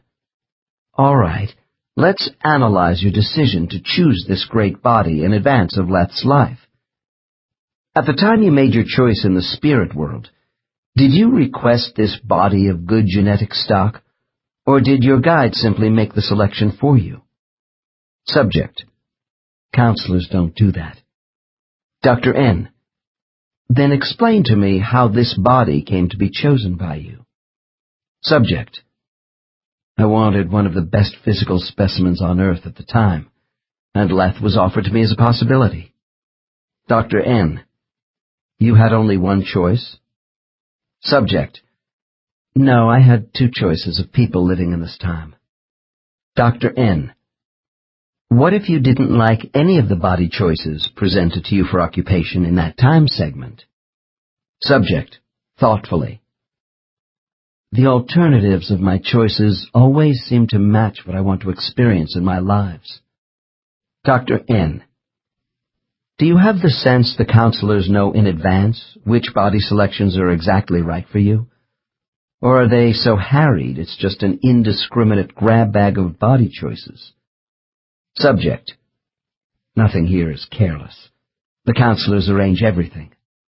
Dr. N. I have wondered if the counselors might get mixed up once in a while. With all the new babies born, could they ever assign 2 souls to one baby? Or leave a baby without a soul for a while? Subject, laughing.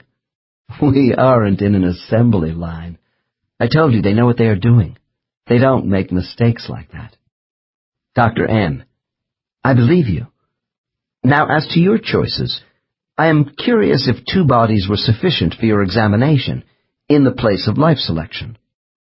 Subject: We don't need a lot of choices for lives once the counselors get their heads together about our desires. I already had some idea of the right body size and shape, and the sex I wanted before being exposed to my 2 choices. Dr. N. What was the body choice you rejected in favor of Leth? Subject. Pause. That of a soldier from Rome, also with the strong body I wanted in that lifetime. Dr. N. What was wrong with being an Italian soldier? Subject. I didn't want control over me by the state. Subject shakes head from side to side. Too restrictive. Dr. N. As I remember, by the 9th century, much of Europe had fallen under the authority of Charlemagne's Holy Roman Empire. Subject. That was the trouble with the soldier's life. As a Viking, I answered to nobody. I was free. I could move around with my band of invaders in the wilderness without any governmental control. Dr. N. Then freedom was also an issue in your choice. Subject. Absolutely. The freedom of movement, the fury of battle, the use of my strength and uninhibited action. Life at sea and in the forests was robust and constant. I know the life was cruel, too, but it was a brutal time. I was no better or worse than the rest. Dr. N. But what about other considerations, such as personality? Subject. Nothing bothered me as long as I was able to physically express myself to the fullest. Dr. N. Did you have a mate, children? Subject. Shrugs. Too restrictive. I was on the move. I possessed many women, some willing, others not, and this pleasure added to my expression of physical power. I didn't want to be tied down in any way. Dr. N. So the body of Leth was your preference, as a pure physical extension of sensual feeling? Subject. Yes. I wanted to experience all body senses to the fullest, nothing more. I felt my subject was now ready to go to work on her current problem. After bringing her out of superconscious into a subconscious state, I asked her to go directly to a life which may have involved leg pain. Almost at once, the woman dropped into her most recent past life and became a 6-year-old girl named Ashley, living in New England in the year 1871. Ashley was riding in a fully loaded, horse-drawn carriage when suddenly she opened the door and tumbled out under the vehicle. When she hit the cobblestone street, one of the heavy rear carriage wheels rolled over her legs at the same point above both knees, crushing the bones. My subject re-experienced a sharp pain in her legs while describing the fall. Despite efforts from local physicians and the prolonged use of wood splints, Ashley's leg bones did not heal properly. She was never able to stand or walk again, and poor circulation caused repeated swelling in her legs for the rest of a rather short life. Ashley died in 1912, after a productive period of years as a writer and tutor of disadvantaged children. When the narration of Ashley's life ended, I returned my subject to the spirit world. Dr. N. In your history of body choices, why did you wait 1,000 years between being a physically strong man and a crippled woman? Subject. Well, of course I developed a better sense of who I was during the lives in between. I chose to be crippled to gain intellectual concentration. Dr. N. You chose a broken body for this? Subject. Yes, you see, being unable to walk made me read and study more. I developed my mind, and listened to my mind. I learned to communicate well and to write with skill because I wasn't distracted. I was always in bed. Dr. N. Was any characteristic about your soul particularly evident in both Ashley and Leth the Viking? Subject. That part of me which craves fiery expression was in both bodies. Dr. N. I want you to go to the moment you were in the process of choosing the life of Ashley. Tell me how you decided on this particular damaged body. Subject. I picked a family in a well-established, settled part of America. I wanted a place with libraries, and to be taken care of by loving parents, so I could devote myself to scholarship. I constantly wrote to many unhappy people and became a good teacher. Dr. N. As Ashley, what did you do for this loving family who took care of you? Subject. It always works two ways, the benefits and liabilities. I chose this family because they needed the intensity of love with someone totally dependent upon them all their lives. We were very close as a family because they were lonely before I was born. I came late as their only child. They wanted a daughter who would not marry and leave them to be lonely again. Dr. N.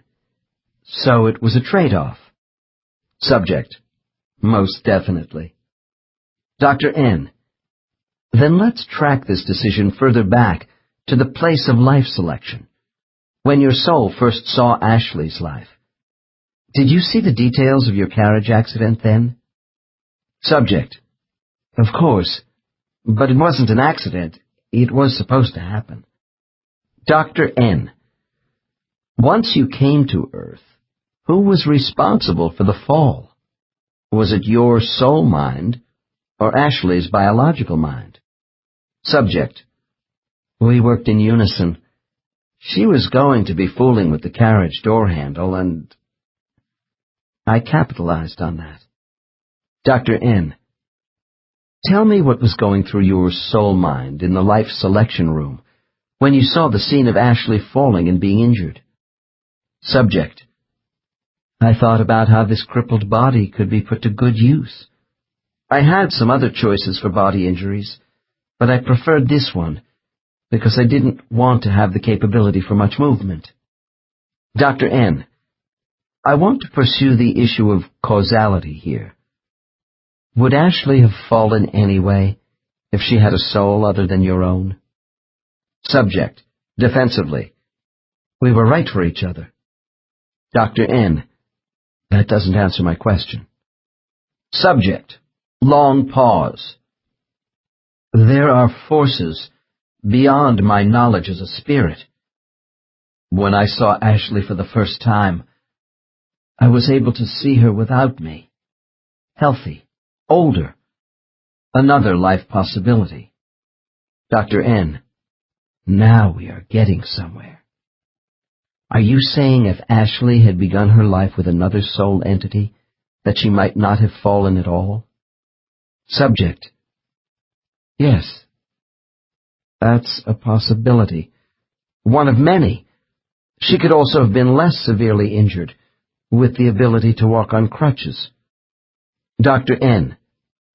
Well, did you see a physically healthy Ashley living happily without your soul? Subject. I saw a grown woman, normal legs, unhappiness with a man, frustration at being trapped in an unrewarding life, sorrowful parents, but easier. Voice becomes more firm. No! That course would not have worked well for either of us. I was the best soul for her. Dr. N. Were you the prime mover of the fall once you elected to become Ashley's soul? Subject. It was both of us. We were one at that moment. She was being naughty, bouncing around in the carriage, playing with the door handle when her mother said she must stop. Then I was ready and she was ready. Dr. N. Just how rigid was your destiny? Once you were Ashley's soul, was there any way you could have backed out of this entire incident in the carriage? Subject. Pause. I can tell you I had a flash just before I fell. I could have pulled back and not fallen out. A voice inside my mind said, "It's an opportunity. Don't wait any longer. Take the fall. This is what you wanted. It's the best course of action." Dr. N. Was that particular moment important? Subject. I didn't want Ashley to get too much older. Dr. N. But the pain and suffering this child went through. Subject. It was horrible. The agony of those first 5 weeks was beyond belief. I almost died. But I learned from enduring it all, and I now see the memories of Leth's capacity for managing pain helped me. Dr. N, did your inner mind have any regrets during those moments when the pain was most severe? Subject, as I slipped in and out of consciousness during the worst of the ordeal, my mind began gaining in power, overriding my damaged body. I started to better control the pain. Lying in bed, the doctors helpless. The skills I developed in managing pain were later used to concentrate on my studies, and my counselor was helping me too, in subtle ways. Dr. N, so you gained a lot in this life by being unable to walk. Subject, yes. I became a listener and a thinker. I corresponded with many people and learned to write with inspiration. I gained teaching ability with the young and felt guided by an internal power. Dr. N, was your counselor proud of your accomplishments after you returned to the spirit world? Subject, very, although I was told I had become a little too indulged and pampered. Laughs. But that's an okay trade-off. Dr. N, how does your experience with the strong body of Leth and the weak one of Ashley help you today? Or is this of no consequence? Subject, I benefit every day by my appreciation of the necessity of a union between mind and body to learn lessons. During my client's reliving of the street scene which broke her legs, I initiated desensitization measures.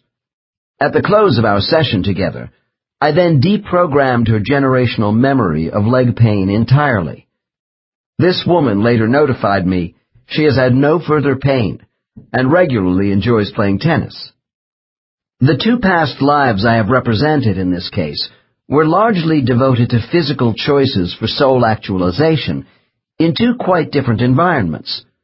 Souls search for self-expression by developing different aspects of their character.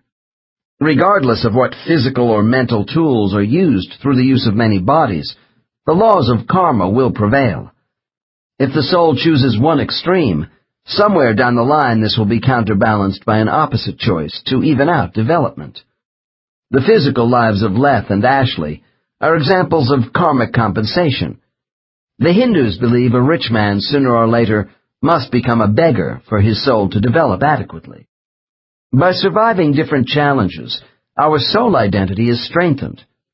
The word strength should not be misunderstood. My subjects say the real lessons of life are learned by recognizing and coming to terms with being human. Even as victims, we are beneficiaries because it is how we stand up to failure and duress, which really marks our progress in life. Sometimes one of the most important lessons is to learn to just let go of the past. While souls carefully consider the physical attributes of an earth body in a variety of cultural settings, they give much more attention to the psychological aspects of human life. This decision is the most vital part of the entire selection process for the soul. Before entering the place of life selection, it is to a soul's advantage to ponder the factors of heredity and environment which affect how a biological life form will function. I have heard that a soul's spiritual energy has a fluctuating influence on whether the temperament of its human host will be extroverted or introverted, rationalistic or idealistic, emotionally or analytically dominated. Because of such variables, souls need to reflect in advance on the types of bodies which will serve them best in the life to come. From what I can gather, a soul's thoughts about certain human behavior preferences for themselves in the next life are known by guides and those masters charged with operating the life selection stations. It appears to me some souls take this responsibility more seriously than others. Yet a soul in the pre-life selection phase can reflect only so much on how they would fit into a specific body. When souls are called to the place of life selection, the guesswork is over. Now they must match their spiritual identity against a mortal being. Why one soul joined for psychological reasons with two human beings thousands of years apart is the basis of my next case. Case 27 is a Texas businessman who owns a large, successful clothing firm. During a vacation in California, Steve came to see me on the advice of a friend. As I took his history, I noticed he was tense and hypervigilant. While his fingers toyed with a keychain, Steve's eyes darted anxiously around my office. I asked if he was nervous or afraid of hypnosis as a procedure, and he replied, "No, I'm more afraid of what you will uncover." This client told me his employees were demanding and disloyal, and the multitude of personnel complaints had become intolerable. His solution had been to increase discipline and fire people. I learned that he had 2 failed marriages and was a binge alcoholic. He said he had recently tried a recovery program but quit because they were getting too critical of me. As we talked further, Steve explained that his mother disappeared after leaving him on the steps of a church in Texas within a week of his birth. After a few lonely and unhappy years in an orphanage, an older couple adopted him. He added that these people were stern disciplinarians who seemed to disapprove of him all the time.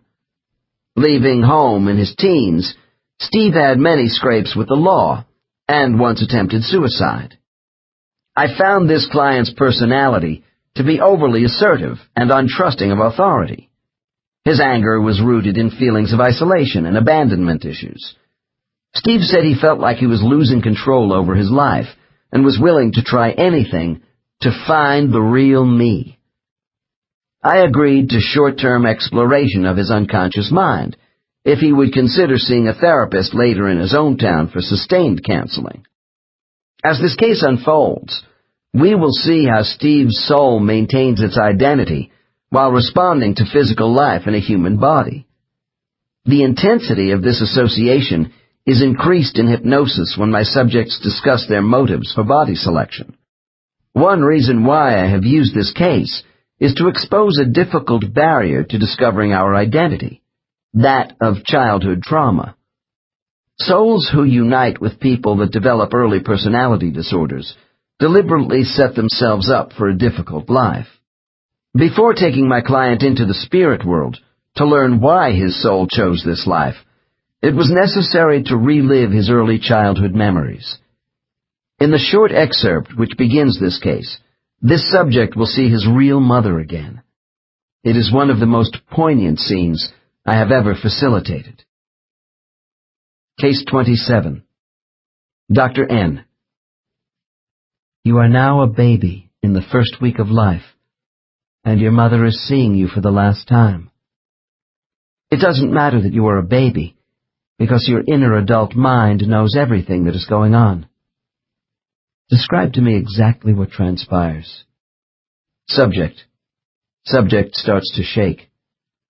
I'm in a basket. There's a faded blue blanket around me. I'm being set down on some steps. It's cold. Dr. N. Where are these steps? Subject. In front of a church. In Texas. Dr. N.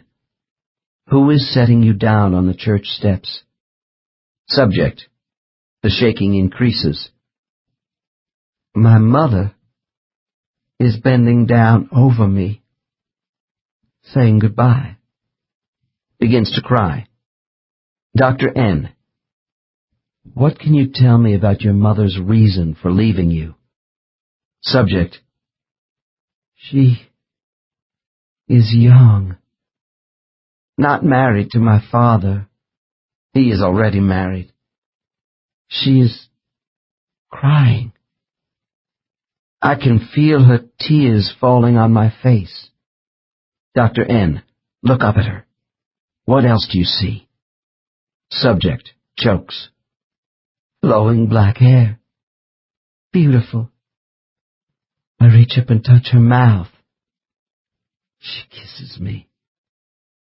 Soft. Gentle.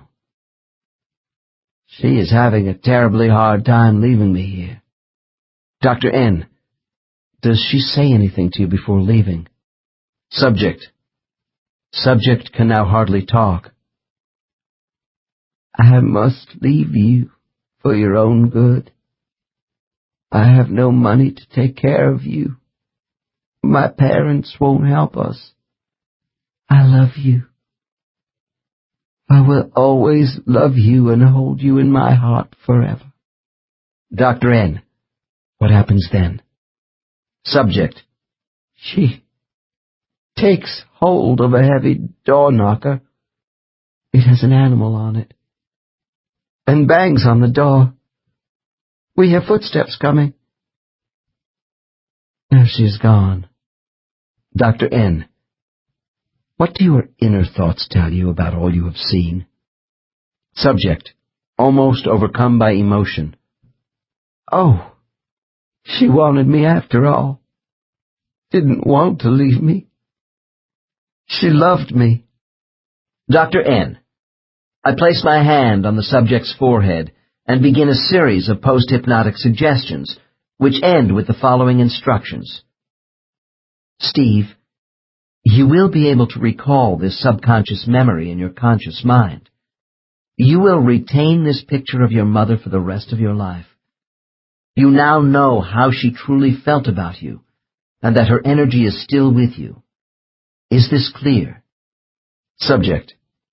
Yes, it is. Dr. N.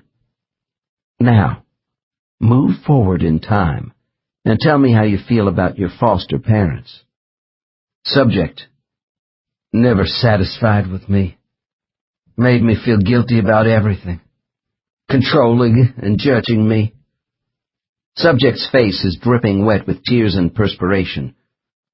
Don't know who I'm supposed to be. I'm not real. Dr. N. I raise my voice. Tell me what is unreal about you. Subject. Pretending. Stops. Dr. N. Keep going. Subject. I'm not really in control. Constant anger. Mistreating people to get even. Hopelessness. Note. After additional conditioning, I will now take my subject back and forth between his subconscious and superconscious mind. Dr. N. All right, Steve. Now let's go back to the time before your birth into this life. Tell me if you have ever lived in another life with the soul of your birth mother. Subject. Long pause. Yes, I have. Dr. N. Was there ever a particular life you lived with this soul on earth which involved any sort of physical or emotional pain between the two of you? Subject. After a moment, subject's hands grip the arms of his chair. Oh, damn! That's it! Of course, it's her! Dr. N. Try to relax and not go too fast for me. I want you to enter the life you see in your mind at the most crucial point in your relationship with this soul, on the count of 3. 1, 2, 3. Subject. A deep sigh. Oh, my. It's the same person. A different body. But she was my mother then, too. Dr. N. Stay focused on the earth scene. Is it day or night? Subject. Pause. Broad daylight. Hot sun and sand. Dr. N. Describe what is happening under the hot sun in the sand. Subject. Haltingly. I am standing in front of my temple, before a large crowd of people. My guards are in back of me. Dr. N. What is your name? Subject. Harum. Dr. N. What are you wearing, Harum? Subject. A long white robe and sandals. I have a staff in my hand with gold snakes on it as a symbol of my authority. Dr. N. What is your authority, Harum? Subject. Proudly. I am a high priest. Note: further inquiries revealed this man was a tribal leader who was located on the Arabian Peninsula close to the Red Sea around 2000 BC. In pre-classical times, this area was known as the Kingdom of Sheba, or Saba. I also learned the temple was a large oval structure of mud bricks and stone, dedicated to a moon god. Dr. N. What are you doing in front of your temple? Subject: I am on the steps judging a woman. She is my mother. She is kneeling down in front of me. There's a look of pity and fear in her eyes as she looks up at me. Dr. N. How can her eyes show both pity and fear at once? Subject: There is pity in her eyes because of the power which has consumed me, in taking so much control over the daily lives of my people. And there is fear, too, for what I'm about to do. This disturbs me, but I must not show it. Dr. N. Why is your mother kneeling on the temple steps before you? Subject: She has broken into the storage house and stolen food to give to the people. Many are hungry at this time of year, but I alone can order distribution. The food must be measured out carefully. Dr. N. Did she act against some rule of food rationing? Was this a question of survival? Subject, abruptly: There is more to this. By disobeying me, she is undermining my authority. I use the distribution of food as a means of control over my people. I want them all to be loyal to me. Dr. N. What are you going to do with your mother? Subject, with conviction: My mother has violated the law. I can save her, but she must be punished as an example. I decide she will die. Dr. N. How do you feel about killing your own mother, Harum? Subject: It must be done. She has been a constant thorn in my side, causing unrest among my people because of her position. I cannot govern freely with her here any longer. Even now she is defiant. I order her death by banging my staff on the stone steps. Dr. N. Later on, are you sad about ordering your mother's execution? Subject, voice becomes strained: I must not think about such things if I am to maintain power. At this point, Steve's mind had relived two emotionally wrenching events involving voluntary actions of separation between mother and son. Although he had made the karmic connection, it was important that his abandonment as a baby not be isolated as pure historic retribution. For healing to begin, we had to go further. The next stage in our session together was designed to recover Steve's soul identity. To do this, I took him into the spirit world. In each of my cases, I tried to bring the subject back to the most appropriate spiritual area to get the best results. In case 13, I used the place of orientation. With case 27, we will go back to relive the spiritual time just after his return from the place of life selection. In this setting, I want Steve to see the reasons for his current body choice and the role of other soul participants in his life. Dr. N. By what name are you known in the spirit world? Subject, Sumus. Dr. N. All right, Sumus. Since we are now in the spirit world again, I want us to go to the period just following your initial viewing of the man who is Steve. What are your thoughts? Subject, such a resentful man. He is so angry about his mother dumping him on a doorstep, and those hard-nosed people who will take over as his parents. I don't know if I even want to take this body. Dr. N. I understand. But why don't we put that decision aside for a few minutes, while other things develop? Tell me what you actually do once you leave the place of life selection. Subject, sometimes I might want to be by myself for a while. Usually I am anxious to have the opinions of my friends about the lives I look at, especially one this rough. Dr. N. Surely you had more than one body option. Subject shakes head. This is the one I should take. It's a rough decision. Dr. N. Tell me, Sumus, when you are back with your group of friends, do you discuss the possibility of yourself associating with some of them in the next life? Subject. Yes. More often than not, these close friends are going to be in my life to come, just as I will be in theirs. Some of my clutch will not be in certain lives. It doesn't matter.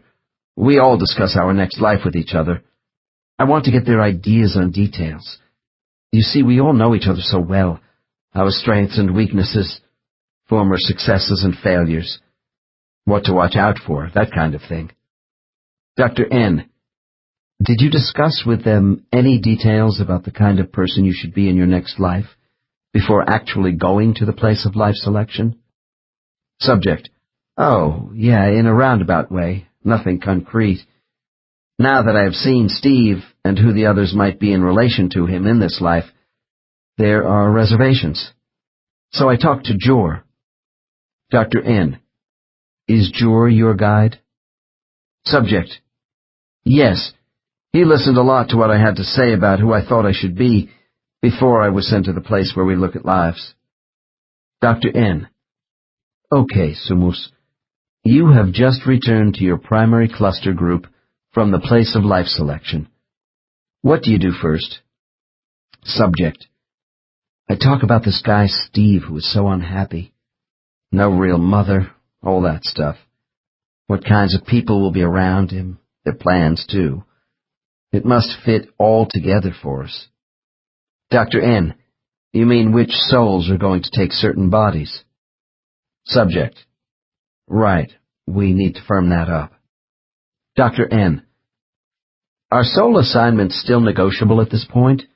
Or is everyone told which body they will be in after leaving the place of life selection? Subject. No one is forced to do anything. We know what should be done.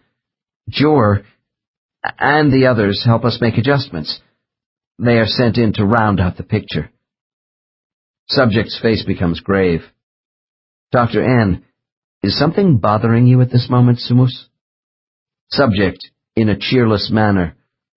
My friends are moving away. There are others coming. Oh. Dr. N.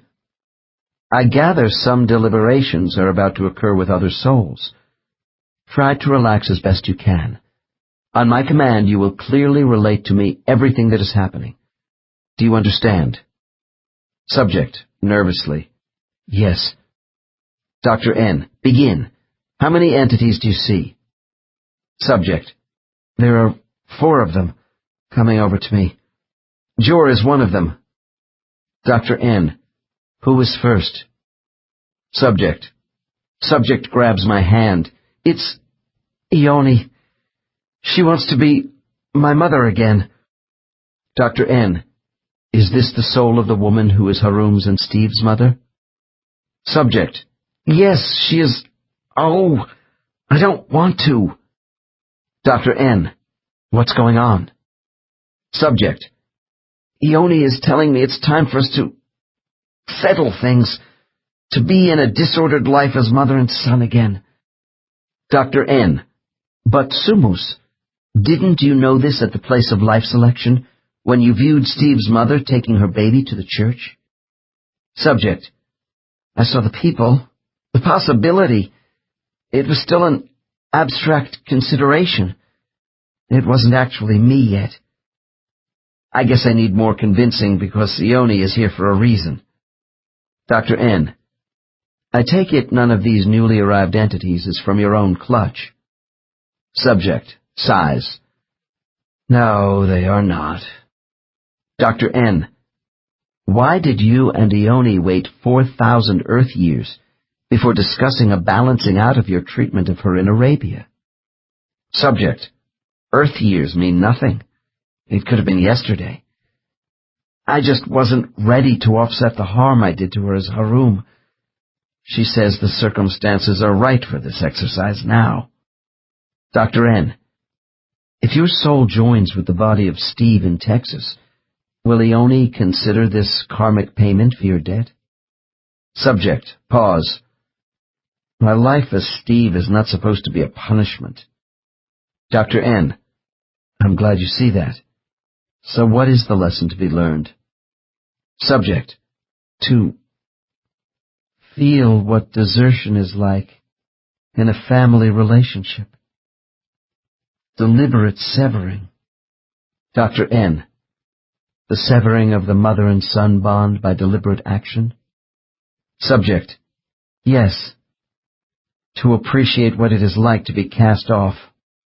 Dr. N. Allow Ione to move away and have the other entities join us, Sumos. Subject. Distressed. Ione is floating back to... Sure. Coming forward or... Oh, shit. It's Talu and Kalish. Subject squirms in his chair and tries to ward off the two spirits in his mind by pushing the palms of his hands outward. Dr. N. Who are they? Subject. In a rush of words. Talu and Kalish have volunteered to be my foster parents. They work together a lot. Dr. N. What's the problem then? Subject. I just don't want them again so soon. Dr. N. Slow down for me, Sumos. You have worked with these souls before? Subject. Still muttering to himself. Yes, but they're so hard for me to be with. Especially Kalish. It's too soon. They were my in-laws in the German life. Note. We digress for a few minutes, while Sumos briefly explains a past life in Europe as a high-ranking army officer who neglected his family and was the object of scorn from his wife's influential parents. Dr. N. Are you saying that Talu and Kalish lack the capability for the assignment of being your foster parents in Texas? Subject. Shakes head with resignation. No, they know what they are doing.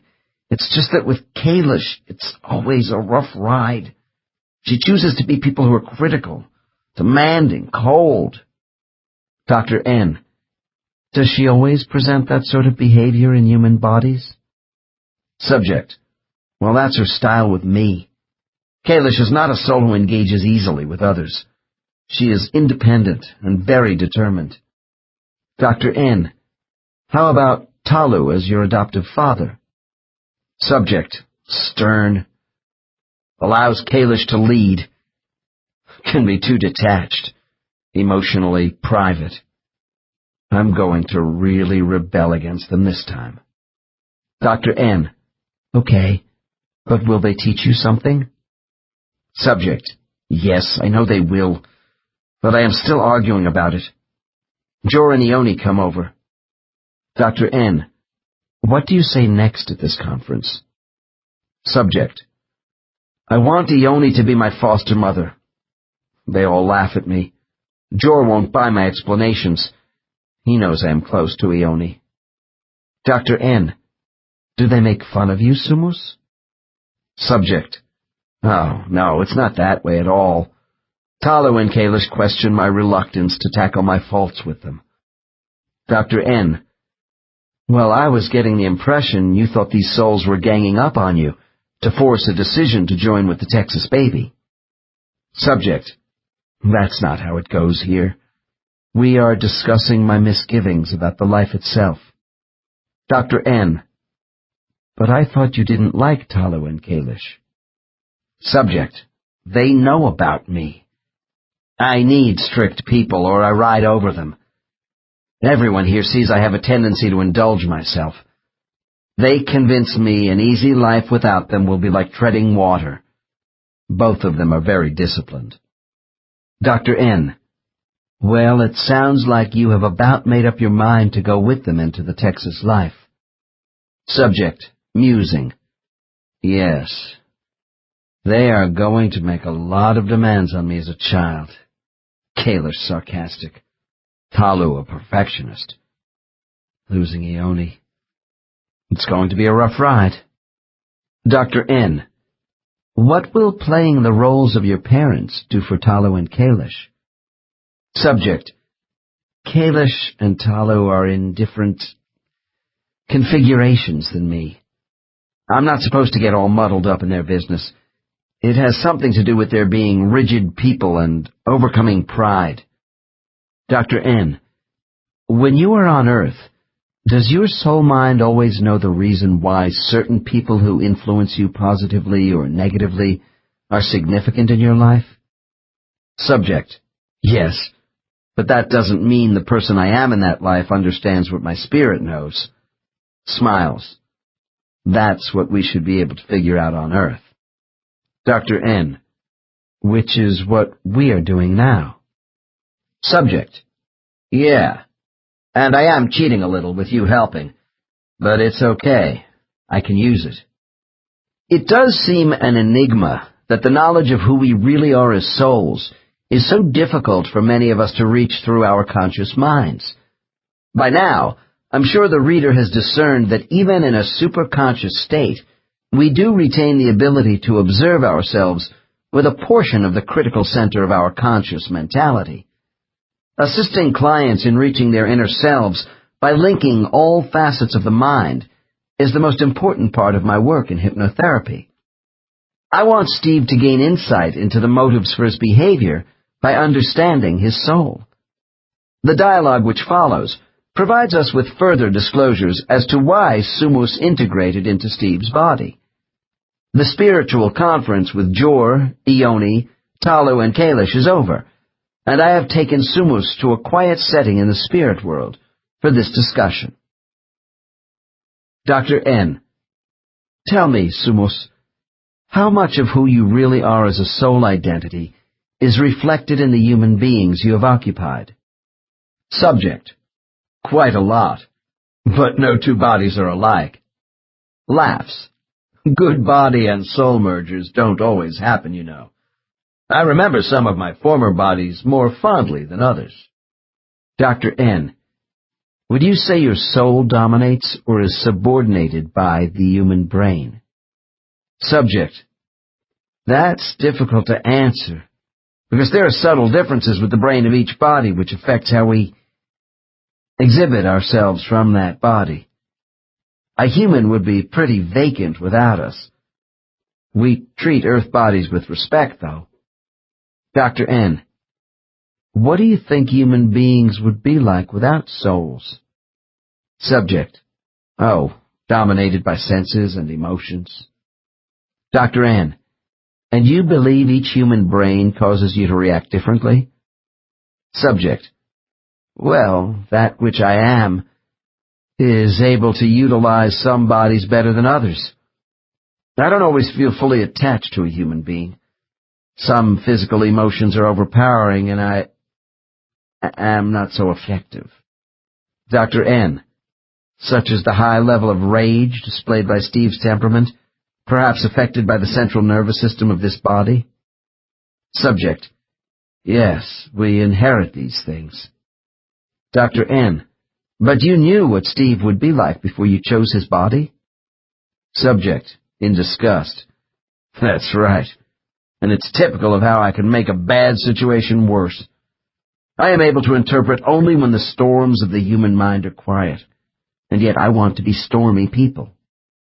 Dr. N: What do you mean by interpret? Subject: Interpret ideas. Make sense out of Steve's reactions to turmoil. Dr. N: To be frank, Sumus, you sound like a stranger inside Steve's body. Subject: I'm sorry to give you that impression. We don't control the human mind.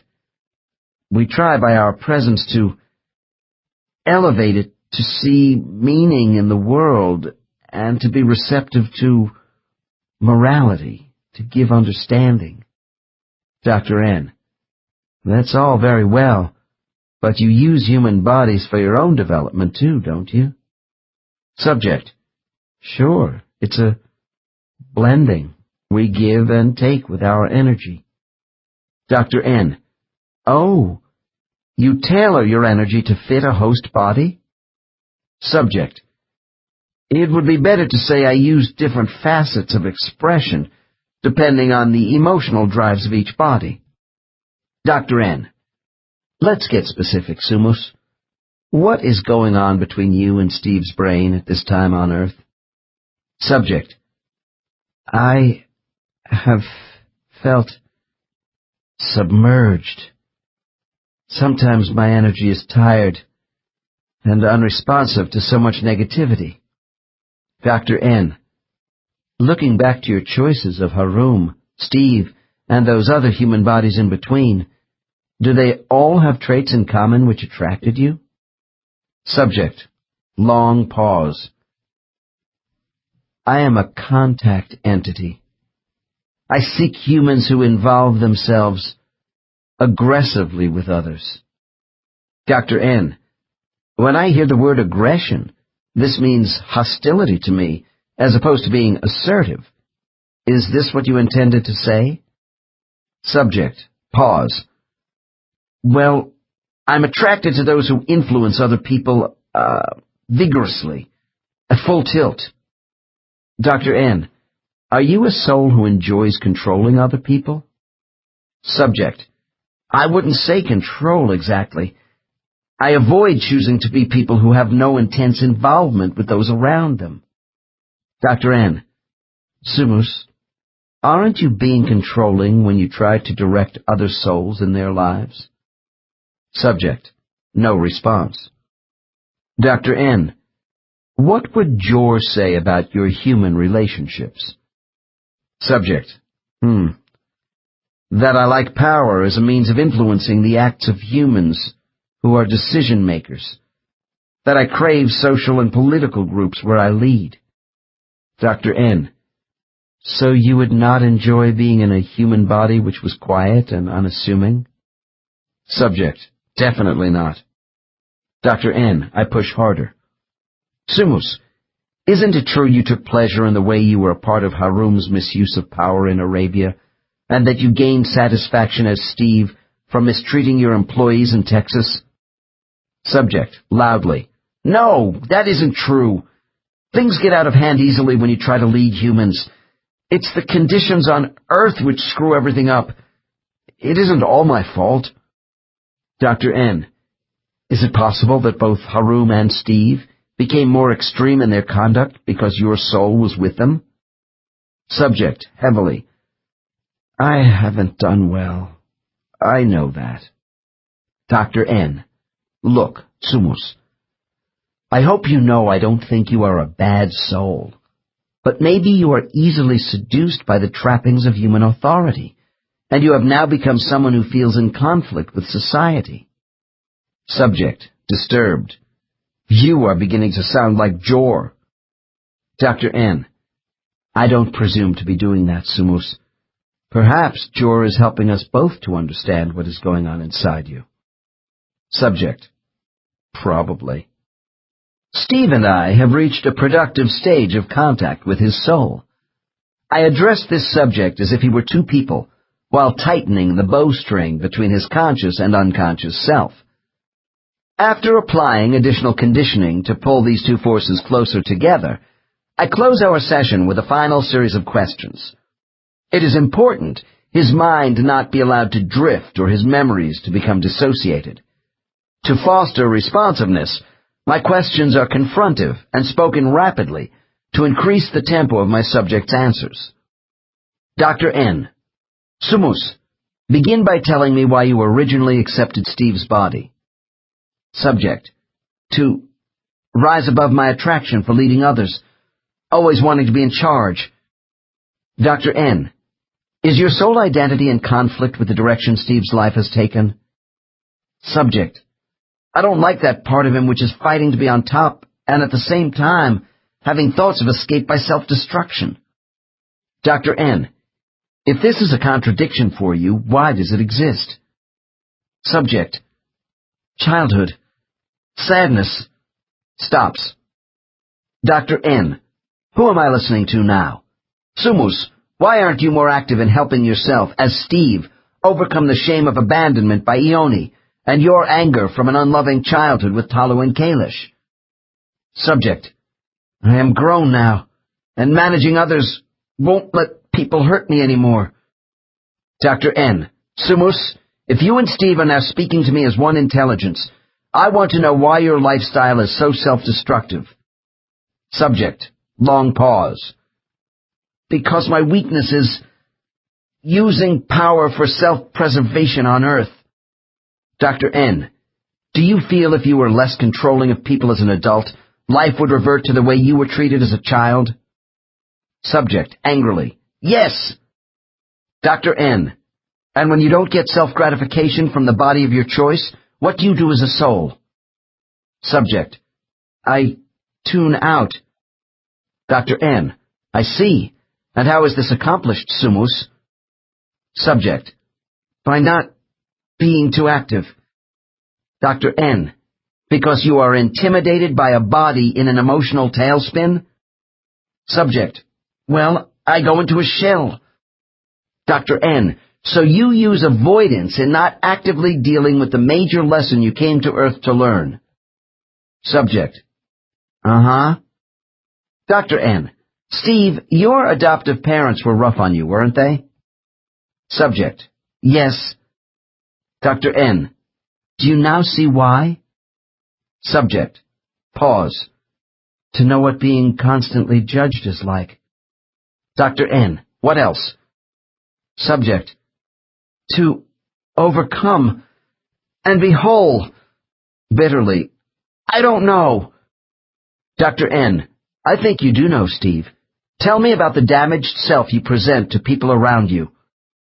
Subject. After some procrastination. Pretending to be happy. Covering up my feelings by drinking and mistreating people. Dr. N. Do you want to stop this cover-up and go to work? Subject. Yes, I do. Dr. N. Define who you really want to be. Subject. Tearfully. We don't want to be hostile to people, but don't want to risk being a non-person, without respect or recognition either. Dr. N. So you are on a fence. Subject. Quietly. Yes. Life is so painful. Dr. N.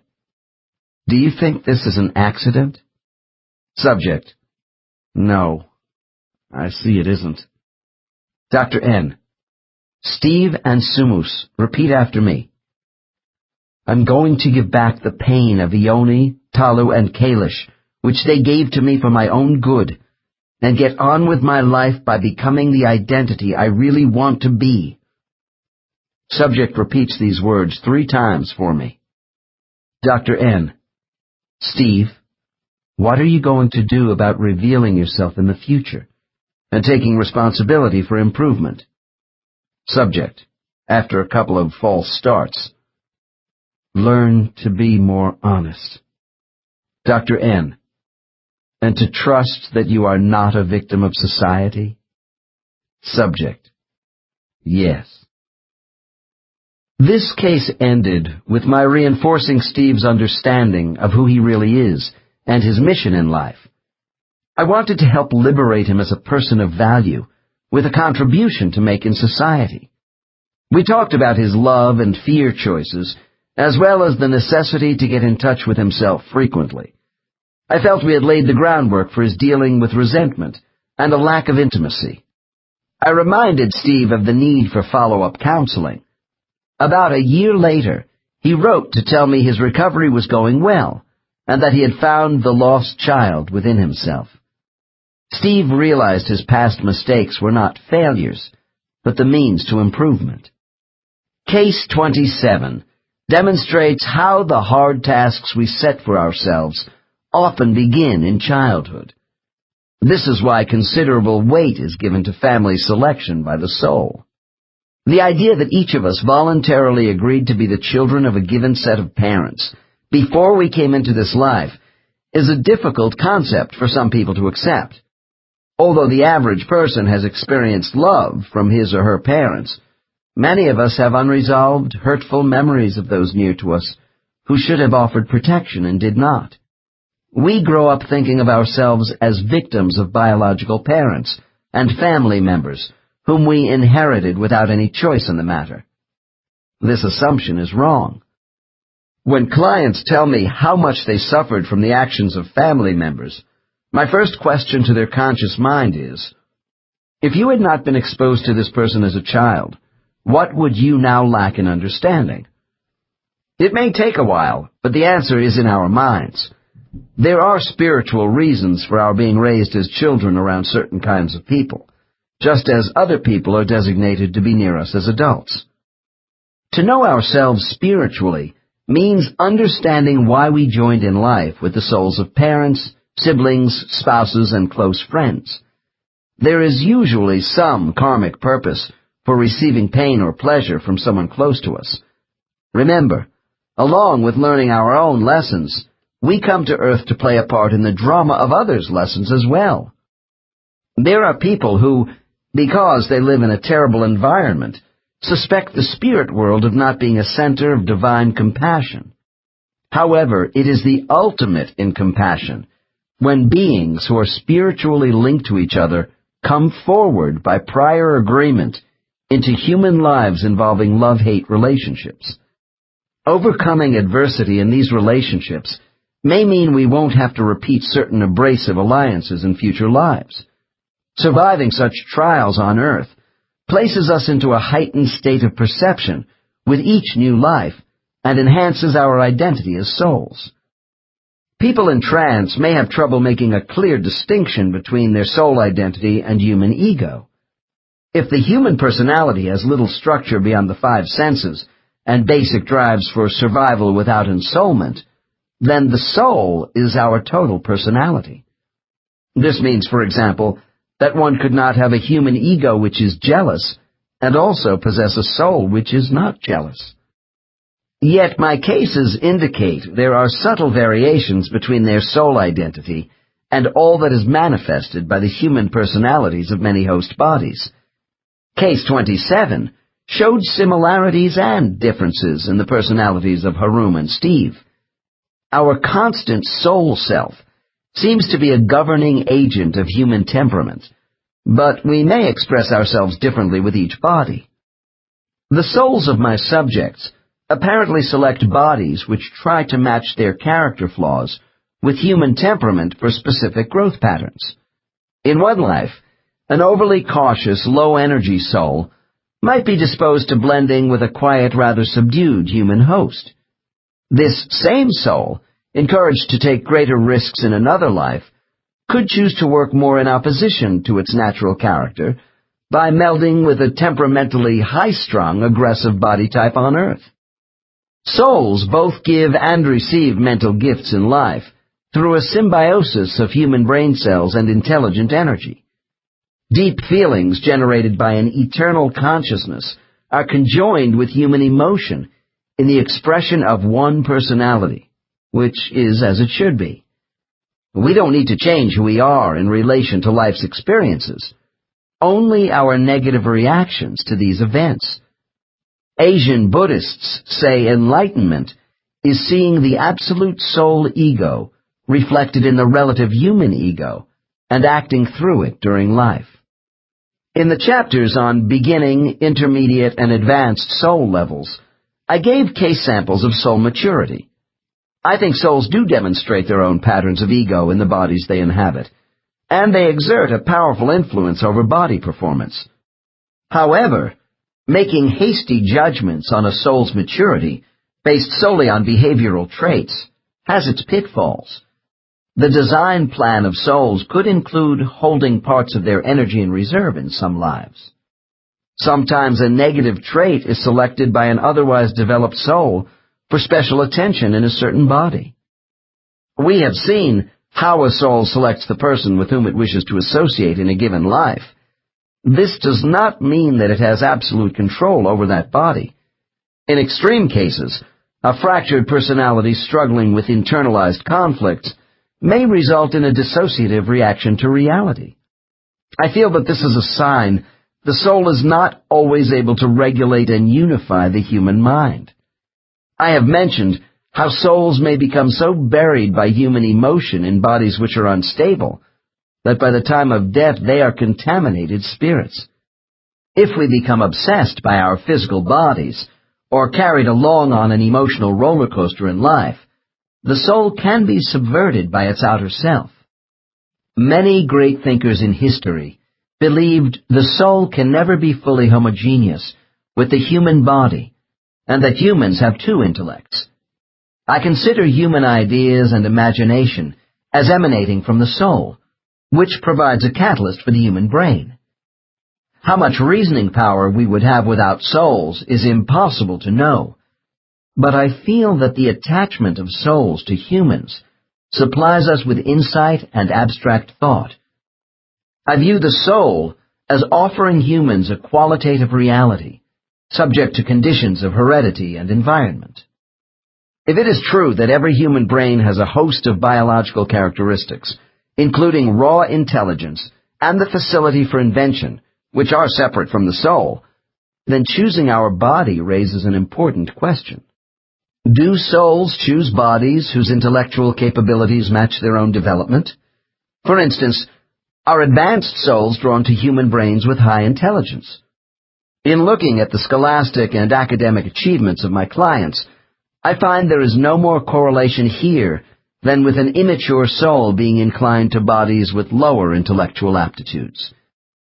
The philosopher Kant wrote that the human brain is only a function of consciousness, not the source of real knowledge. Regardless of body choice, I find souls do demonstrate their individualism through the human mind. A person may be highly intelligent and yet have a closed attitude about adjusting to new situations, with little curiosity about the world. This indicates a beginner soul to me. If I see someone with an evenness of mood, whose interests and abilities are solidly in focus and directed toward helping human progress, I suspect an advanced soul at work. These are souls who seek personal truths beyond the demands of ego. It does seem a heavy burden that in every new life a soul must search all over again to find its true self in a different body. However, some light is allowed through the blackout of amnesia by spiritual masters who are not indifferent to our plight. When it comes to finding soulmates on earth and remembering aspects of the lives we saw in the place of life selection, there is an ingenious form of coaching which is given to souls just before the next life. We will see how this is done in the following chapter. 14. Preparation for embarkation.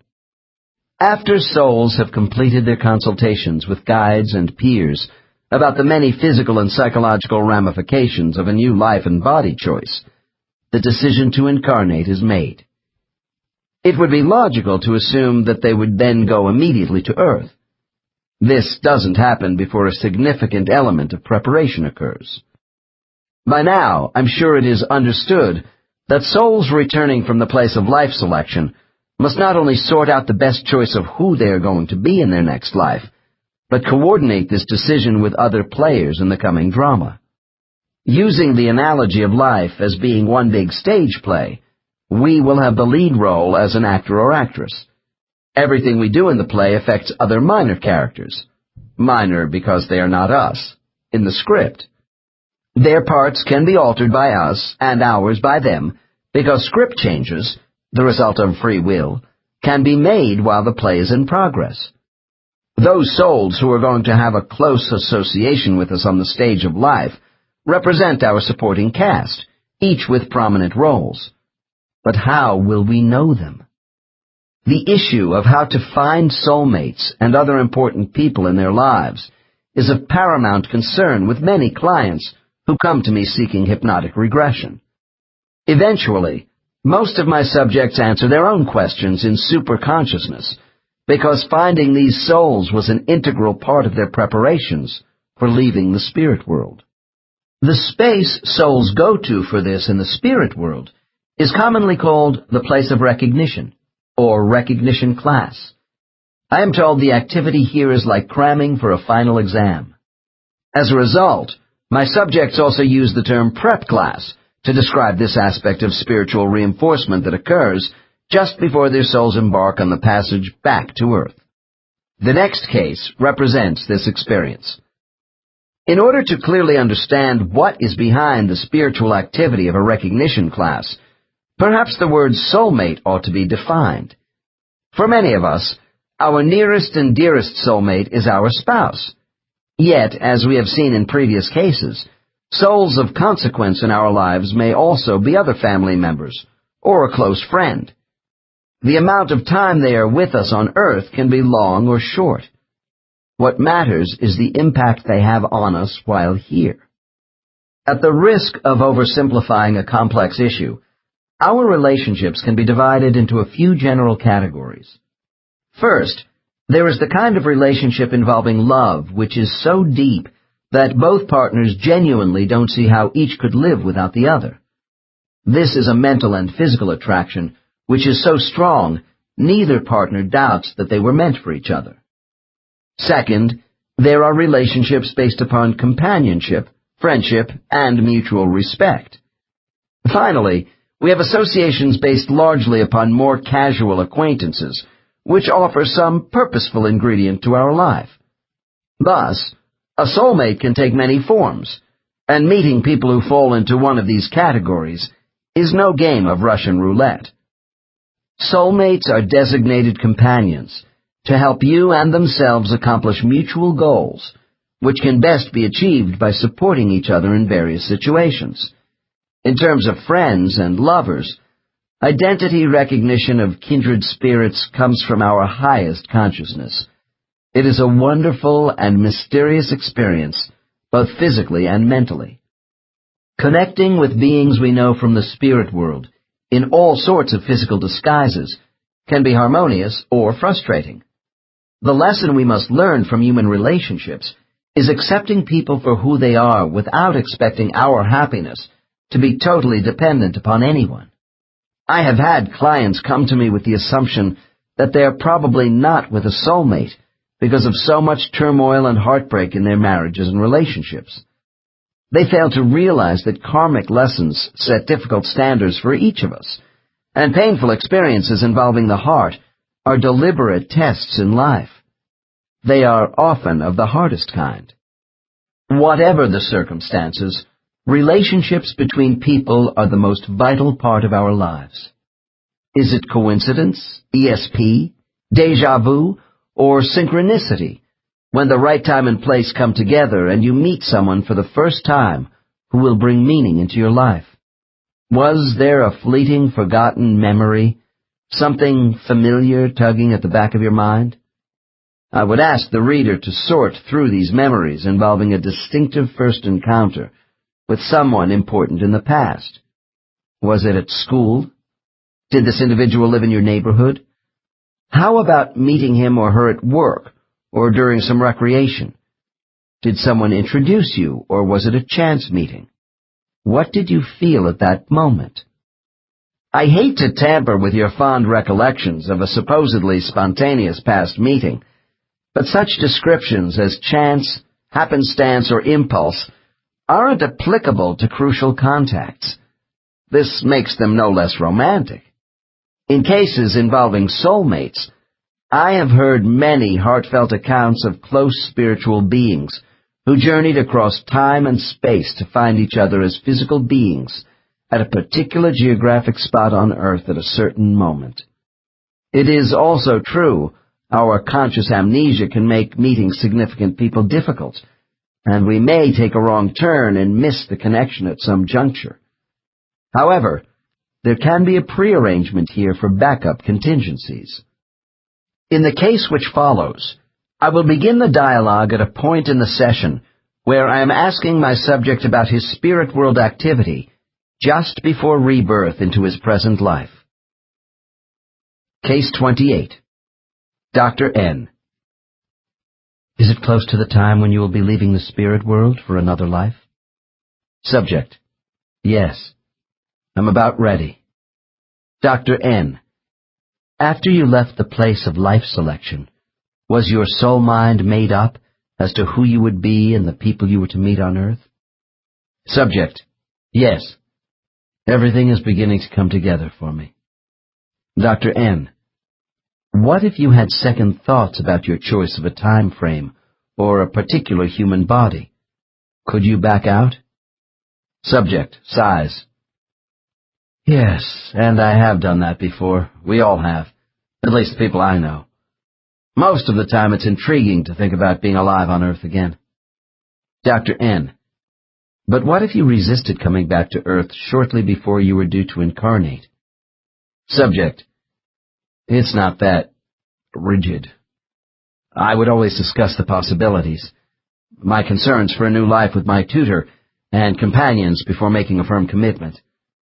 The tutors know when we are stalling, but I have made up my mind. Dr. N. Well, I'm glad. Now tell me, once you are firmly committed to return to Earth, does anything else of importance transpire for you in the spirit world? Subject. I must go to the recognition class. Dr. N. What is this place like for you? Subject. It's an observation meeting with my companions, so I can recognize them later. Dr. N. When I snap my fingers, you will go immediately to this class. Are you ready? Subject. Yes, I am. Dr. N. Snapping my fingers. Explain to me what you are doing. Subject. I am floating in with the others to hear the speaker. Dr. N. I would like to accompany you, but you will have to be my eyes. Is that all right? Subject. Sure, but we must hurry a little. Dr. N. How does this place appear to you? Subject. A circular auditorium with a raised dais in the middle. That's where the speakers are. Dr. N. Are we going to float in and sit down on seats? Subject shakes head. Why would we need seats? Dr. N. Just wondering. How many souls are around us? Subject. Oh, about 10 or 15. People who are going to be close to me in the life to come. Dr. N. That's all the souls you see? Subject. No, you asked how many were around me. There are others, further away in groups, to hear their speakers. Dr. N. Are the 10 or 15 souls around you all from your cluster group? Subject. Some of them. Dr. N. Is this gathering similar to the one near the gateway where you met a few people right after your last life? Subject. Oh, no, that was more quiet. With just my family. Dr. N. Why was that homecoming meeting more quiet than where we are now? Subject. I was still in a daze from losing my body. Here there's lots of conversation and milling around. Anticipation. Our energy is really up. Listen, we have to move along faster. I have got to hear what the speakers are saying. Dr. N. Are these speakers your tutor guides? Subject. No, they are the prompters. Dr. N. Are they souls who specialize in this sort of thing? Subject. Yes, they give us the signs by coming up with ingenious ideas. Dr. N. Okay, let's move in close to the prompter while you continue to tell me what is happening. Subject. We form a circle around the dais. The prompter is floating back and forth in the center, pointing a finger at each of us and saying we must pay close attention. I have to do it. Dr. N. Lowering my voice. I understand, and I wouldn't want you to miss a thing. But please explain what you mean by signs. Subject. This prompter is assigned to us so we will know what to look for in our next life. The signs are placed in our mind now in order to jog our memories later as humans. Dr. N. What kind of signs? Subject. Flags. Markers in the road of life. Dr. N. Could you be more specific? Subject. The road signs kick us into a new direction in life at certain times when something important is supposed to happen. And then we must know the signs to recognize one another too. Dr. N. And this class takes place for souls before each new life? Subject. Naturally. We need to remember the little things. Dr. N. But haven't you already previewed the details of your next life in the place of life selection? Subject. That's true, but not the small details. Besides, I didn't know all the people who would be operating with me then. This class is a final review, bringing all of us together. Dr. N, for those of you who will have an impact on each other's lives? Subject, that's right. It's mainly a prep class because we won't recognize each other at first on Earth. Dr. N, do you see your primary soulmate here? Subject, flushing. She is here. And there are other people that I am supposed to contact. Or they will contact me in some way. The others need their signs, too. Dr. N, oh, so that's why these souls are a mixed gathering of entities from different groups.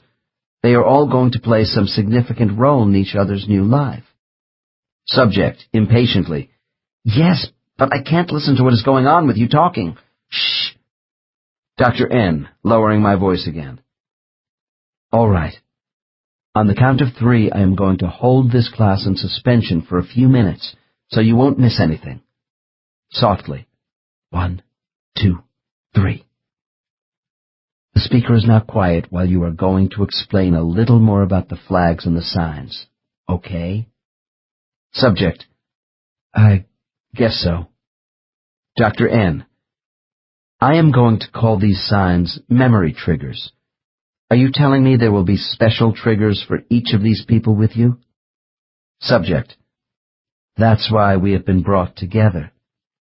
There will be times in my life when these people will appear. I must try to remember some action by them, the way they look, move, talk. Dr. N. And each will trigger a memory for you? Subject. Yeah. And I'm going to miss some. The signs are supposed to click in our memory right away and tell us, oh good, you are here now. Inside us. We can say to ourselves, it is time to work on the next phase.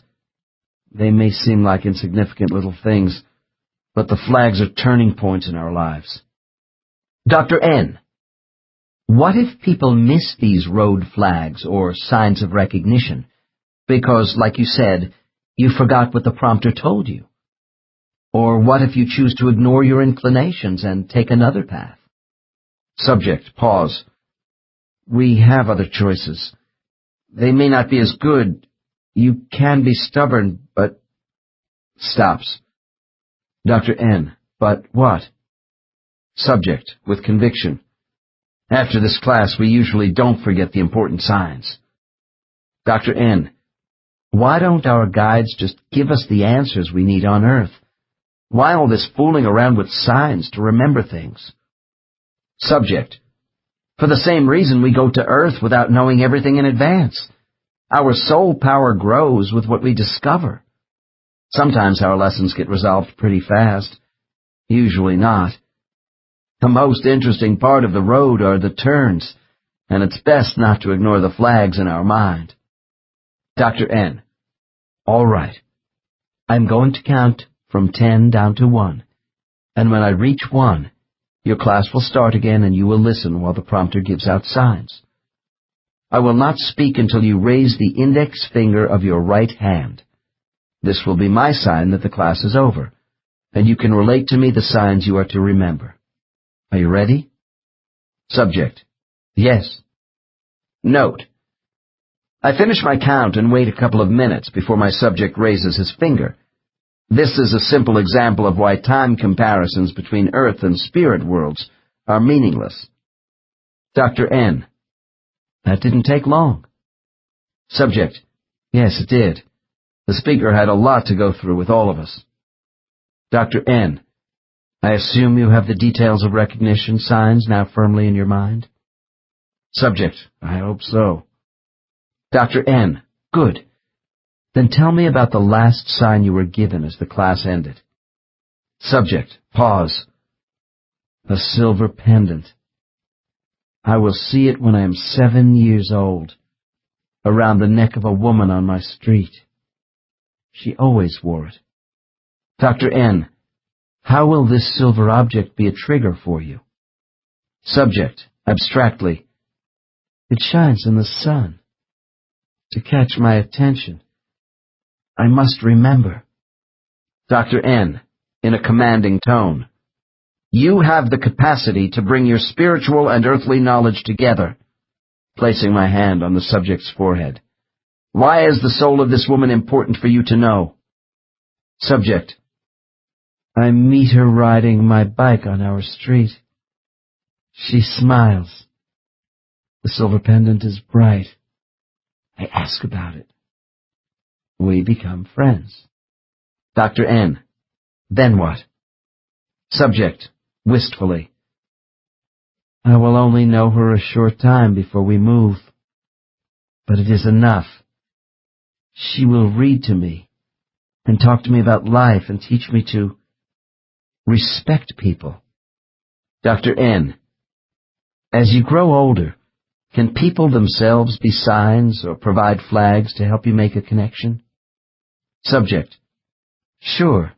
They might arrange introductions at the right time. Dr. N. Do you already know most of the souls who will be meaningful people to you on Earth? Subject. Yes. And if I don't, I'll meet them in class.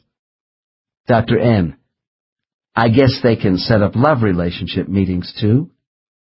Subject laughs. Oh, the matchmakers. Yes, they do that. But meetings can be for friendship, getting people together to help your career, that kind of stuff. Dr. N.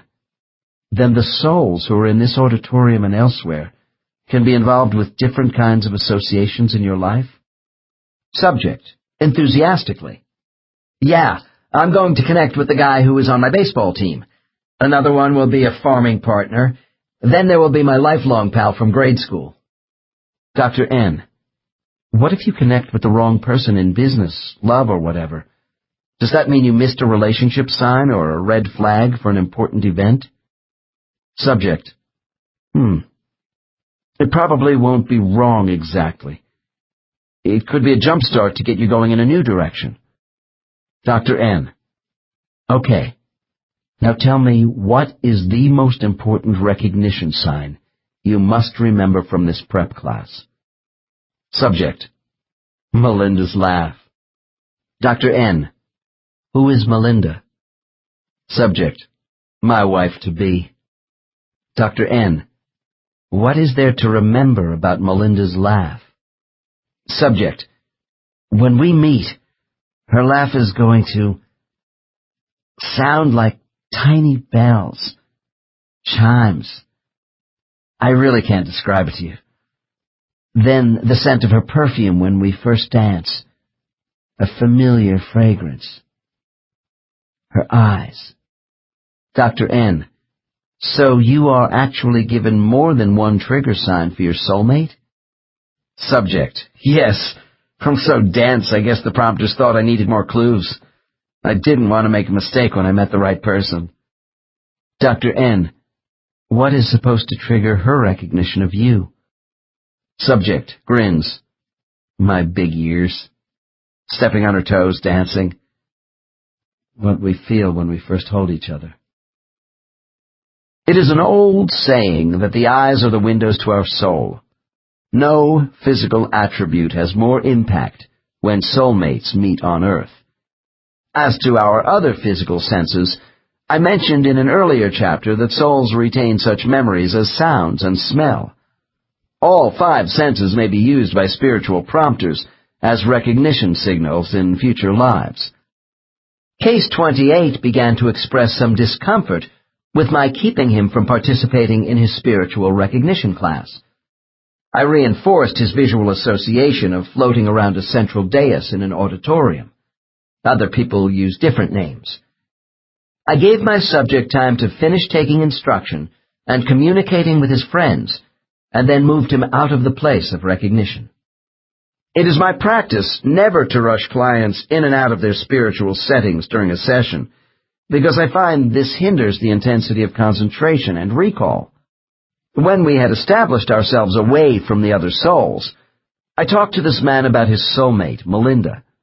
I learned these 2 souls were most comfortable in husband and wife roles, although occasionally they chose to relate differently in their lives together. Both these souls wanted to make sure they would connect on Earth in their current lives.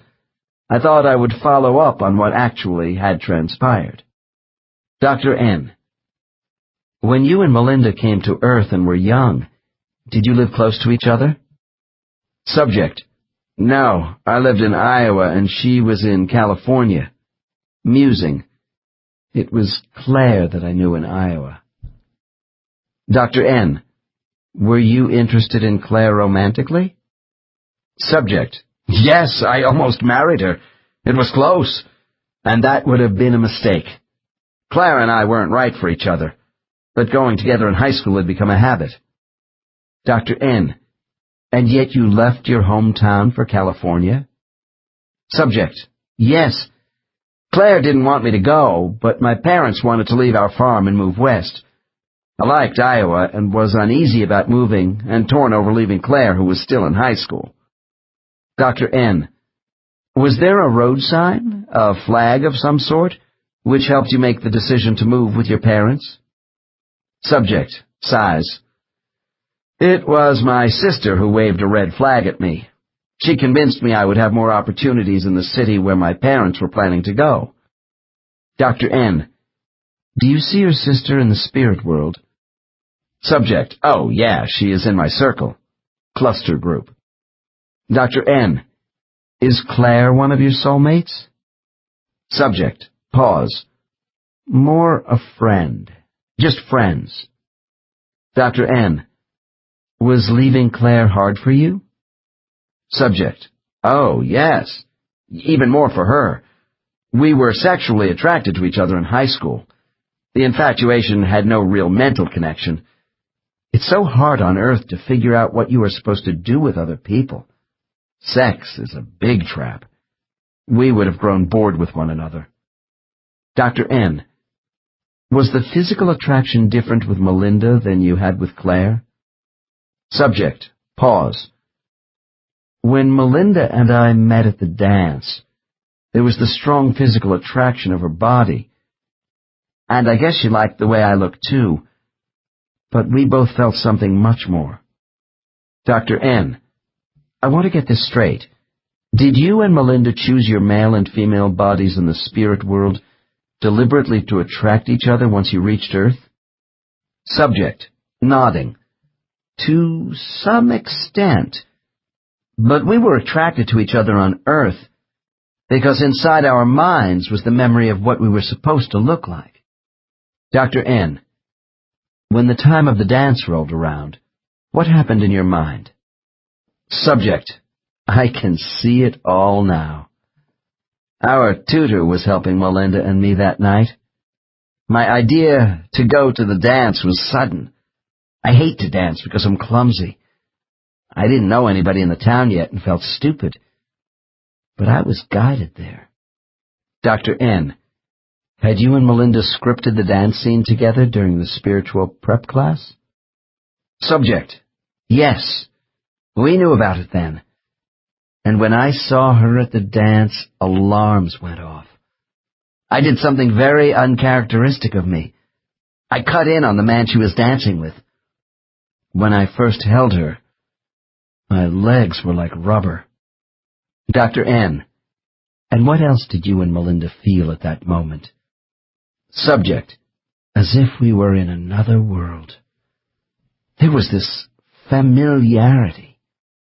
It was so weird during that dance. A knowing without doubt that something important was unfolding. The guidance. The intent of our meeting. Our hearts were racing. It was enchantment. Dr. N: Then why was Claire in your life earlier as a complication? Subject: To tempt me to stay on the farm. One of the false trails I needed to get past. Another kind of life. After I left, Claire found the right person. Dr. N: If you and Claire had taken the lesser trail together and missed your sister's flag, would that life have been a total disaster? Subject: No, but it would not have been as good. There is one main course of life we choose in advance, but alternatives always exist, and we learn from them, too. Dr. N: In your lives, do you ever make mistakes and take false trails and miss the flags in the road for a job change, moving to another town, or meeting someone important because the details you saw at the place of life selection or in the recognition class were not implanted firmly enough? Subject, long pause. The signs are there, but sometimes I overrule my inclinations. There are times in my lives when I change directions because of too much thinking and analysis, or I do nothing for the same reasons. Dr. N. Ah, so you might do something other than what was planned in the spirit world. Subject. Yeah, and it may not work out as well. But we have the right to miss the red flags. Dr. N. Well, I have enjoyed our talk about the place of recognition, and I wondered if there is anything else this spiritual class does for you later in physical life. Subject, in a faraway voice. Yes. Sometimes when I am confused about my life and don't know where to turn next, I just imagine where I might be going compared to where I've been, and it comes to me what to do. Helping clients recognize people who are destined to have an impact on their lives is a fascinating aspect of my practice. I believe those who come to see me about relationships are not in my office at a certain point in their lives by chance.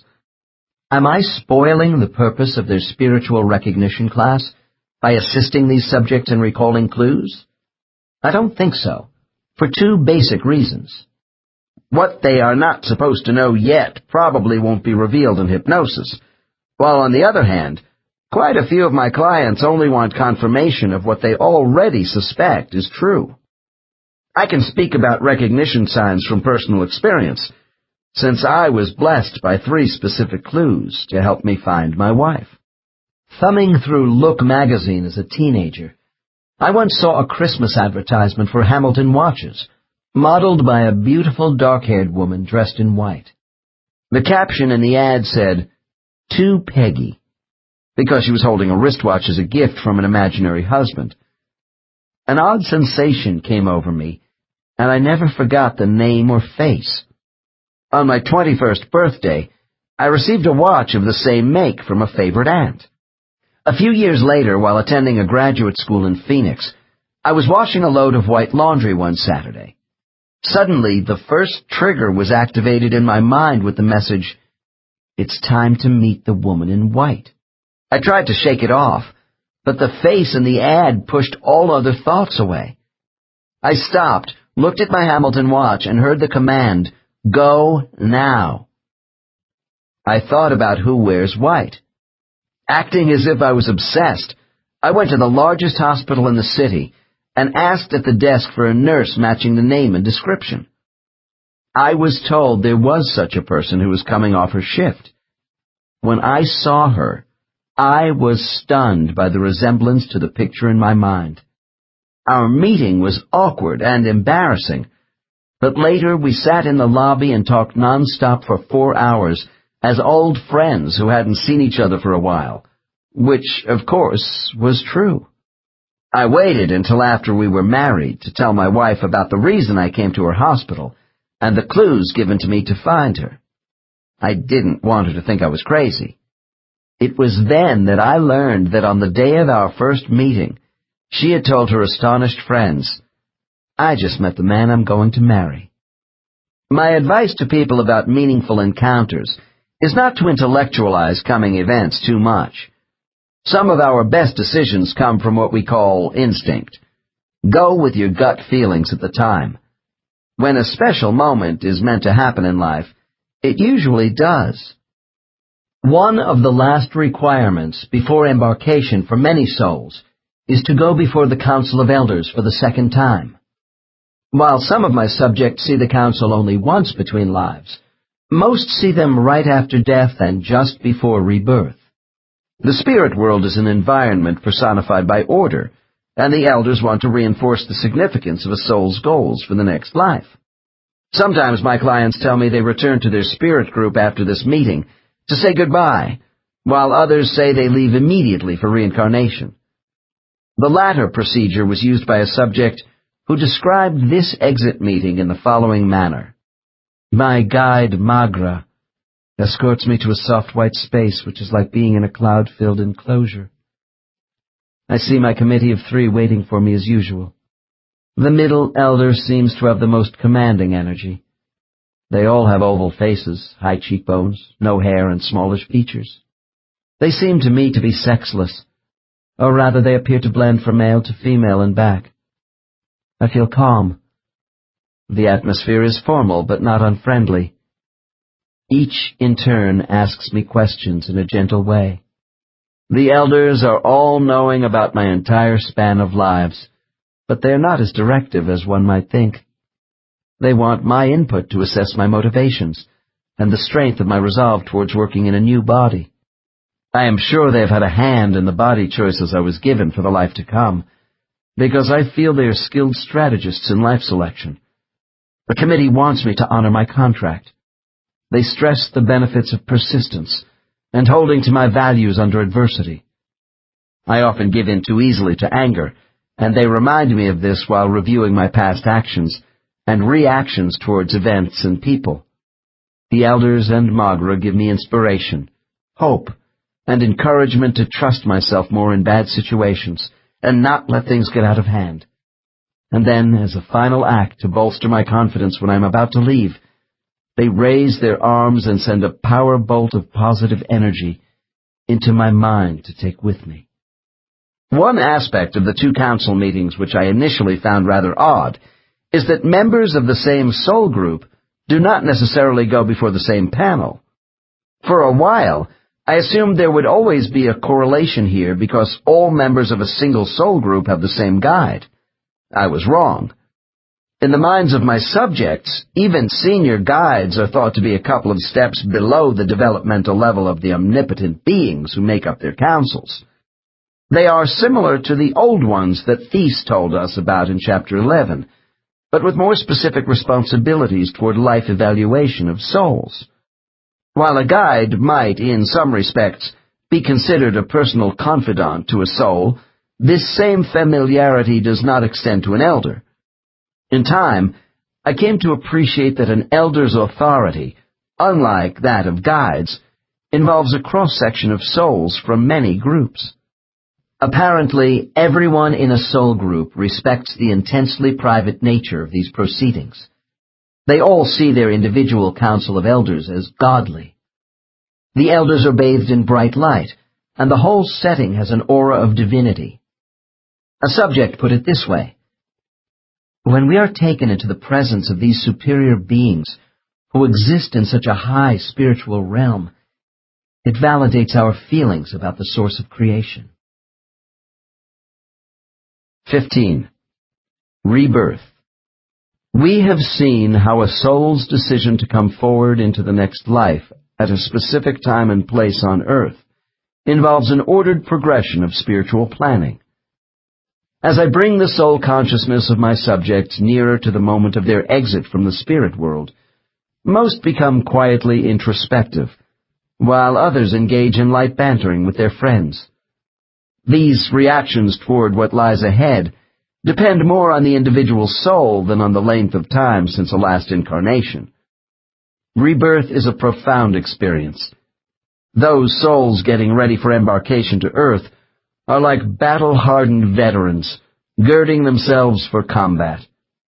This is the last chance for souls to enjoy the omniscience of knowing just who they are before they must adapt to a new body. My last case involves the soul of a woman who offers us a well-defined description of her most recent passage to Earth. Case 29. Dr. N. Has the time arrived for you to be reborn into your next life? Subject.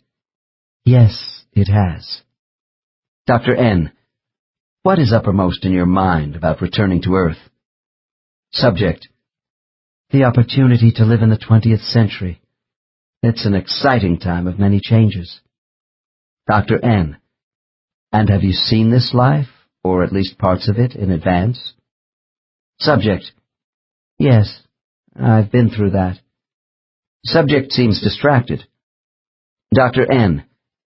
Is there something else you want to talk to me about concerning your next incarnation? Subject: I'm having a last talk with Pomar, subject's guide, on all the alternatives to my project. Life. Dr. N, might this be considered a final exit interview with Pomar? Subject: Yes, I suppose it would. Dr. N, would it help you to talk to me about the contingency plans you have for the next life? Subject, voices dry and rather thin. I think I have them straight. Dr. N, how did your recognition class go? I assume that phase of your preparation is complete? Subject, still distracted. Uh-huh. I've met with the rest of the participants for my project. Dr. N, are the recognition signs clear in your mind for meeting the right souls at the right time? Subject, nervous laugh. The signals. My compacts with people. Yes, that's all done. Dr. N, without analyzing or censoring your impressions in any way, tell me what you are feeling at this moment.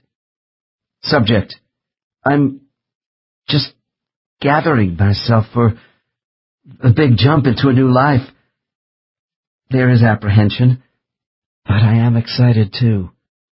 Dr. N, are you a little scared and perhaps wondering if you should go to Earth at all? Subject, pause, and then more cheerfully. A little concern for what lies ahead of me, leaving my home here, but happy too with the opportunity. Dr. N, so you have mixed emotions about leaving the spirit world? Subject, most of us do as our time draws near. I have second thoughts before some lives, but Pomar knows when I'm lagging behind my schedule. You can't hide anything here, you know. Dr. N, okay, let's assume it's a go situation for your next life. On the count of 3, your decision to return at an appointed time is firm, and you are in the final stage to leave the spirit world. 1, 2, 3. Describe to me what happens to you now. Subject, I say goodbye to everyone. This can be difficult. Tosses her head back with resolution. Anyway, they all wish me well, and I move away from them, drifting alone. There's no great rush. Pomar allows me to collect my thoughts. When I am quite ready, he comes to escort me, to offer encouragement, reassurance. And he knows when I am prepared to go. Dr. N, I sense that you are now more upbeat about the prospect of rebirth. Subject, yes. It's a period of inspiration and expectations. A new body, the course ahead.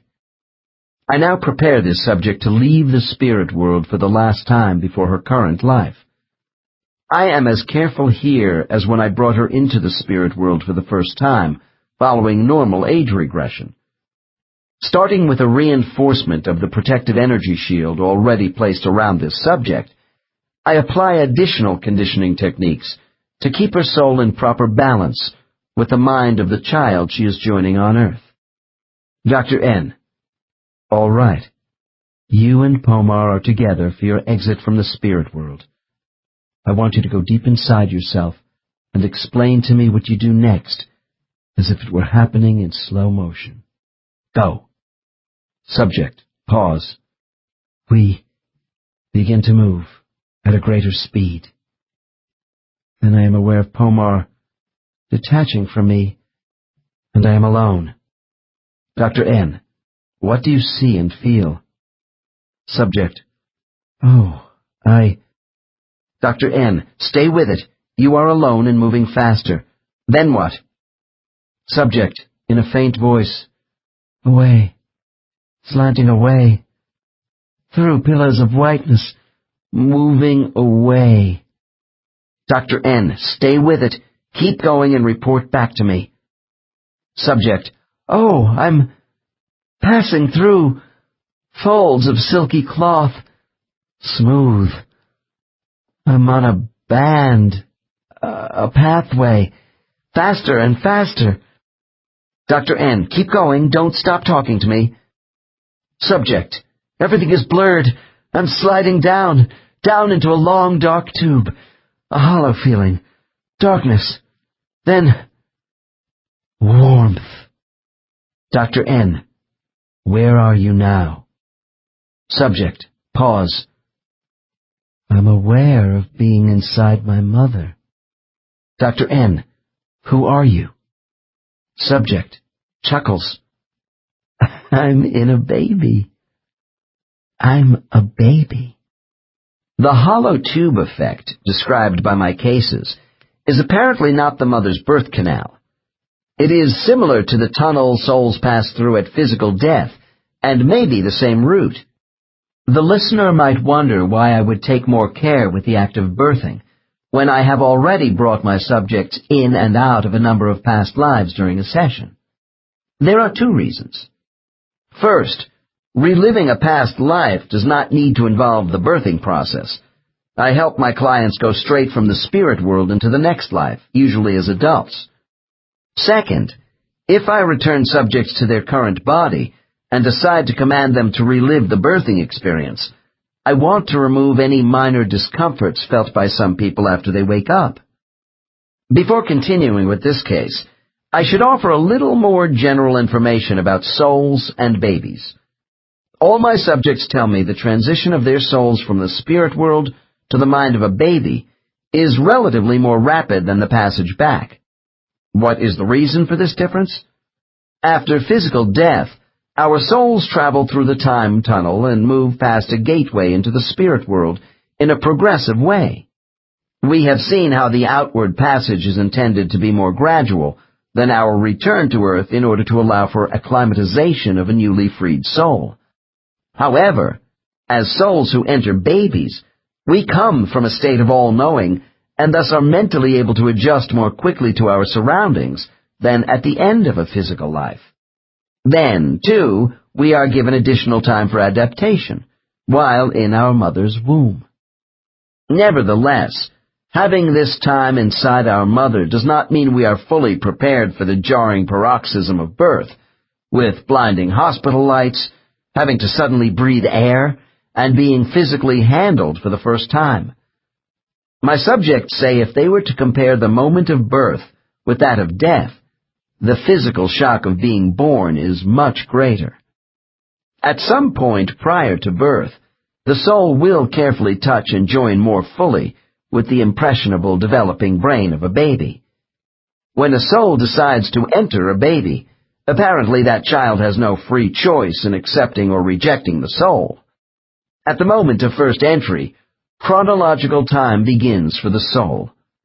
Depending upon the inclinations of the particular soul involved, the connection may be early or late in the mother's pregnancy. I have had cases where souls timed their arrival at the last minute during delivery, but this is unusual. My findings indicate even those souls who join the baby early seem to do a lot of traveling outside the mother's womb during her term. Once birth has taken place, the union of spirit and flesh has been fully solidified into a partnership. The immortal soul then becomes the seat of perception for the developing human ego. The soul brings a spiritual force, which is the heritage of infinite consciousness. Although I have said souls can be confined by a human in trauma, they are never trapped. Besides leaving at the moment of death, souls may also come and go when the body is sleeping, in deep meditation, or under an anesthetic in surgery. The soul's absences are much longer in cases of severe brain damage and coma. Case 29 continues by explaining the creative beauty of a soul joining with a new human being. This coupling of an intelligent life force before birth brings us full circle from the death scene described in Case 1. Dr. N. Well, I'm glad you arrived safe and sound in your new body. Tell me, how old is the baby? Subject. 5 months have passed, since conception. Dr. N. Is this your usual arrival time as far as the maturation of a child? Subject. In my lives, I have arrived at different times, depending on the baby, the mother, and my life-to-be. Dr. N. As a soul, are you in distress if the baby is aborted from the mother's womb for any reason before full term? Subject. We know if a baby is going to full term or not. Not being born comes as no surprise to us. We may be around to just comfort the child. Dr. N. Well, if the child does not go to term, is your life assignment as a soul aborted as well? Subject. No, there never was a full life assignment as far as that child was concerned. Dr. N. Might some babies who are aborted never have souls? Subject. That depends on how far along they are. The ones who die very early often don't need us. Note: this issue was as hotly debated in the past as it is today. During the 13th century, the Christian Church found it necessary to establish guidelines for the existence of souls with regard to an aborted fetus. St. Thomas Aquinas and other medieval theologians arbitrarily decided ensoulment took place 40 days after conception. Dr. N. Assuming a baby is going to full term, do you know about the convergence habits of other souls with these children? Subject, offhandedly.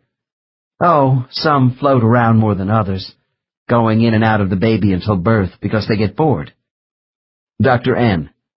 What do you usually do? Subject. I'm average, I guess. Actually, I don't spend a long time at any one stretch with babies, because it can get pretty dull. Dr. N. All right.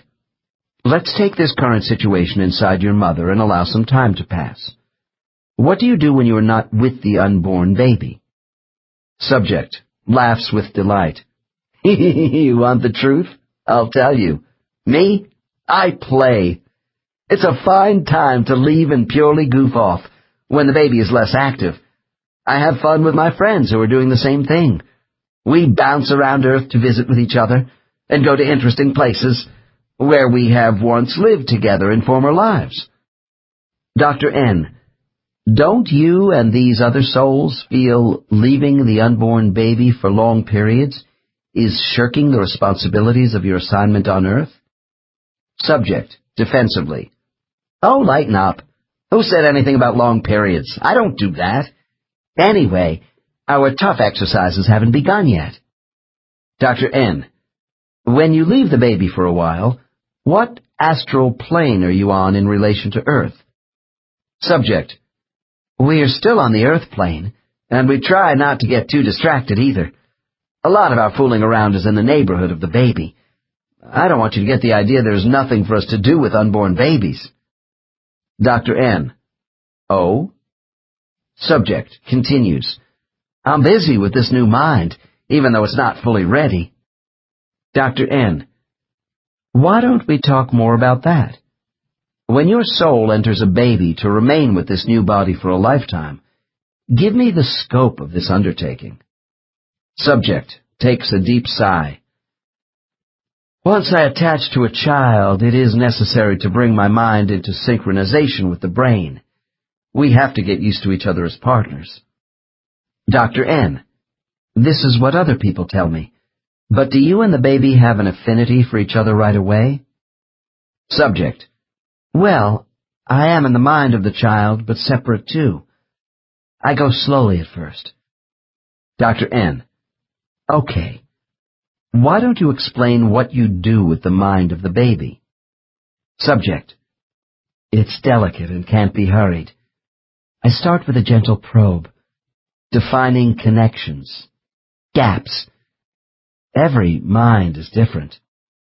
Dr. N. Is there any conflict within the child against you? Subject, softly. There is a slight resistance in the beginning. Not full acceptance while I trace the passages. That's usual.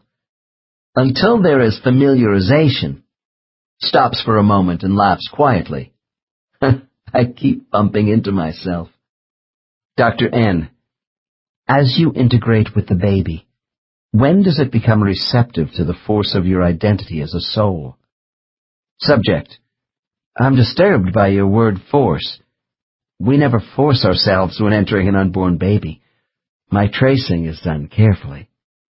Dr. N: Did it take you many lives to learn to trace a human brain? Subject: A while. New souls are assisted with their tracing. Dr. N: Since you represent pure energy, are you tracing electrical brain connections, such as neurotransmitters, nerve cells, and the like? Subject: Pause. Well, something like that. I disrupt nothing, though, while I learn the brainwave patterns of the baby. Dr. N: Are you referring to the thought regulation circuitry of the mind? Subject: How this person translates signals. Its capacity. No two children are the same. Dr. N: Be completely frank with me. Isn't your soul taking over this mind and subjugating it to your will? Subject: You don't understand. It's a melding. There is an emptiness before my arrival, which I fill to make the baby whole. Dr. N: Do you bring intellect? Subject: We expand what is there. Dr. N: Could you be more specific about what your soul actually provides the human body? Subject: We bring a comprehension of things, a recognition of the truth of what the brain sees. Dr. N: Are you sure this child doesn't think of you at first as an alien entity in her mind? Subject: No. That's why we unify with undeveloped minds. She recognizes me as a friend, a twin who is going to be part of her. It's as if the baby was waiting for me to come. Dr. N: Do you think a higher power prepares the baby for you? Subject: I don't know. It would seem so. Dr. N: Is your work at unification completed before birth? Subject: Not really. But at birth we have started to complement each other. Dr. N: So the unification process does take some time? Subject: Sure, while we adjust to each other. And like I told you, I leave the unborn baby at intervals. Dr. N: But what about those souls who join babies at the last minute before birth? Subject: That's their style, not mine. They have to start their work in the crib. Dr. N: How far along in age is the body by the time your soul stops leaving the child altogether? Subject: At about 5 or 6 years of age. Usually we get fully operational when the child starts school. Children under this age can be left to their own devices a lot. Dr. N: Don't you have a duty to always be with your body? Subject: If things get bad in a physical way, then I'm back inside like a shot. Dr. N: How would you know this if you were off fooling around with other souls? Subject: Every brain has a wave pattern. It's like a fingerprint. We know immediately if the baby assigned to us is in trouble. Dr. N: So you are watching the baby assigned to you all the time, both inside and out, during the early stages of growth? Subject: With pride. Oh, yes. And I watch the parents. They might be having squabbles around the baby, which sets up disturbing vibrations. Dr. N: If this happens to the child, what do you do as its soul? Subject: Quiet the child as best I can. Reach out to the parents through the baby to calm them. Dr. N: Give me an example of how you can reach out to your parents. Subject: Oh, make the baby laugh in front of them by poking my parents' faces with both hands. This sort of thing further endears babies to parents. Dr. N: As a soul, you can control motor movements of the baby? Subject: I'm Me. I can push a little on that part of the brain which controls movements. I can tickle the kid's funny bone sometimes, too. I'll do whatever it takes to bring harmony to my assigned family. Dr. N, tell me what it is like being inside a mother's womb. Subject, I like the warm, comfortable feeling of love. Most of the time there is love. Sometimes there is stress. Anyway, I use this time to think and plan what I'm going to do after birth. I think about my past lives and missed opportunities with other bodies, and this gives me incentive. Dr. N, and you haven't yet had the memories of all your past lives and your life in the spirit world blocked out by amnesia? Subject, that starts after birth. Dr. N, when the baby is born, does it have any conscious thoughts of who its soul is and the reasons for the attachment? Subject, pause. The child mind is so undeveloped, it does not reason out this information.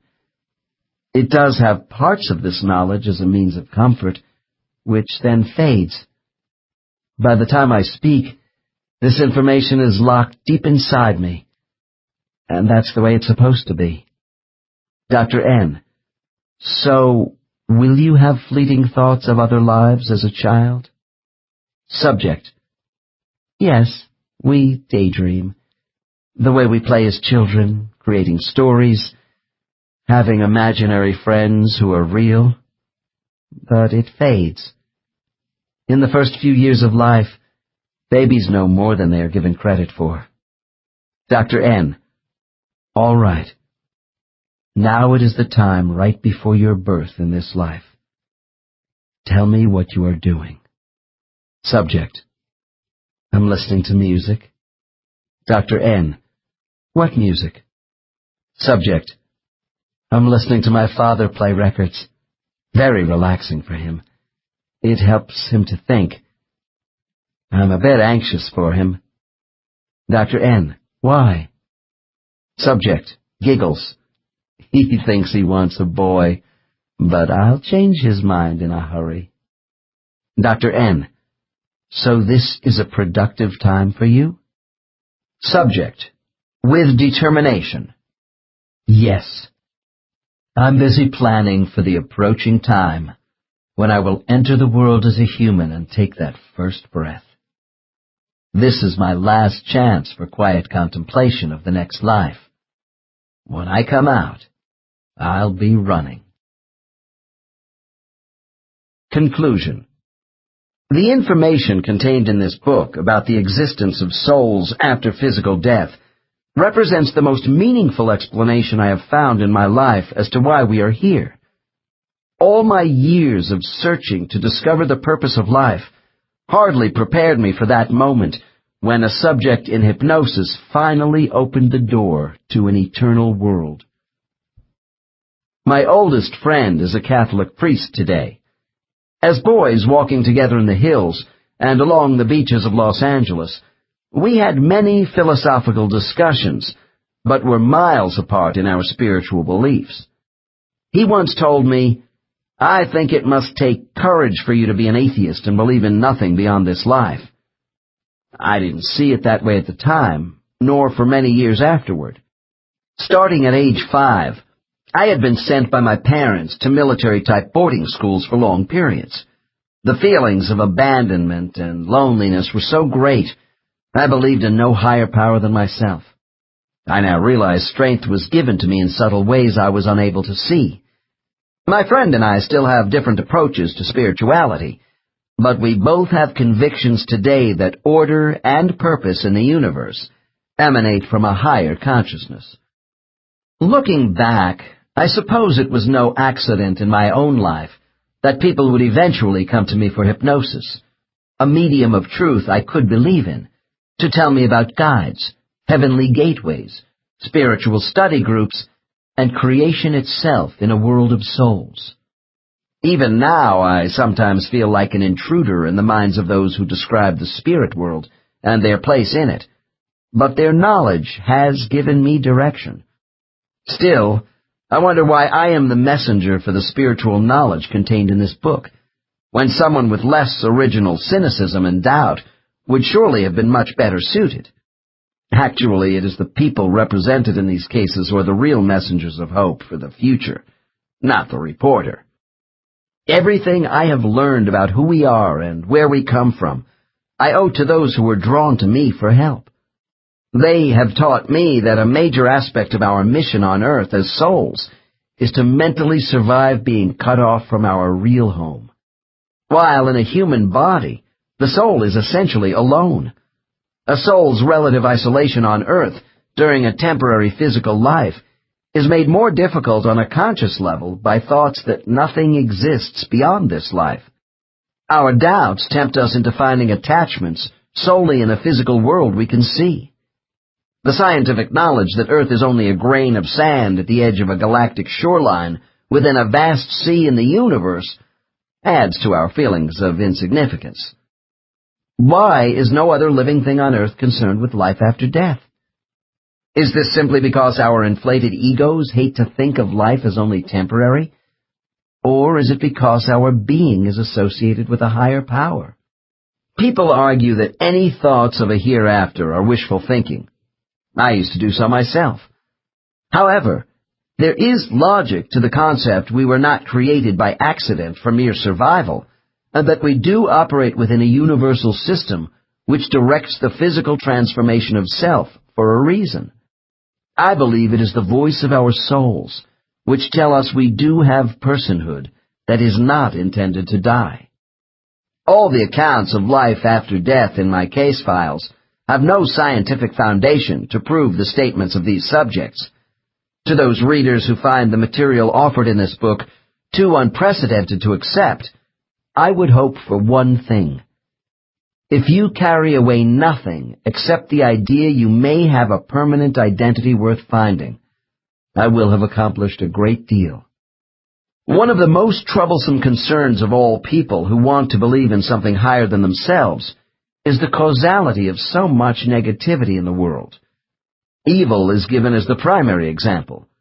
When I ask my subjects how a loving God could permit suffering, surprisingly there are few variations in their responses.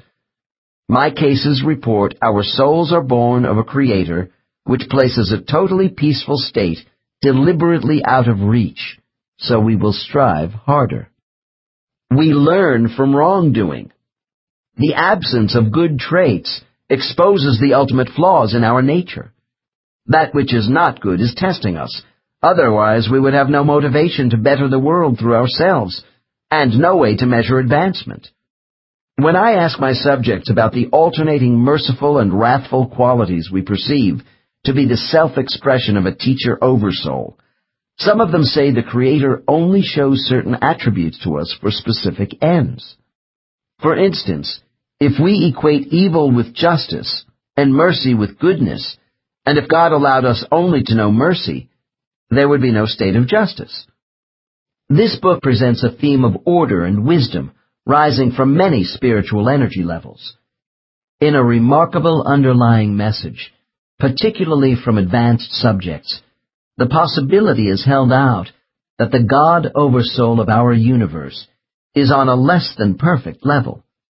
Thus, complete infallibility is deferred to an even higher divine source. From my work, I have come to believe that we live in an imperfect world by design. Earth is one of countless worlds with intelligent beings, each with its own set of imperfections to bring into harmony. Extending this thought further, we might exist as one single-dimensional universe out of many, each having its own creator governing at a different level of proficiency, in levels similar to the progression of souls seen in this book. Under this pantheon, the divine being of our particular house would be allowed to govern in his, her, or its own way.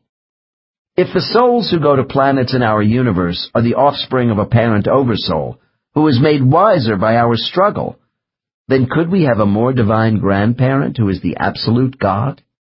The concept that our immediate God is still evolving as we are takes nothing away from an ultimate source of perfection who spawned our God. To my mind, a supreme, perfect God would not lose omnipotence or total control over all creation by allowing for the maturation of less than perfect superior offspring.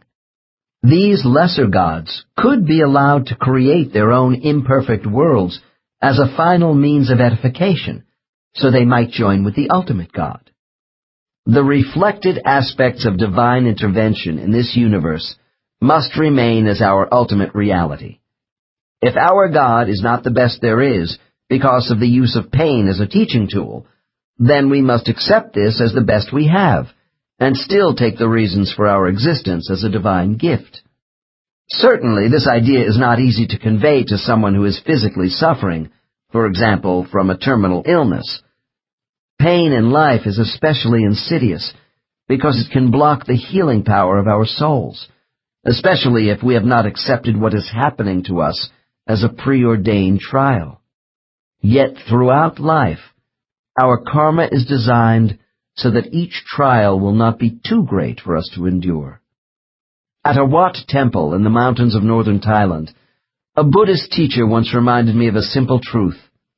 Life, he said, is offered as a means of self-expression, only giving us what we seek when we listen to the heart. The highest forms of this expression are acts of kindness. Our soul may be traveling away from a permanent home, but we are not just tourists. We bear responsibility in the evolution of a higher consciousness for ourselves and others in life. Thus, our journey is a collective one. We are divine but imperfect beings who exist in two worlds, material and spiritual. It is our destiny to shuttle back and forth between these universes, through time and space, while we learn to master ourselves and acquire knowledge. We must trust in this process with patience and determination.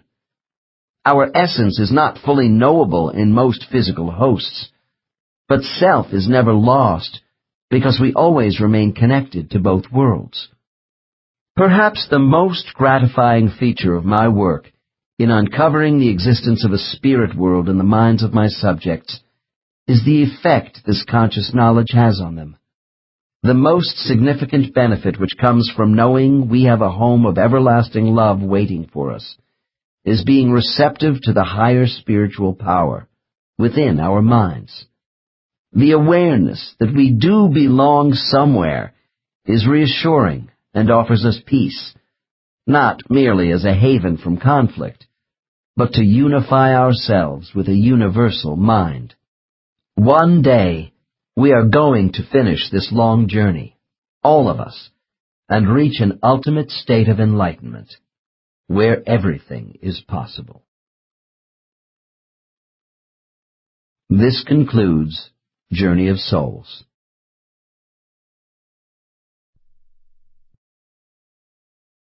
Audible hopes you've enjoyed this program.